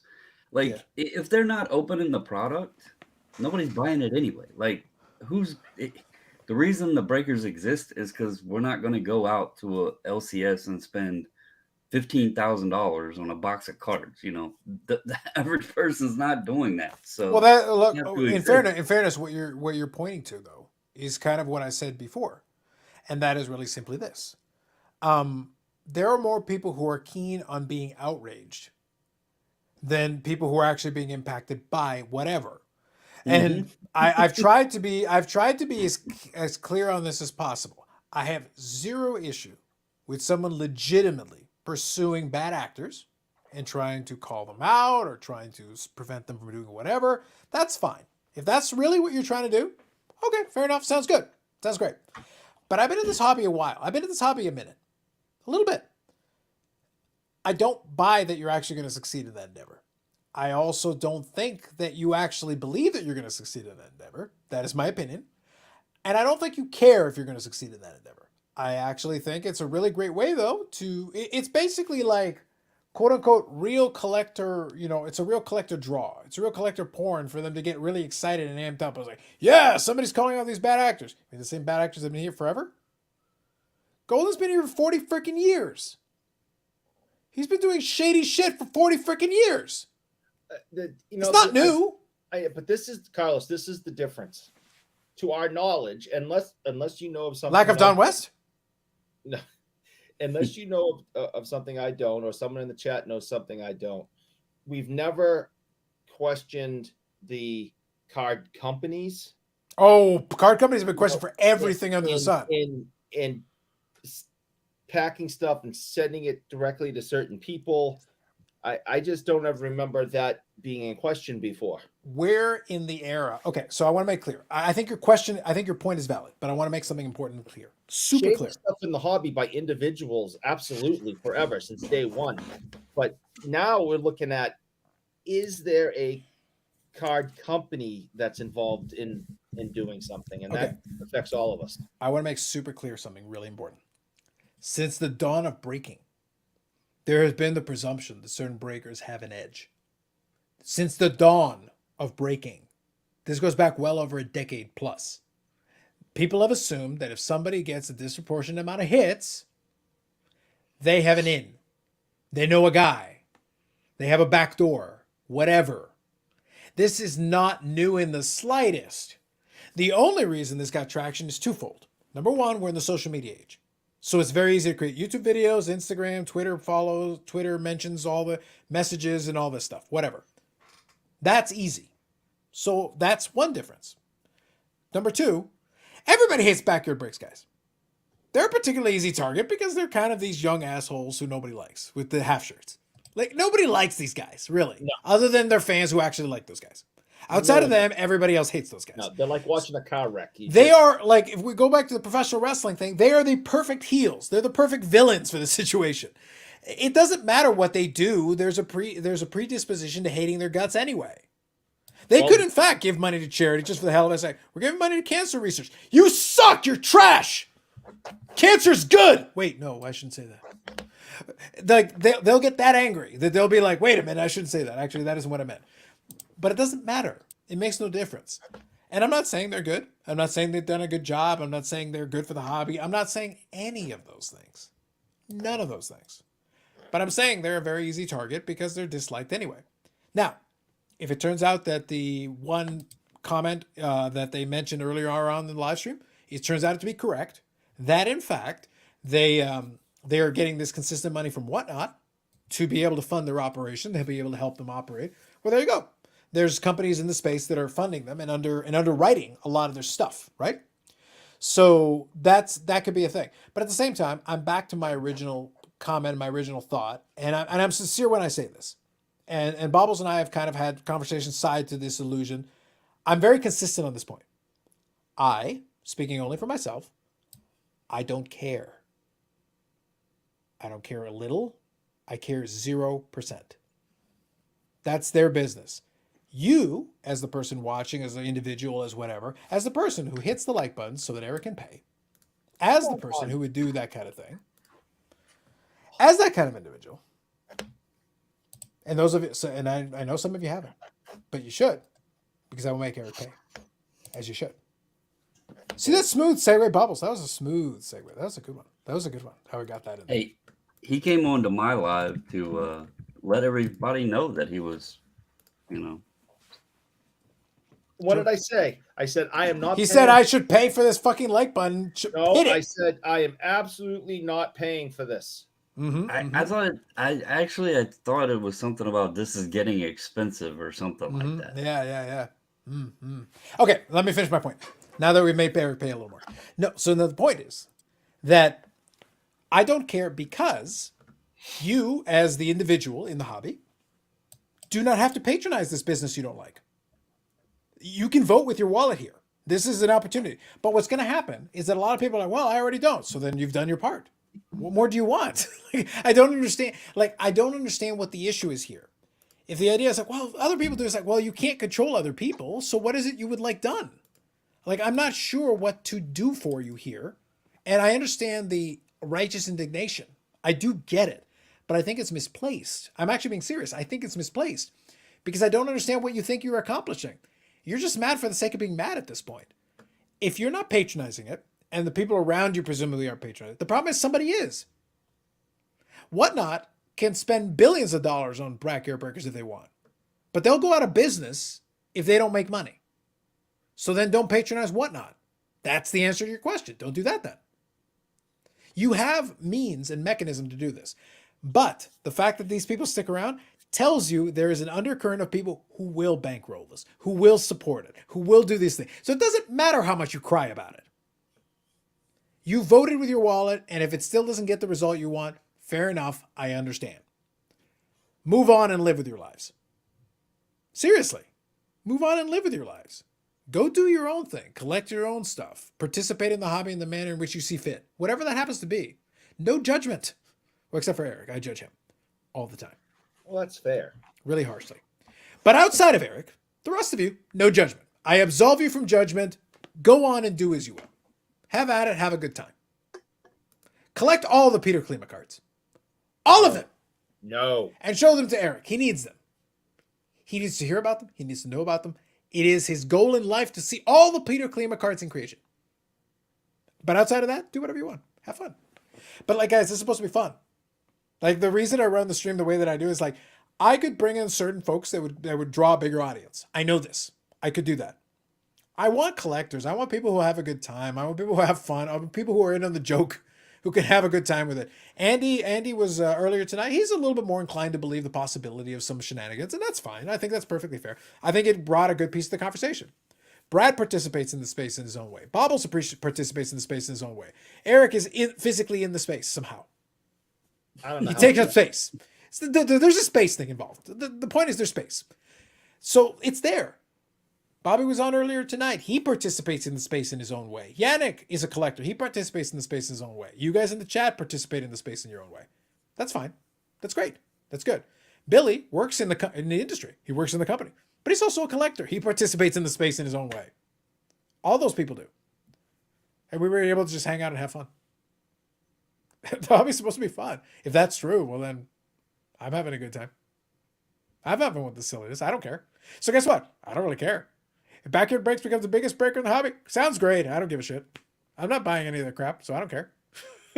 Makes no difference to me. You do you, man. Whatever. Unless they're breaking vintage hockey cards, I have no interest in what they're doing. So then I run into the same problem. Okay, so if there's enough people that fall into this category, so then what are we getting mad about now? I already explained the possibility that a card company. Oh, good Jesus. I'm concerned, Eric. Tonight we found out a lot about you. Is there anything you'd like to say? Who's that? Was that Don? What? Who? No. Don West who is am I there. supposed to be? Don West is there. I can see him. Right. I see. Right. So who's that? Kenny? I don't know. I don't know who that is. Was. All right. Well, I can see you, and I can see Don West. I just trying to see who I replaced. That's all. You replace somebody? As far as I can tell, that's Eric right there, and that's Don West right there. It looks what like I'm seeing. Eric. That's what I'm seeing. Right. Well, you know, I don't know, Don man. West was a big part of the early '90s and the card. Could you explain your personal relationship with Don West? Because it feels like there is a relationship story that needs to be told. Go on. I call him Uncle Donnie, and he was a big part of my my early collecting life. Interesting. That's one of the reasons why I don't hear so well anymore. Mm. He's a very loud individual, so I am gonna start asking him to pay for some hearing aids. You might have to, yeah. It's probably kind of important. You notice he didn't say he was going to ask him to pay for the like button, though. Yeah, he didn't think about that, did he? He really didn't think about it. Should have asked Uncle Donnie to pay for the like button. Yeah. He should have, yeah. I mean, I guess it takes at least 4 more episodes to find out if the conspiracy is real. It's true, Josh. It will be. 2-1 Padres. Thank you for that. Under on the that was from the earlier comment about the amount of people. Yeah. Speaking on that whole live stream, I don't know if you caught it, but it was kind of Well, it's still going. Like, from what I kind of understand, it's still going. because the whole thing where they had Backyard streamed, like they were showing the stream. Yeah. Backyard was watching their stream, and they started trolling them with putting I love SCR or we love SCR or something like that in their backdrop because they have, like, I guess, a digital green screen background or whatever. Of course, yeah. And they were like, "Yeah, we're watching you. We see and hear what you're saying." So, well, why wouldn't they? Like, it doesn't threaten them. That look, that's the part that I want to make. The reason I said what I mentioned a couple minutes ago, it doesn't threaten them in any way, shape, or form. It brings attention to them. Correct. So that's why I kind of laugh. Look, and we talked about it a couple weeks ago. The Great Curator is kind of a parody of himself. Like, he's a parody. But he's also not particularly relevant. He's fun to make fun of. I understand that. But he's a parody. He's not really, he doesn't matter in the grand scheme of things. No disrespect, but he doesn't matter in the grand scheme of things. But was he useful as a tool to get attention, to poke fun at, and do all that? Yeah, sure. I understood. And I understood why they did it. I got it. Sure. But at the same time, it's like, but what value are you going to get out of this? Oh, he's pumping these Marvel cards and doing all. Yeah, okay. Mm-hmm. Yeah, Don West was pumping all kinds of shit in the 90s. What's your point? Pumping isn't new. That's not new. Yeah, hype, guys, yeah. Mm-hmm. Look, the only issue, quote unquote, presumably, is if people who are new to this get fooled by it, quote unquote. But I guess maybe this is my problem. And Bobbles, you can help me. Eric, you can help me. You guys have kids. I don't. So help me out on this. Carlos Sr.'s form of parenting, and I can tell you this from personal experience. Carlos Sr.'s form of parenting is he would just let things happen. There was a time where in those days you don't cover electrical sockets. So if the kids go around reaching around to that thing and they get electrocuted, so be it. Carlos Sr. let that shit happen. I know that for a fact. Because it's like, well, you'll learn. That was kind of that's his style. That's why you still have hair. Electroshock. It'll work for you. You definitely have to. That's why I'm wired, Bubbles. But you don't let them risk their lives. But yes, you can let them learn the hard way at times. But there's not. I say it partially in jazz. By the way, that's a real thing. It totally happened. But the point is that you can let people learn by making mistakes. It's fine to make mistakes. It is fine to screw up or get it wrong or follow the wrong people and be misled or whatever. You will learn very quickly how to assess this a little bit better. But the thing is, and this is where I have my fun, is that all you did was move one set of very careful. All you did was you moved one set of people blindly following somebody, and then after that, you learn to blindly follow somebody else. So you say like, oh, we're gonna get these bad actors in the hobby. So these watchdogs are watching out for us. It's like, so you're gonna blindly follow this one here to avoid the blindly following this one here. And it's like, what if this one turns out to screw you over in a different way? Or lead you astray in a different way? This isn't like, apples to apples situation, but it would almost be like somebody putting out a 6-part video series to talk about McDonald's pumping and dumping a Big Mac and blaming them for gaining weight. So they're in the wrong for putting up a commercial showing you a value meal, but you made the choice to go buy it and eat it, right? Who's at fault there? You buying the value meal or McDonald's advertising their product? You're using common sense because you know for a fact there are people who have sued like McDonald's because they're fat, right? I'm just saying, it's like the same thing, though, if you really think about it. I can tell you right now, there are They're videos. supposed to. And look, I've tried to be as kind as I can. And those of you who watch this show regularly know that I'm not in the habit. And Eric, please help me with this. I want a serious response for you on this one. Okay. Am I in the habit of using kid gloves? No. At times I wish you would, but Yeah. no. I'm often in the habit of using brass knuckles and going straight for the jugular. That tends to be my approach a little bit more. I'm trying. And wiping out innocent bystanders in your wake. I can only hope. I want to take out as many as I can. And being one of those innocent bystanders in the past, yes, that's what happens. Yes. The point is, I am trying.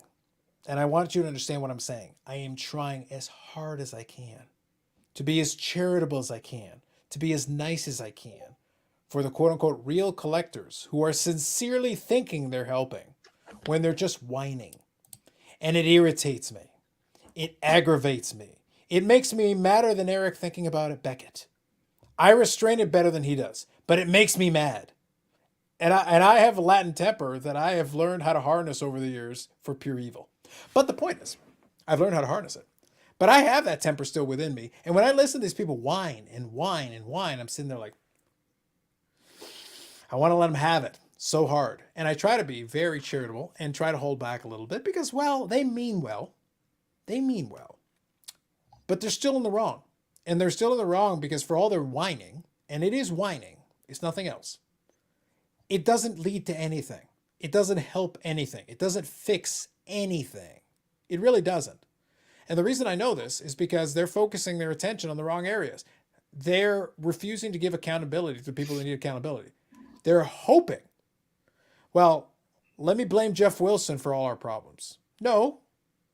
If Jeff Wilson was doing what he was doing and nobody listened to him and nobody followed him, it doesn't matter what he says. People still listen and people still follow. And today, people listen and follow somebody else, and now that's supposed to make it better. You've just picked a different one to blindly follow. How is that supposed to be better? How does that fix the problem? How about try to use your fucking brain for a minute and try to figure it out on your own? Try that. Let's see how that works out. Go ahead. So you're referring to rule number 1. Oh, I know. I always refer to rule number 1. Yes. That's the rule. So, Eric, do you know who Ace Bailey of the Bruins is and how he died? Yeah, and I don't want to go too much into that, but I have friends that were friends with him, and I've heard a lot of wonderful stories about who he was as a person. He was one of Wayne Gretzky's best friends.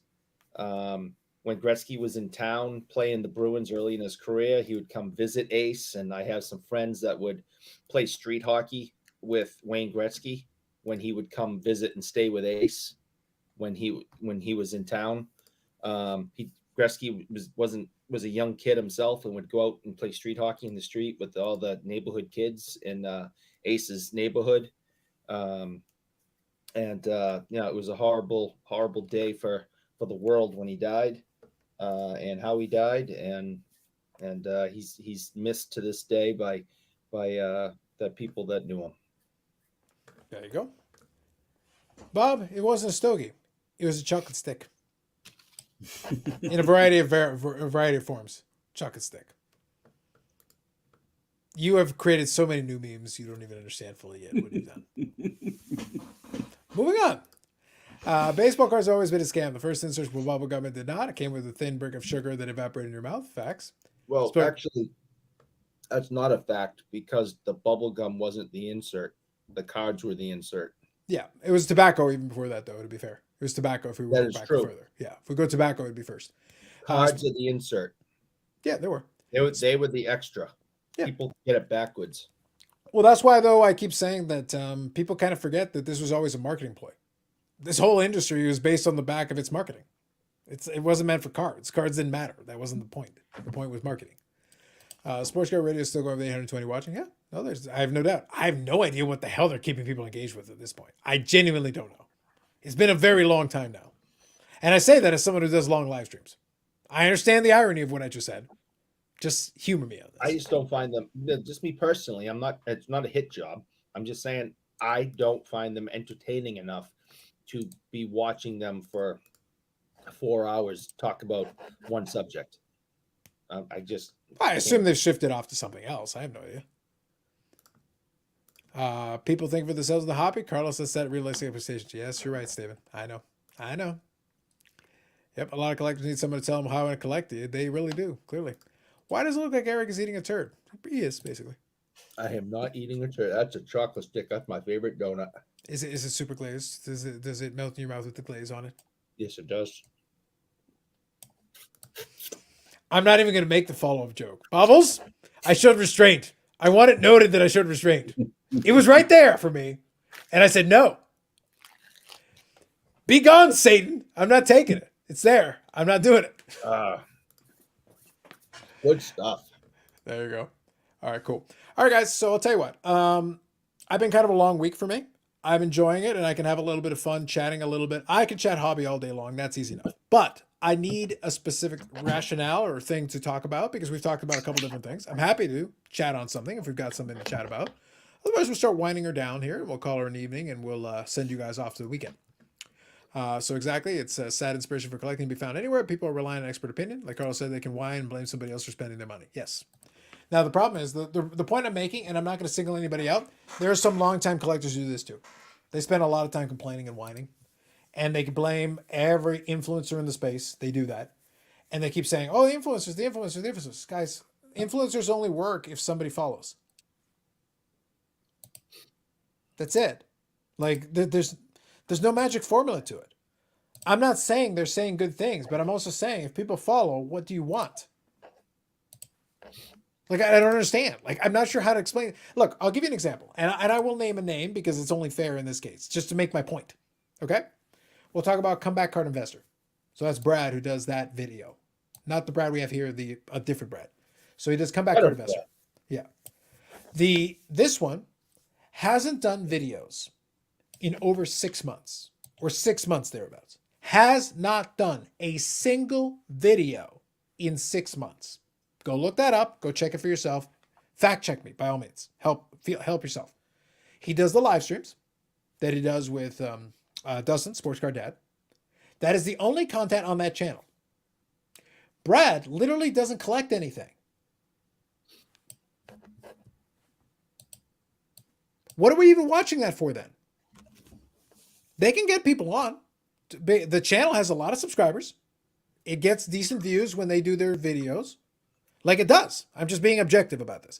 It gets decent views on it. It does what it's going to do. It's great. And I'm not going to blame him for doing it when it draws a decent audience. And I'm not going to blame him for doing it when they can get decent guests on there. I'm not going to blame him for any of those things.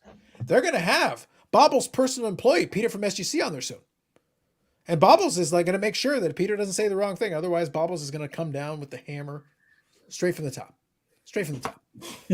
But the point is they can get industry guests, they can get people from on there. And people will watch it, and it's good for what it is. But understand something. The channel is with a guy who doesn't even give a shit about sports cards. He never really did.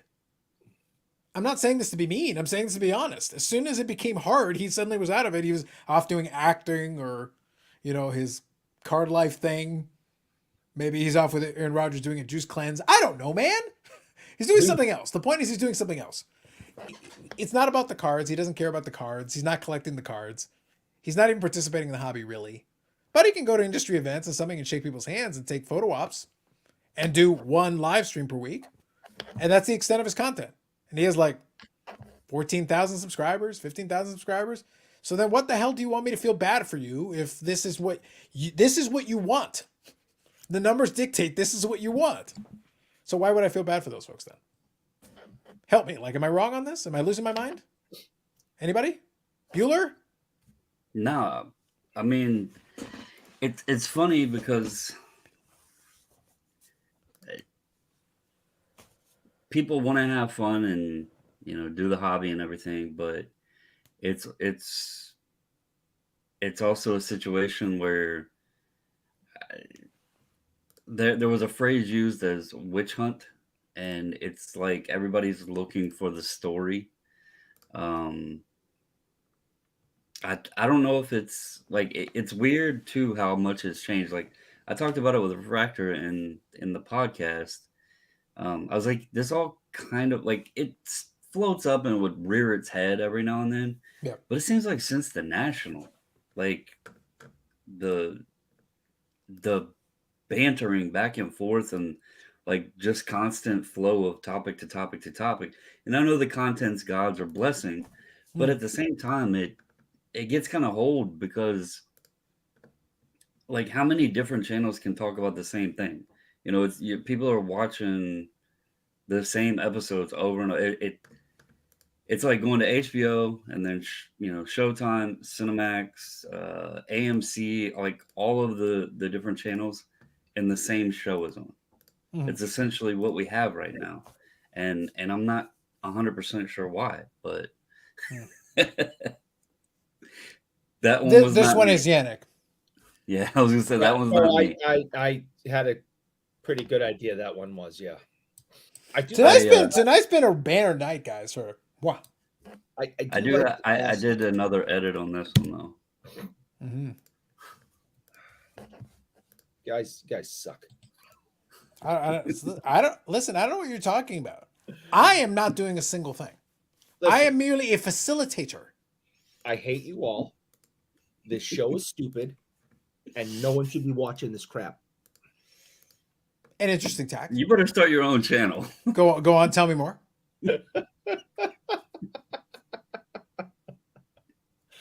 Is there anything else you wanted to say? Hey, you know something? At least in this photo, I still have abs like I used to in my 20s. So I'll take it. Interesting. I haven't seen those. I haven't seen those in a few years. Interesting. Moving on. But yes, but no, like I said, and I want to be clear about this, because you guys at this point who have been watching consistently, you know the difference between I'm trying to be vindictive and mean for the sake of being vindictive and mean. There are third-party graders with see-through slabs that I might be vindictively mean about. You know the difference. I'm not trying to be vindictively mean. I'm simply using this as an example of someone who has a very large following, of someone who has a lot of subscribers. You can't keep telling me you give a shit about these influencers, supposedly. I don't care what you think. You're entitled to your opinion, but I don't care what you think. And the reason I don't care what you think is because what you think doesn't matter. You're preaching to the choir. So who cares? Okay, you don't like what they're doing. Cool. Don't watch it. But the thing is, you do watch it. I know that because you complain about it, and I hear what they're doing because you're watching it. So you can't have it both ways. It's the same, by the way, as the people, because if you go to Sports Card Investor, let me use Sports Card Investor, his recent video that so many people got so mad about, and I talked about it, and I said, go look at the comment section. Don't even read the comments. See how many comments they've got on there, how many views he's got on there. Sincere Jeff Wilson is my favorite Jeff Wilson because it's hilarious. But I'm not the one in the comments section writing, "You're the worst, Jeff, you suck," and other things. Well, guess what? You're supporting that video because you're helping the algorithm. You are engagement on that video. It worked. Thank you for your patronage. Thank you for your help. On behalf of the Sports Card Investor team. I'll tell you, and I know we've talked privately about it, but I'll say it publicly right now, and I can't see how many people's on, but I'll tell everybody out there. Yeah. I actually enjoy coming on here, on Friday nights and talking with you guys because this show is fun. It is a great example of what the hobby should be.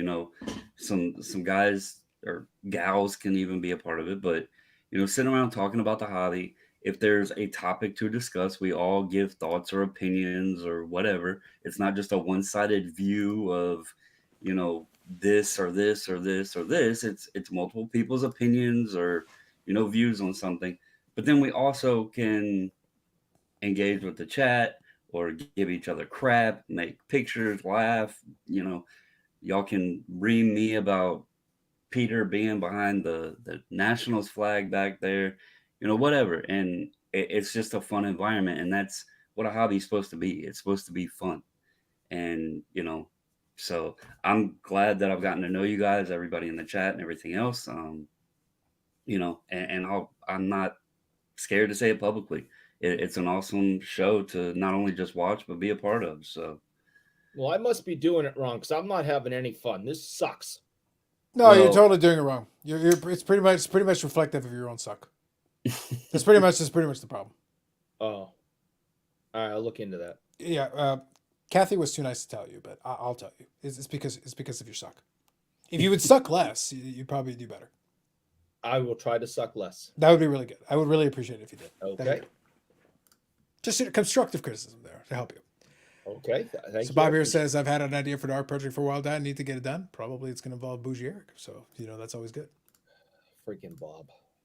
How is it? Favre, but not Geoff Wilson. Facts. David here. For sure, Carlos. I hope you keep coming back. Not just because I enjoy laughing and banter, but the logical and blunt breaking down of things is super refreshing and needed. Thank you, Steven. Appreciate it. But that's hopefully, and I said it, and I'm trying to be very sincere about this. And I want to make sure it's clear when I'm being sarcastic and I'm messing around or when I'm being sincere. I don't need the biggest audience in this hobby. I am content and happy that the people that are listening are hopefully getting some value out of it. That's enough. As long as the people, and I know some of the folks that do listen in it, I get to engage with them and I get to talk to them. And I know that some people that are in the space actually will listen to what's being said and because there is interspersal between ridiculousness, legitimate critique, and points. But I'm not going to play that game. I'm not the collector that is overly invested in that emotional element of it to the point that I lose my mind as far as that's concerned. Because some of them, I watch them and they're passionate, but they lose their mind. And I'm sitting there like, why? Oh, but you know, it's because but you're not actually fixing the problem. You're just making noise. You're not actually fixing the problem you're purporting to solve. The passion only matters to a point. At a certain point, it's like passion is great. Harnessed passion, directed passion is better. If it leads to something, it helps move the ball forward, that's awesome. I'll support that 100%. But if it's just you being whiny for the sake of being whiny and loud for the sake of being loud, I got no time for that. To acknowledge Carlisle, because I seen him comment twice on it tonight, and I meant to say something earlier, and then I seen Tom mention it. Not About to like pat myself on the back, but he's asking about the Marilyn Monroe card because I couldn't. Yes. Yeah, I was going to grab that, but yeah, I know. Yeah.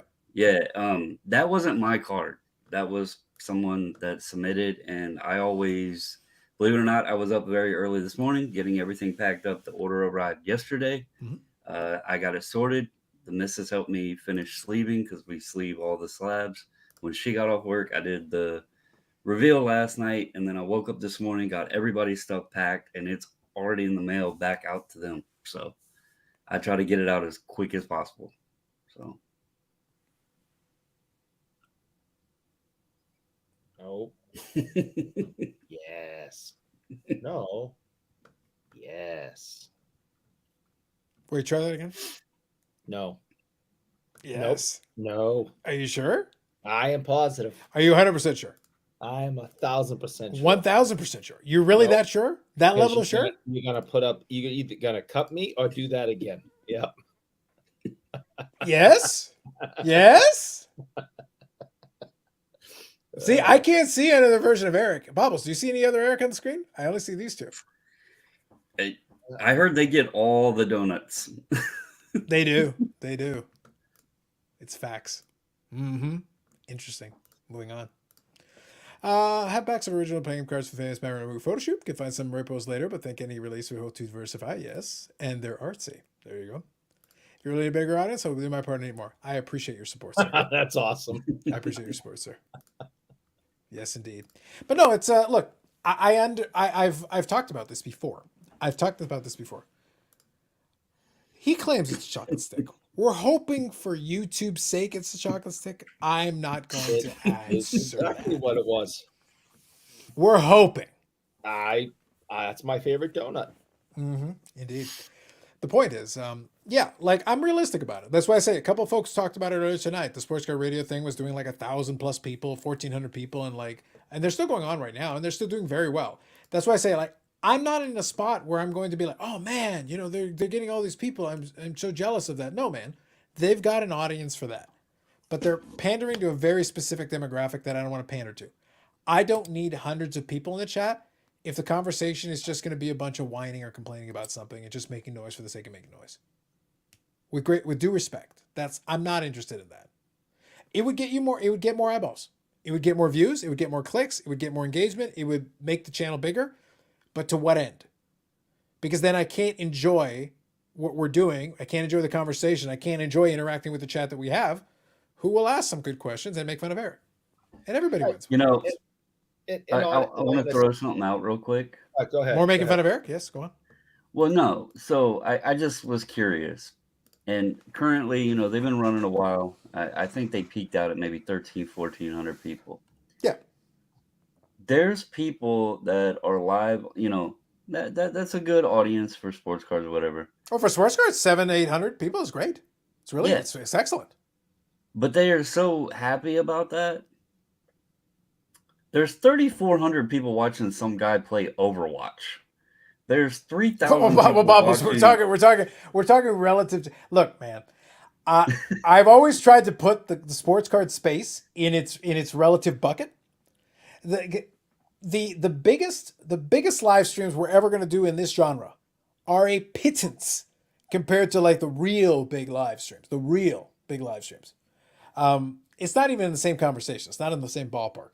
For this space, they're doing amazing. For this space, they are doing fantastic. No doubt, no question.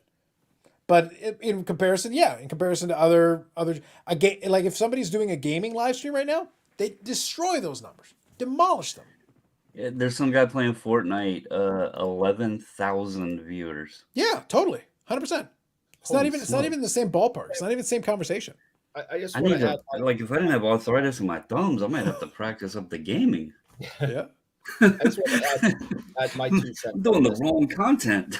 Oh no, like this is the wrong content. If you want attention, this is the wrong content. Maybe then I am in the right space because I really don't care about attention. I don't want to be the popular guy. Yeah. Go ahead, Eric. No, I just wanted to say. Did you want to say about dipping? Go on. No, I don't even fully understand what that means. So I'll explain it to you later. Okay, so on a half serious note, the reason I like doing this every Friday and I look forward to it isn't to so much is to talk with you or Bobbles or Brad or Bobby or I mean I could do that during the week anytime I want. All right, it's the fact that we have this group that join us every Friday that are in on it. That's I pop into other shows and there's people asking questions and that, but there's no connection there with whoever's running the show. And here there is a connection. We have the same people every week. They're in on the jokes. They're funny as all hell. And, I laugh more from what's being written by the people in the chat. I mean, they're part of the show. They're and I look forward to being a part of the show with them on Fridays more than the people on the screen.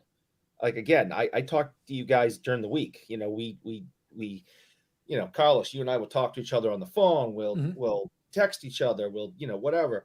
Mm-hmm. Bobbles, you and I have DM'd on the Instagram, a handful of times. So I talk to you guys anytime I want. The people that come and hang out with us on Friday nights. This is the only time we get to spend with them, and that's cool. And the fact that they're in on it is a community. That's what makes it special. So if we only get 20, 30 people, and they're the same 20 or 30 people every week, but they're in on it, and we're all doing this together on Fridays, that's awesome. Yeah, and I agree, and I appreciate that sentiment. I 100% will co-sign on that. But that was the reason why I said, like, it's not meant to be this big thing that I'm not trying to make some kind of an artistic point. It's not about artistic. But I'm being realistic about it. It's a hell of a lot easier to chat and engage with folks in the chat who actually give a shit and are actually putting in comments and are chatting and talking with us. It's a hell of a lot easier for me to talk to them and talk to you and do all that, as opposed to us having just 200 random people that I can't keep tabs on. I have no idea who the hell these people are. I know who most of these names are. I've seen them a bunch of times. I can interact with them a little bit. We can chat in the comments and all that. And that's fun. So I enjoy this because, again, if my goal was to just increase viewership for the sake of increasing viewership, it'd be a hell of a lot easier for me this week. As soon as I saw Sports Car Radio was going to do the thing, and I knew they were going to draw a big audience. I knew that. As soon as I saw that, guess what? It'd been a hell of a lot easier for me to put this on a Saturday. Because Saturday's a dead zone for sports cars. Like, there's nothing on Saturday night. Nothing. Not a single solitary thing. Especially from 10 p.m. on. Nothing that I can think of. Dead zone. Anyway, the point is, I could have rescheduled and I could have put it on a different night and it would have been a hell of a lot easier. The competition would have been a lot lighter and, no problem. Easy. Eric agrees. He agrees 100%. But I didn't. I stuck to the regular Friday because I really like Friday and I really like the time period that I went in it because it's like, okay, well, guess what? If less people come on because they're watching that, that's fine. No worries. Check the replay. You'll be fine. Don't worry about it. I still want to do the thing I wanted to do. I invited the people that I invited on. We had Billy, we had Andy, we had Bobby for a cup of coffee there. We were able to get Brad on for a little bit. And I was like, oh, that's great. Sounds good. We'll have a good conversation. We'll chat. We'll hang out. It'll be fine. I just wanted to sit here and hang out and have my, by the way, the Stone Cold IPA, decent. Not bad. I still prefer my Bone Shaker IPA a little bit more, but to each their own. I thought it was solid and I got a chance to try it. It was good. And that's what I'm here for. For whatever reason, YouTube arbitrarily featured one of my videos. It was shared with 100,000 people. I netted 7 new subscribers. Well, at least I got 7. Works out. What are they live streaming tonight? Basically, conspiracy theories about backyard breaks getting all the good boxes. We talked about it in the first hour. I saw some channel, the rural towns in Romania or something gets 300,000 views. Yeah. Niches, man. Niches on niches. You don't even know. This is where my card community is. It's too bad you can't play the Cheers theme song when you started the show. True, we'd get sued. No, it's too bad that you don't come on the damn show, you jackass. That's fair. I suggest videos with more than 1 million views. Yep. Look, the Hoof Drive, couple million views to watch him trim fix cow hoofs. Wow, that's oddly specific, Paul. Huge streams are often interact with as a viewer. Yes, they are. The chance where people wander around stores filming seasonal stuff and they get 30 to 50,000 views in 3 weeks. Yeah.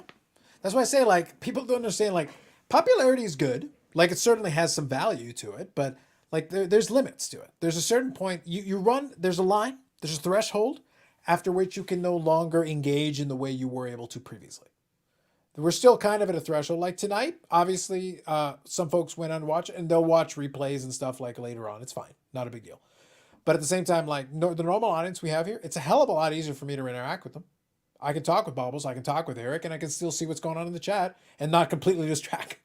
We don't fall 2 hours behind on the chat because it's going nuts. And while it's fun to play around with a little bit, it's like, I don't need 500 you dips. Like that's not really valuable, commentary as entertaining as the meme is. So it is what it is. Anyway. All right, guys. So if there's any last thoughts in there, feel free to include them in there. We'll wind her down here for the evening. Thank you all for participating. It's been a fun chat. And last chance, if you have not already. Last chance. We charge Eric for each and every single like. Does anybody want to buy some hockey cards? I am running out of money. I need to make some money, and I am willing to sell just about anything I got. Yeah, and Eric will sell his body and his chocolate sticks to save what's left of his life. It's a body built on chocolate sticks, so it is very much a body built on chocolate sticks. Yes. I don't think I'm going to get much for it. No, not at all. But the point is, also, in addition, as a double bonus, if you go check out She Blinded Me with Refractors, She Blinded Me with Refractors on YouTube. Every video you like there, I will also bill Eric for that. Limited time offer. Free likes for everybody. Thank you, Eric, for your patronage of all our channels. Indeed. This is ridiculous. I hate this. I think it's appropriate. I listened to Chris Collinsworth and Dan Patrick show today. He said his goal after every broadcast is not to be trending on social media. A valid goal. Great show again. Thank you, Name. We'll get you on at some point. Look, at some point when Eric least suspects it, I will arrange to get Name on the show. I will tell him to abandon his children for one night so that he can get on the goddamn show. But only at the right moment. Do you remember when he came on? He was on for like maybe 5 minutes and then disappeared. Yes. Yeah. He came on and he was on literally for 5 minutes, and then all of a sudden, poof, gone, disappeared. This is what it is, man. Thank you, Steven. Appreciate that. Yep. Have a good weekend. Have a good weekend. All right, folks. Thank you all for hanging out. Appreciate you popping on. Thank you to Bobbles, of course. Eric, reluctantly. Yeah. Brad, less reluctantly. Much less reluctantly. Billy for chiming in. Bobby for making a cameo appearance. And Yannick for popping in as well. So thank you I all. hate Yannick. I think he loves and appreciates everybody. Bob says he had to save the burning water, hot dog water, Eric. Exactly. Thank you, Yannick. Exactly. Cheers. Thank you, Yannick. Cheers. Yep, I dipped, Eric. He did. You see what he did there? Name, I'm giving you that as the last word. Have yourself a good one. Actually, I'll be nice. I'll give Carlisle the last word. Good night. Great show. Thank you. Have yourselves a good weekend, all right? Enjoy your weekend. We'll catch you next time.